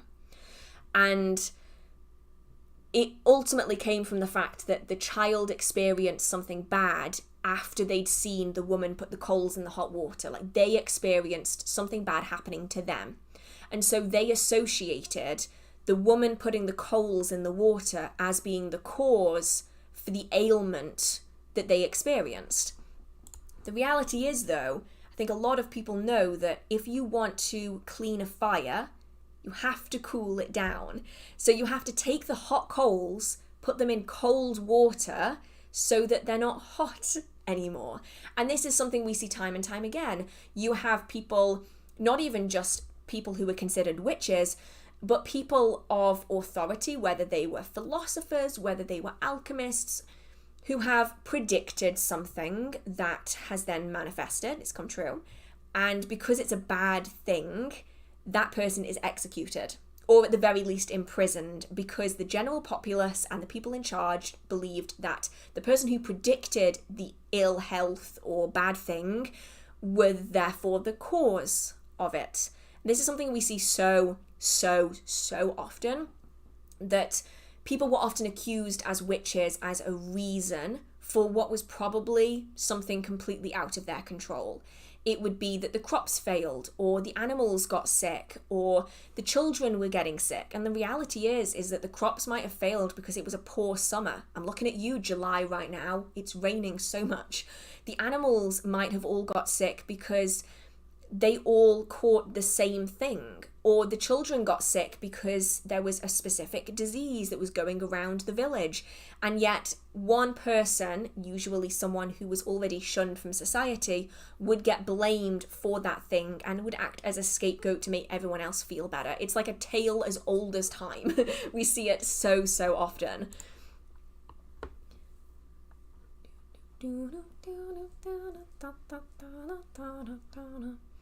How old do you think is suitable to watch your content? I mean, I try to not swear. So as long as you are capable of understanding what is being discussed and the consequences of things not going well, because I'm not one of those people that's going to sugarcoat it all. You know, sometimes things can go south. Then I think that is fine as long as you are being safe with it. As in, you are not putting yourself in harm with family who are potentially very opposed by it. You're not putting yourself at risk with the things that you are doing and the items you are using, and you're making sure that you're being safe. It's all very variable based on lots of factors. Safety and understanding the negatives, I think, are really important before actively practicing. What's your opinion on Christian witches? I don't really have one, honestly. I don't have strong opinions about many people. I get confused when people say that you can't be a Christian witch. I don't really get that. I mean, just look at folk magic. There's so many people who are Catholic who practice folk magic. Like, that exists. And there's so many things in the Bible that would be considered to be in line with witchcraft in a way. I don't have a problem with people practicing however they please, honestly. As long as they're being safe with it, that is really all that matters. And witchcraft at its core is a practice. It's not a religion. So anyone can add any religion onto it as long as they feel comfortable to do so. Oh my goodness, I love your name, Spirited Dragonfly. That is an amazing name. Thank you so much. It really means a lot to me. Oh, everyone's so sweet. It might also help that the mods, like, stop anyone from being mean, but like the majority, like 99.9% of people are just absolutely lovely, especially in the community. I just love the community that we have on YouTube, which is strange because usually I don't like internet stressful, but like I really like coming on and doing these. That's why I do them for so long.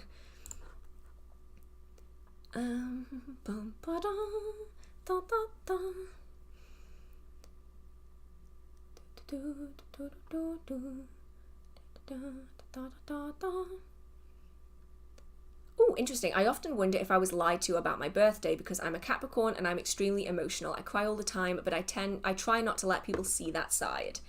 This is probably not people lying about your birthday, but probably because you have other aspects of your natal chart that are overpowering your sun sign. So I know that like magazines and stuff make it seem like the only thing that is significant is that oh, I forgot about that, Phil. Thank you. No one under 13 is allowed to have a YouTube account. But besides that, I mean, like, witchcraft in general doesn't necessarily have an age minimum on it, as long as you are just aware of the dangers. YouTube, however, does have an age minimum. Where was I? I was talking about astrology. That was it. Magazines often make it seem like the sun sign is the most important sign, and that's the only one that matters. But it isn't. I mean, you will have just the big three have like a strange dynamic going on sometimes.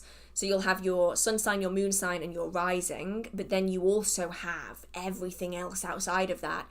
If you can, I would recommend trying to find your natal chart within, there's lots of websites out there that do them. Just make sure, generally speaking, it depends. Some of them are not accurate, and I know this from personal experience because I know what phase the moon was in on my birthday. And so when I go on one of these sites and I see that the moon sign, the moon phase is wrong, I don't trust it. But if you can find one that's really trustworthy, there's so many options out there. It requires like the location of your birth, the date and the time, if possible. But if you go to a professional astrologer, they can correct your natal chart based off the information you give them about life events, and they can give you a birth time based off your life events. They can adjust your chart accordingly. That will give you more of an idea of which other aspects of your chart are going to be influencing how you experience things, because the sun sign is just one fraction of the much bigger chart.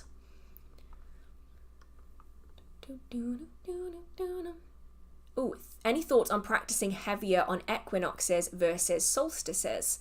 I've always felt equinoxes much stronger than any solstice, and most of my magic is conducted on the equinoxes. Yeah, I mean, everyone is going to feel different Sabbats differently, especially based off the style of practice that you have, maybe the things that you deeply connect with. For me, I've often found that I connect most with the fire festivals rather than some of the others that are out there. I don't really do so well with, I mean, the summer solstice, fine. Winter solstice, I've never really, I get it, Christmas, it's cute, it's nice. But like, I've never really vibed with it the same as the fire festivals, and that's based on my practice with my deities and how I experience my magic. So I think it's fairly common actually for people to have preferences, and you'll often find, I've seen it a lot in my videos. When I post a Sabbat video, I'll get so many comments being like, oh, I completely forgot this Sabbat even existed. And for some people it's like, yes, I've been looking forward to this all year. I think people put too much pressure on themselves to experience the Sabbats all the same, when in reality you're always going to have like preferences to different ones.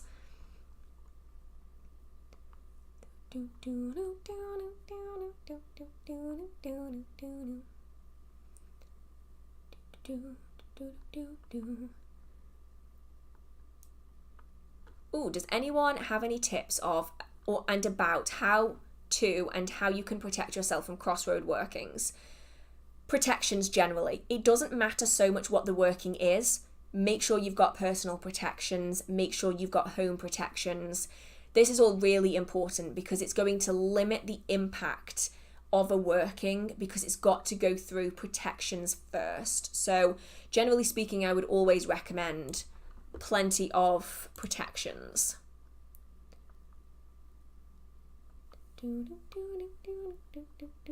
I'm a Cancer too, July 14th. Happy birthday, even though it's been about a week, but still happy birthday. I always feel drawn to the moon, like a force field pulled to it, especially if it's full. Do you? I used to. Yeah, and even now I'm still I feel like some people are like this and some people aren't, but I'm oh, look, the moon's full. I do that a lot. When I was a kid, I was obsessed with the moon completely. Over time, that's kind of waned a little bit. Moon waned. Okay. And it started to kind of come back a little bit now, mostly because for the first time in my adult life, I can actually see the moon properly from my house. Because always I've been in the wrong place. I have been like just facing the wrong direction always to actually be able to see it. And so now that I can, I do feel a little bit more drawn to work with it.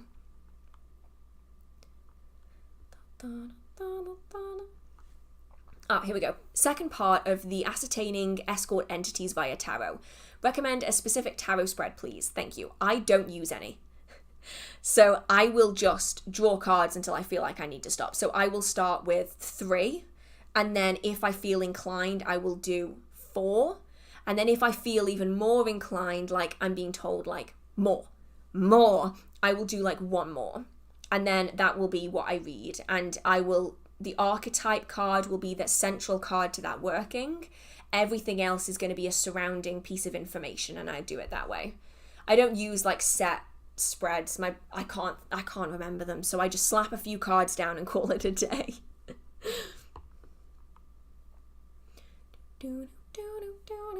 Struggling to come up with air charms. Wind charms?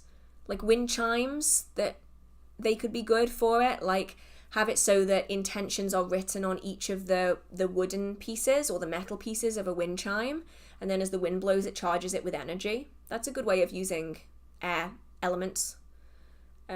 Or you can have something where the wind will be passing through it. That could be an option as well. So many options. But the air element is one of the hardest to connect with for a lot of people because it isn't quite as tangible. Oh, how would you go about burning unity sand? I've never even heard of unity sand. If anyone knows about unity sand and how to burn it, let me know. I've never heard of unity sand. I'm going to have to look up what it is.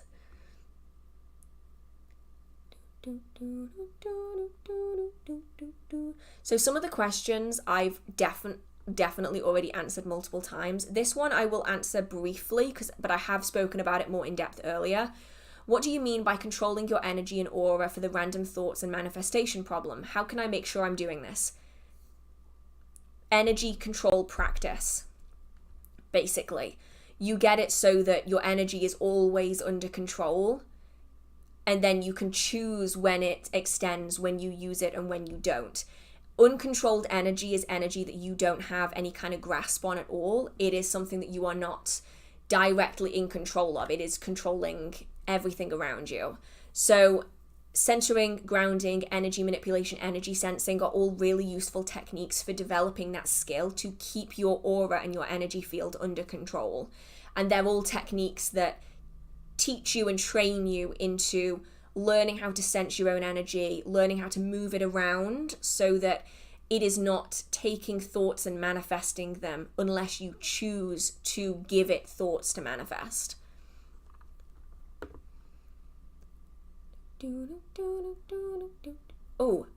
Books, recommendations on all protection charms, symbols, and stuff people find in houses and other locations. Definitely that would be the Magical House Protection by Brian Hoggard. 100%. It's very, very wordy, but it's worth it.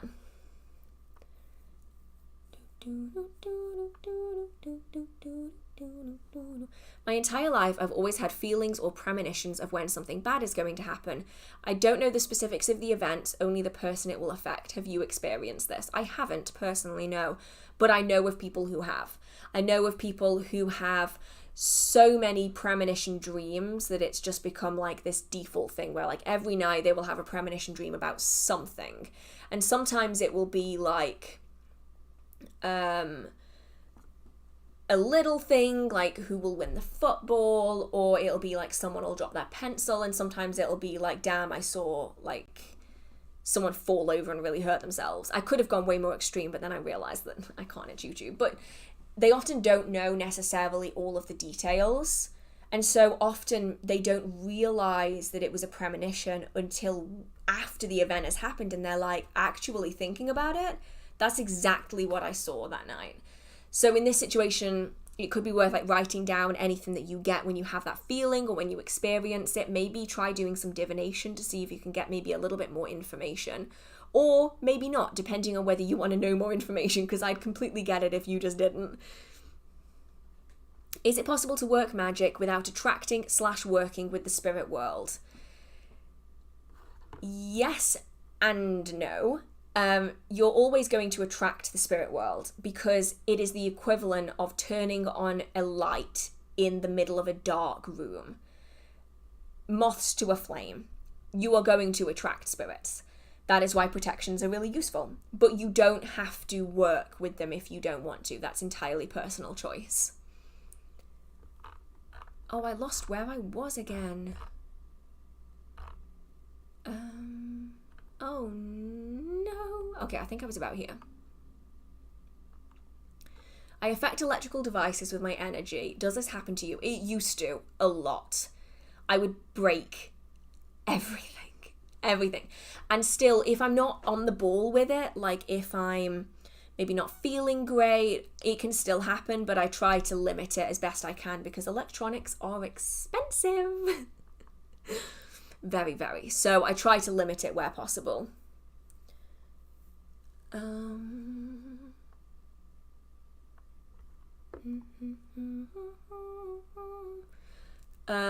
You keep mentioning that your spirit is telling you stuff. How do you communicate with them? Just thoughts, or is it sounds, whispers? Please share as much as you're comfy with.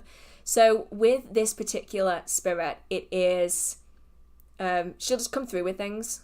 It's, I don't really know how to describe it because it is completely random when it happens. It isn't like it's really hard to explain. It's very different than my mental voice, if that makes sense. Like, I'm one of those people that has like permanent narration, right? It's very, very different from that. Sometimes it will be like vibes. It'll be like, I'll touch something on the altar and she'll be like, no, put it back. And she doesn't have to say anything. Nothing is said. It's just like the room has gone cold. Like, oh, I done messed up. Okay, I'll put it back. And then sometimes it is like, it will be warnings. Sometimes it will be like whole essays that I get through from her. It depends on what is being said. And it comes through as a voice that is not mine.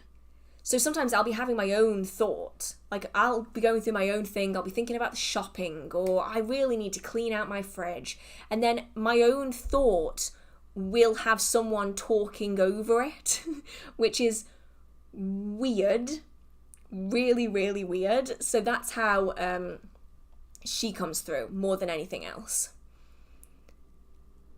I was wondering if it's possible to not have energy in your space.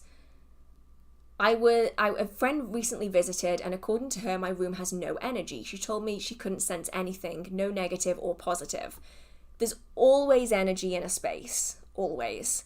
It just doesn't have to be something in any particular direction. So it doesn't have to be like super negative energy, super positive energy.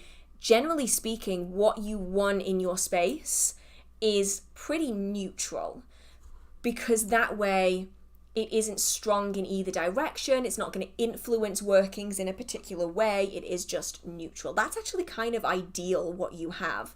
If you have a space and you walk into it and it's really strongly, oh no, that's not great. And if you walk into a space and you almost feel like hyper, it's like that positive energy, that also isn't great either, as it can cause you to not be able to sleep properly, not be able to relax. You might struggle with your meditations, you might struggle with astral projections.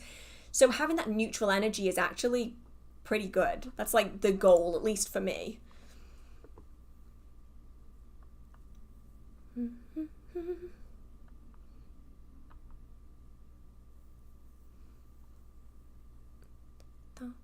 I feel like I've missed a question because I'm getting an...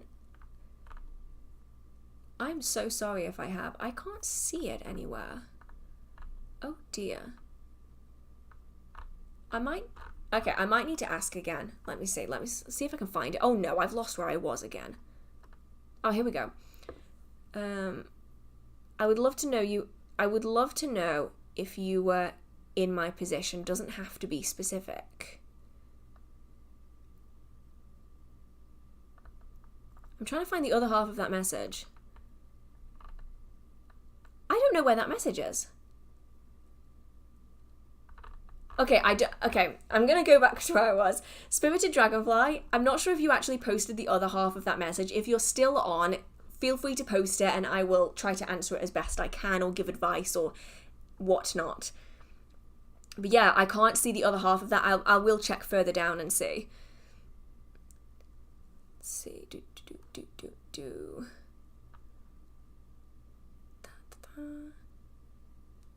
Okay, here we go. How can I talk to my mum using a Ouija board or pendulum 3 months ago from cancer? Oh, I'm really sorry about that. I have a few just important notes that I feel like I should emphasize here, in that I personally wouldn't recommend anyone attempt to contact a past loved one for a year, maybe 2.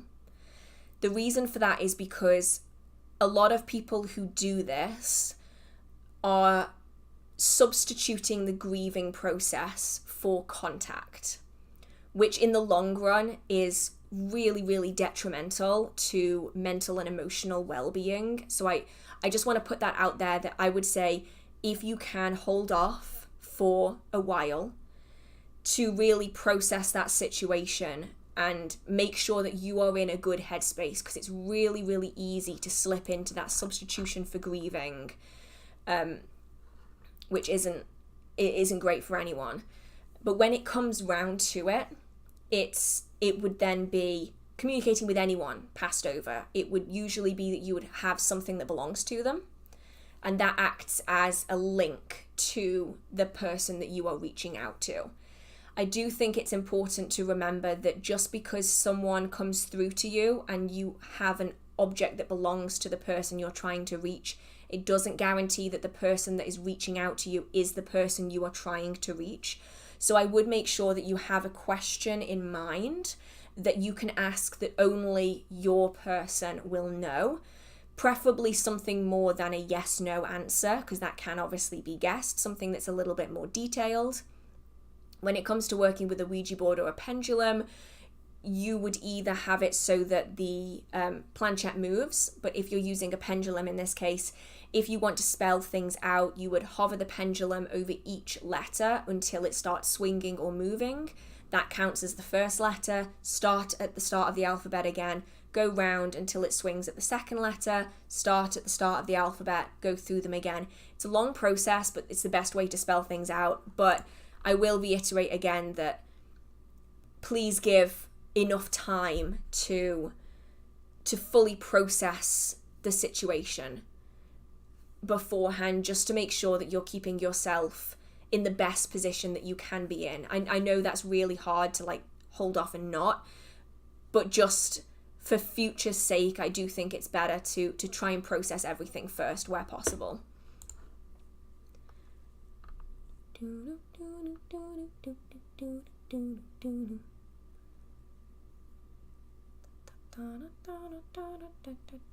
Yeah, this is about the persecution thing and the how witchcraft is not perceived correctly through the eyes of religion. So the line "Don't suffer a witch to live" was actually about poisoners and malicious herbalists. And that's the thing, is a lot of people who very, very strictly follow Christian teachings are actually reading a mistranslated version of the Bible. The James I Bible changes a significant amount, enough to cause problems, which I always find ironic because they always quote things, but they're quoting what is an inaccurate translation, so they're not really quoting anything of any value. I'm not saying anything bad about following Christianity or anything like that. It's just when people, it's always that one, "Don't suffer a witch to live" is the one I get the most in my DMs. DMs, YouTube comments, emails, I will get just essays of it. And they always use that line, and I'm so tempted to just that's not the right line. But I just block them instead because it's just easier.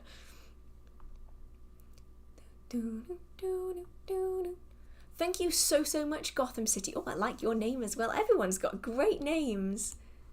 Oh, I can heart them. I didn't know I could do that. Ooh, I can heart them. Cool. Thank you so much for your support. Honestly, it means a lot, and it keeps me being able to do the live streams. And also Evelyn as well. Thank you so much. I'm just glad that you enjoy the streams. I will keep doing them as long as people enjoy them. That's the main thing. If anyone gives you a gift, or if they give you something that used to be theirs, can that be used as a tag lock? More so if it's something that used to be theirs, because it spent a lot of time around them. A gift is something that could just go from the shop to their house to be wrapped up to given to you. It's more of a tenuous connection, whereas if it's something that they've owned and they've given it to you, then definitely.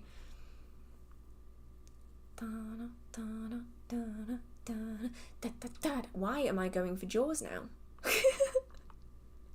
Oh dear.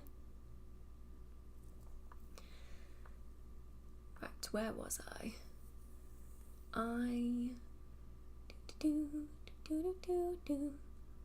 Oh, the little ditty you hummed sound vaguely like the one-winged angel. It actually did, didn't it? Now I want to play that again. It's been a long time. I wish there were more elemental practitioners on YouTube. They are out there. I think it's more that a lot of people will add elemental witchcraft into other forms of practice. So I was solely an elemental practitioner for a long time. And then I got to the point where I was like, but I actually add in this as well, and this, and this. So like I still strongly work with the elements. It's just that I add it into other things as well. And I think a lot of people are like that, where they will refer to themselves as eclectic, for instance, because it's not only the elements, but also, say, kitchen witchcraft and green witchcraft, and they'll like add it all in. They end up just classing themselves as eclectic. You'll often find that people are a lot more elemental than they will probably expect or discuss.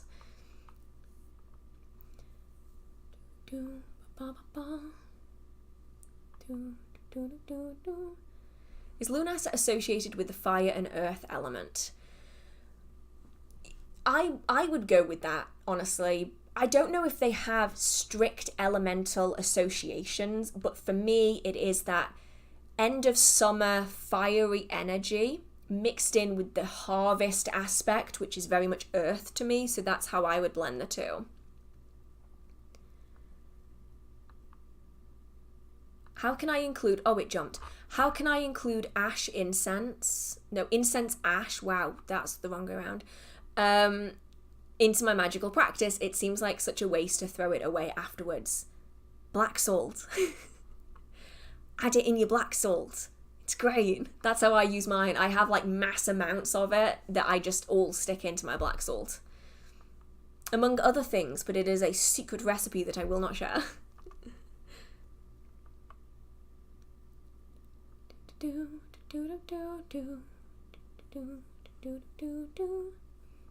Ooh, do you have any recommendations about learning about dragons as spirit guides?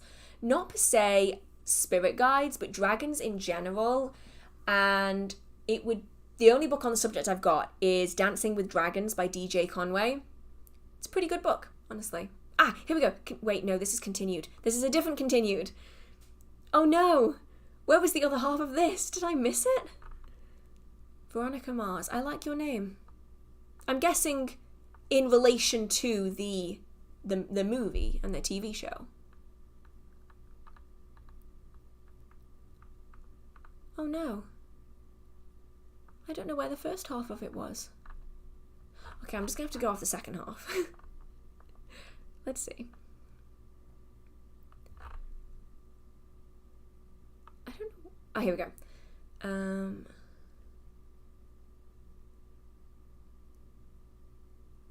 I'm so confused. Is this in relation to a question from earlier? I will have to get back to this one. I feel like I belong here. I've felt so connected since I was a young child and even did witchy things before I knew it. How can I overcome my anxiety? I don't think I've got the entire like sentence, like the entire section, but generally it's about baby steps.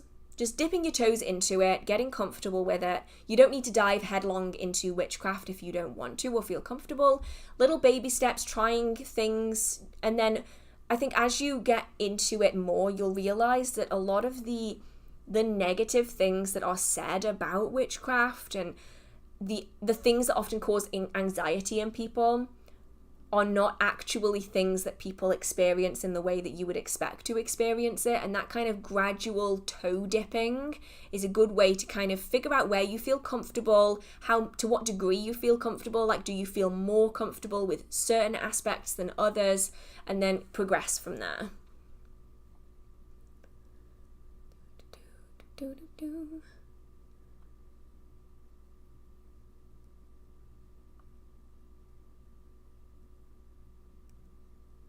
It's not boring for me, Shane. Shane said that specifically to Phil that every live stream has 90% of the same questions. It does. I hope it's not boring for Hearth. It's not, because I have like dedicated people like Shane who are here really often, and then I always get new people coming in always, and it's all I think I'm just used to it. I've been answering questions on social media since Tumblr. So I'm kind of used to answering the same questions over and over again. I'm just kind of numb to it by now. So I'm okay with it. The King James version of the Bible is the worst translation and most used by bigots. Yeah, it is. Honestly, you should I might have to save one of my emails that I get and show you, because some of the emails, they are like an essay, and all of it is like, are you okay? That's always my biggest thing when I get like angry emails from Christians is, are you okay? Like, actually, because like this amount of like anger to someone who doesn't even know you seems really misplaced. Like, are you okay? But I can't say that, because if you ask them if you're okay, they get really angry. So I just have to ignore them.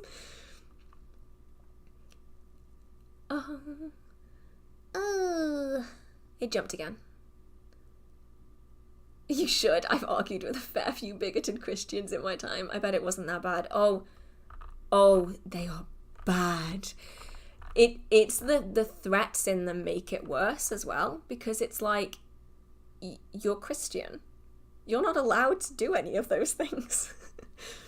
But then I realise that they're just hiding behind their religious beliefs, and that they are not actually good Christians, because there are plenty of them out there. That's the thing, is there are so many really lovely Christians out there, and there's just also a lot of not great ones, but the not great ones always talk the loudest, and they make it seem like everyone that follows the religion is bad, and they aren't, like, at all. It's just that, like, it's just the 1%. It's the 1% that ruins it. Right, where was I? I am gonna do the last few questions, and then I will be going to have some food. So let me know if you have any last remaining questions, because wow, it's been nearly 5 hours. Damn, this was a long stream. Oh, it jumped again. I don't know what's going on with this tonight. I think I was about here, maybe? Have you ever incorporated keys into spellwork, astral travel, for example? I have done many a working. This genuinely just like triggered a full-on memory for me. There was a set working I used to do. I don't know which book it would have been in. Thinking back to like the start of my practice, would it have been in the one by D'Angela's? Maybe. But the working essentially consisted of you creating like an energetic door that you opened to carry out workings in the spiritual plane. I've done like mental and energetic keys before, but never physical keys. But I know a lot of people do, especially when they're working with Hecate. They will use like physical keys, which I think is really cool. What's the worst witchcraft book you've ever read? I'm not giving you the name of it because I don't want to get hated for it. the worst witchcraft book I've ever read was not about witchcraft. It was actually, I can't say that. I'm going to have to really tamper my words here. It was not about witchcraft really in any way, shape, or form. It was about women's empowerment, but only if you fitted into their idea of what a woman is. And I still have it, and I will never read that again. I will not put myself through that again. But that was the worst witchcraft book I've ever read. Would you recommend any online training or classes for new witches, not Wicca? Personally, no. I don't think you need it. Mostly because a lot of them are Wicca-based, a lot of them are very, very expensive. And it isn't something that I think you're going to necessarily need. If anything, having a singular teacher is more likely to allow you, well, not allow, but it kind of drags you into their path but less kind of mentality of you end up following this person's tradition. When if you're learning for yourself, you are getting like lots of different teachings from lots of different people, and it allows you to develop and form your own personal style. Whereas the people that I know who followed one teacher have their teacher's style of practice. They also have all of their teacher's bad habits. So by learning from lots of different sources, maybe even alongside a teacher, it allows you to bypass bad habits and form and develop your own practice. Where was I? I don't know. I was somewhere here. You could do a video on horrible emails. Oh my goodness, could I? Wait. I might have to save some. Oh boy, have I had some interesting emails. I would obviously leave out personal information and all that kind of stuff. But maybe that's something that I could do on like a Patreon video of like, this is the reality of being a social media witch. Is like, you get people who send you this. Let's pick it apart with me. How are you doing today? I'm doing pretty good, yeah. Pretty good. I am, however, very hungry, so. Is there a risk of getting lost while hedge riding? No. It's so hard to maintain it that it's almost impossible, honestly, because anything will just snap you straight back into your body again. So most people, some people will talk about the requirement of like this silver thread that links you to your body, and if that gets cut, then you just float off into the ether. I've never heard of anyone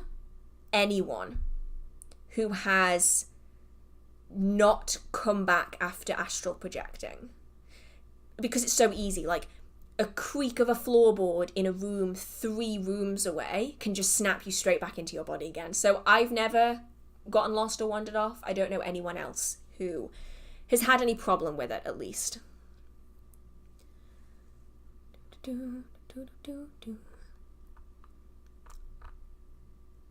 How to not feel guilty for not cleansing very frequently. Health issues, work, full-time. Oh, you don't need to explain it at all. You don't. You don't need to feel guilty about it. If it works for you, it works for you. And if you need to cleanse more frequently, try some passive methods. Salt in a jar, like especially black salt in a jar is a great one. Crystals that you have on windowsills, door frames, by your front door, by your back door. These things are all like passive ways of doing it.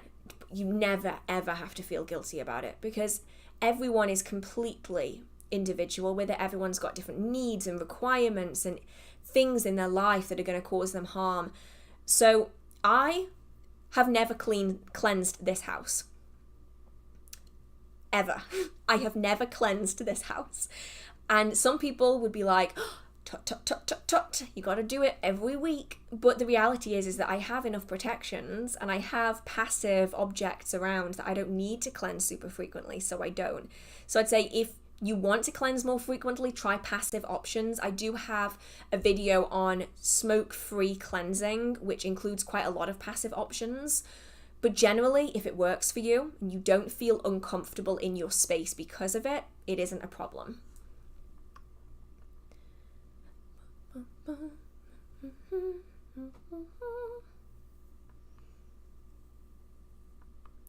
Right, let's see, where was I would watch the heck out of a video. I saw that before it jumped. Oh, where is it? I saw, here we go. I would watch the heck out of a video on horrible emails. That's what I'll have to do then. Instead of deleting them, I will just like store them in a folder. I'll do it with comments as well, honestly, because usually I just delete them, but I'll screenshot them first and then I'll delete them. Because most of them are just like absolute nonsense.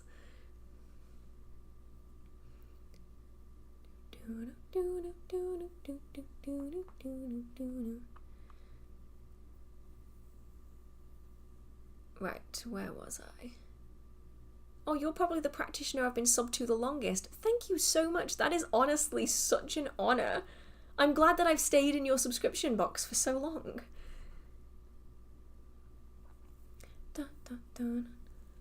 Oh, thank you so much, Iz. You don't need to be that sweet, honestly. You really don't. I literally just sit at my computer and edit all day. I don't do anything special. But those kind of comments and emails they are simultaneously absolutely hilarious. And also, I read them and I'm like, what? What is happening? So yeah, maybe that'll be what I do. So thank you so much, everyone, for joining me on the stream tonight. It has been so much fun. This has been the longest stream I've done in a while, I think. It has been really, really lovely. I will stick this on the screen. I should have put this on the screen earlier, but if you do enjoy the streams, please give it a like. It lets YouTube know that you enjoy them. It will help notify people when they come out.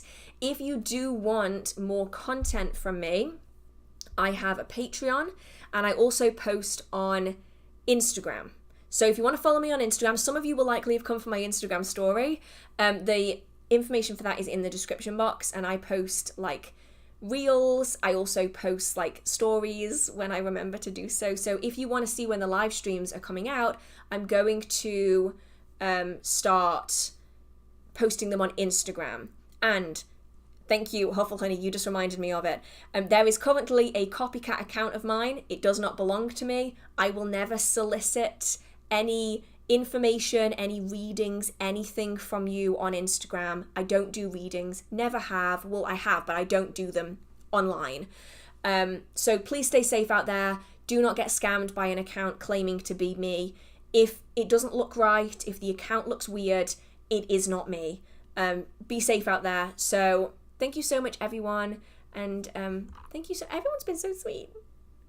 So thank you so much. I'm glad that you enjoyed the streams, and I will see you next week for another video. I'm already editing it. It is Tintagel and my vlog of the magical county of Cornwall. So if you're interested in that, and if you enjoyed the last video, be prepared for that. That's coming out next week. Okay, I'm gonna go now so I can go have some food. Thank you so much, everyone who has commented, liked, donated anything. It really means a lot to me. And yeah, I will see you all soon. Okay. Bye.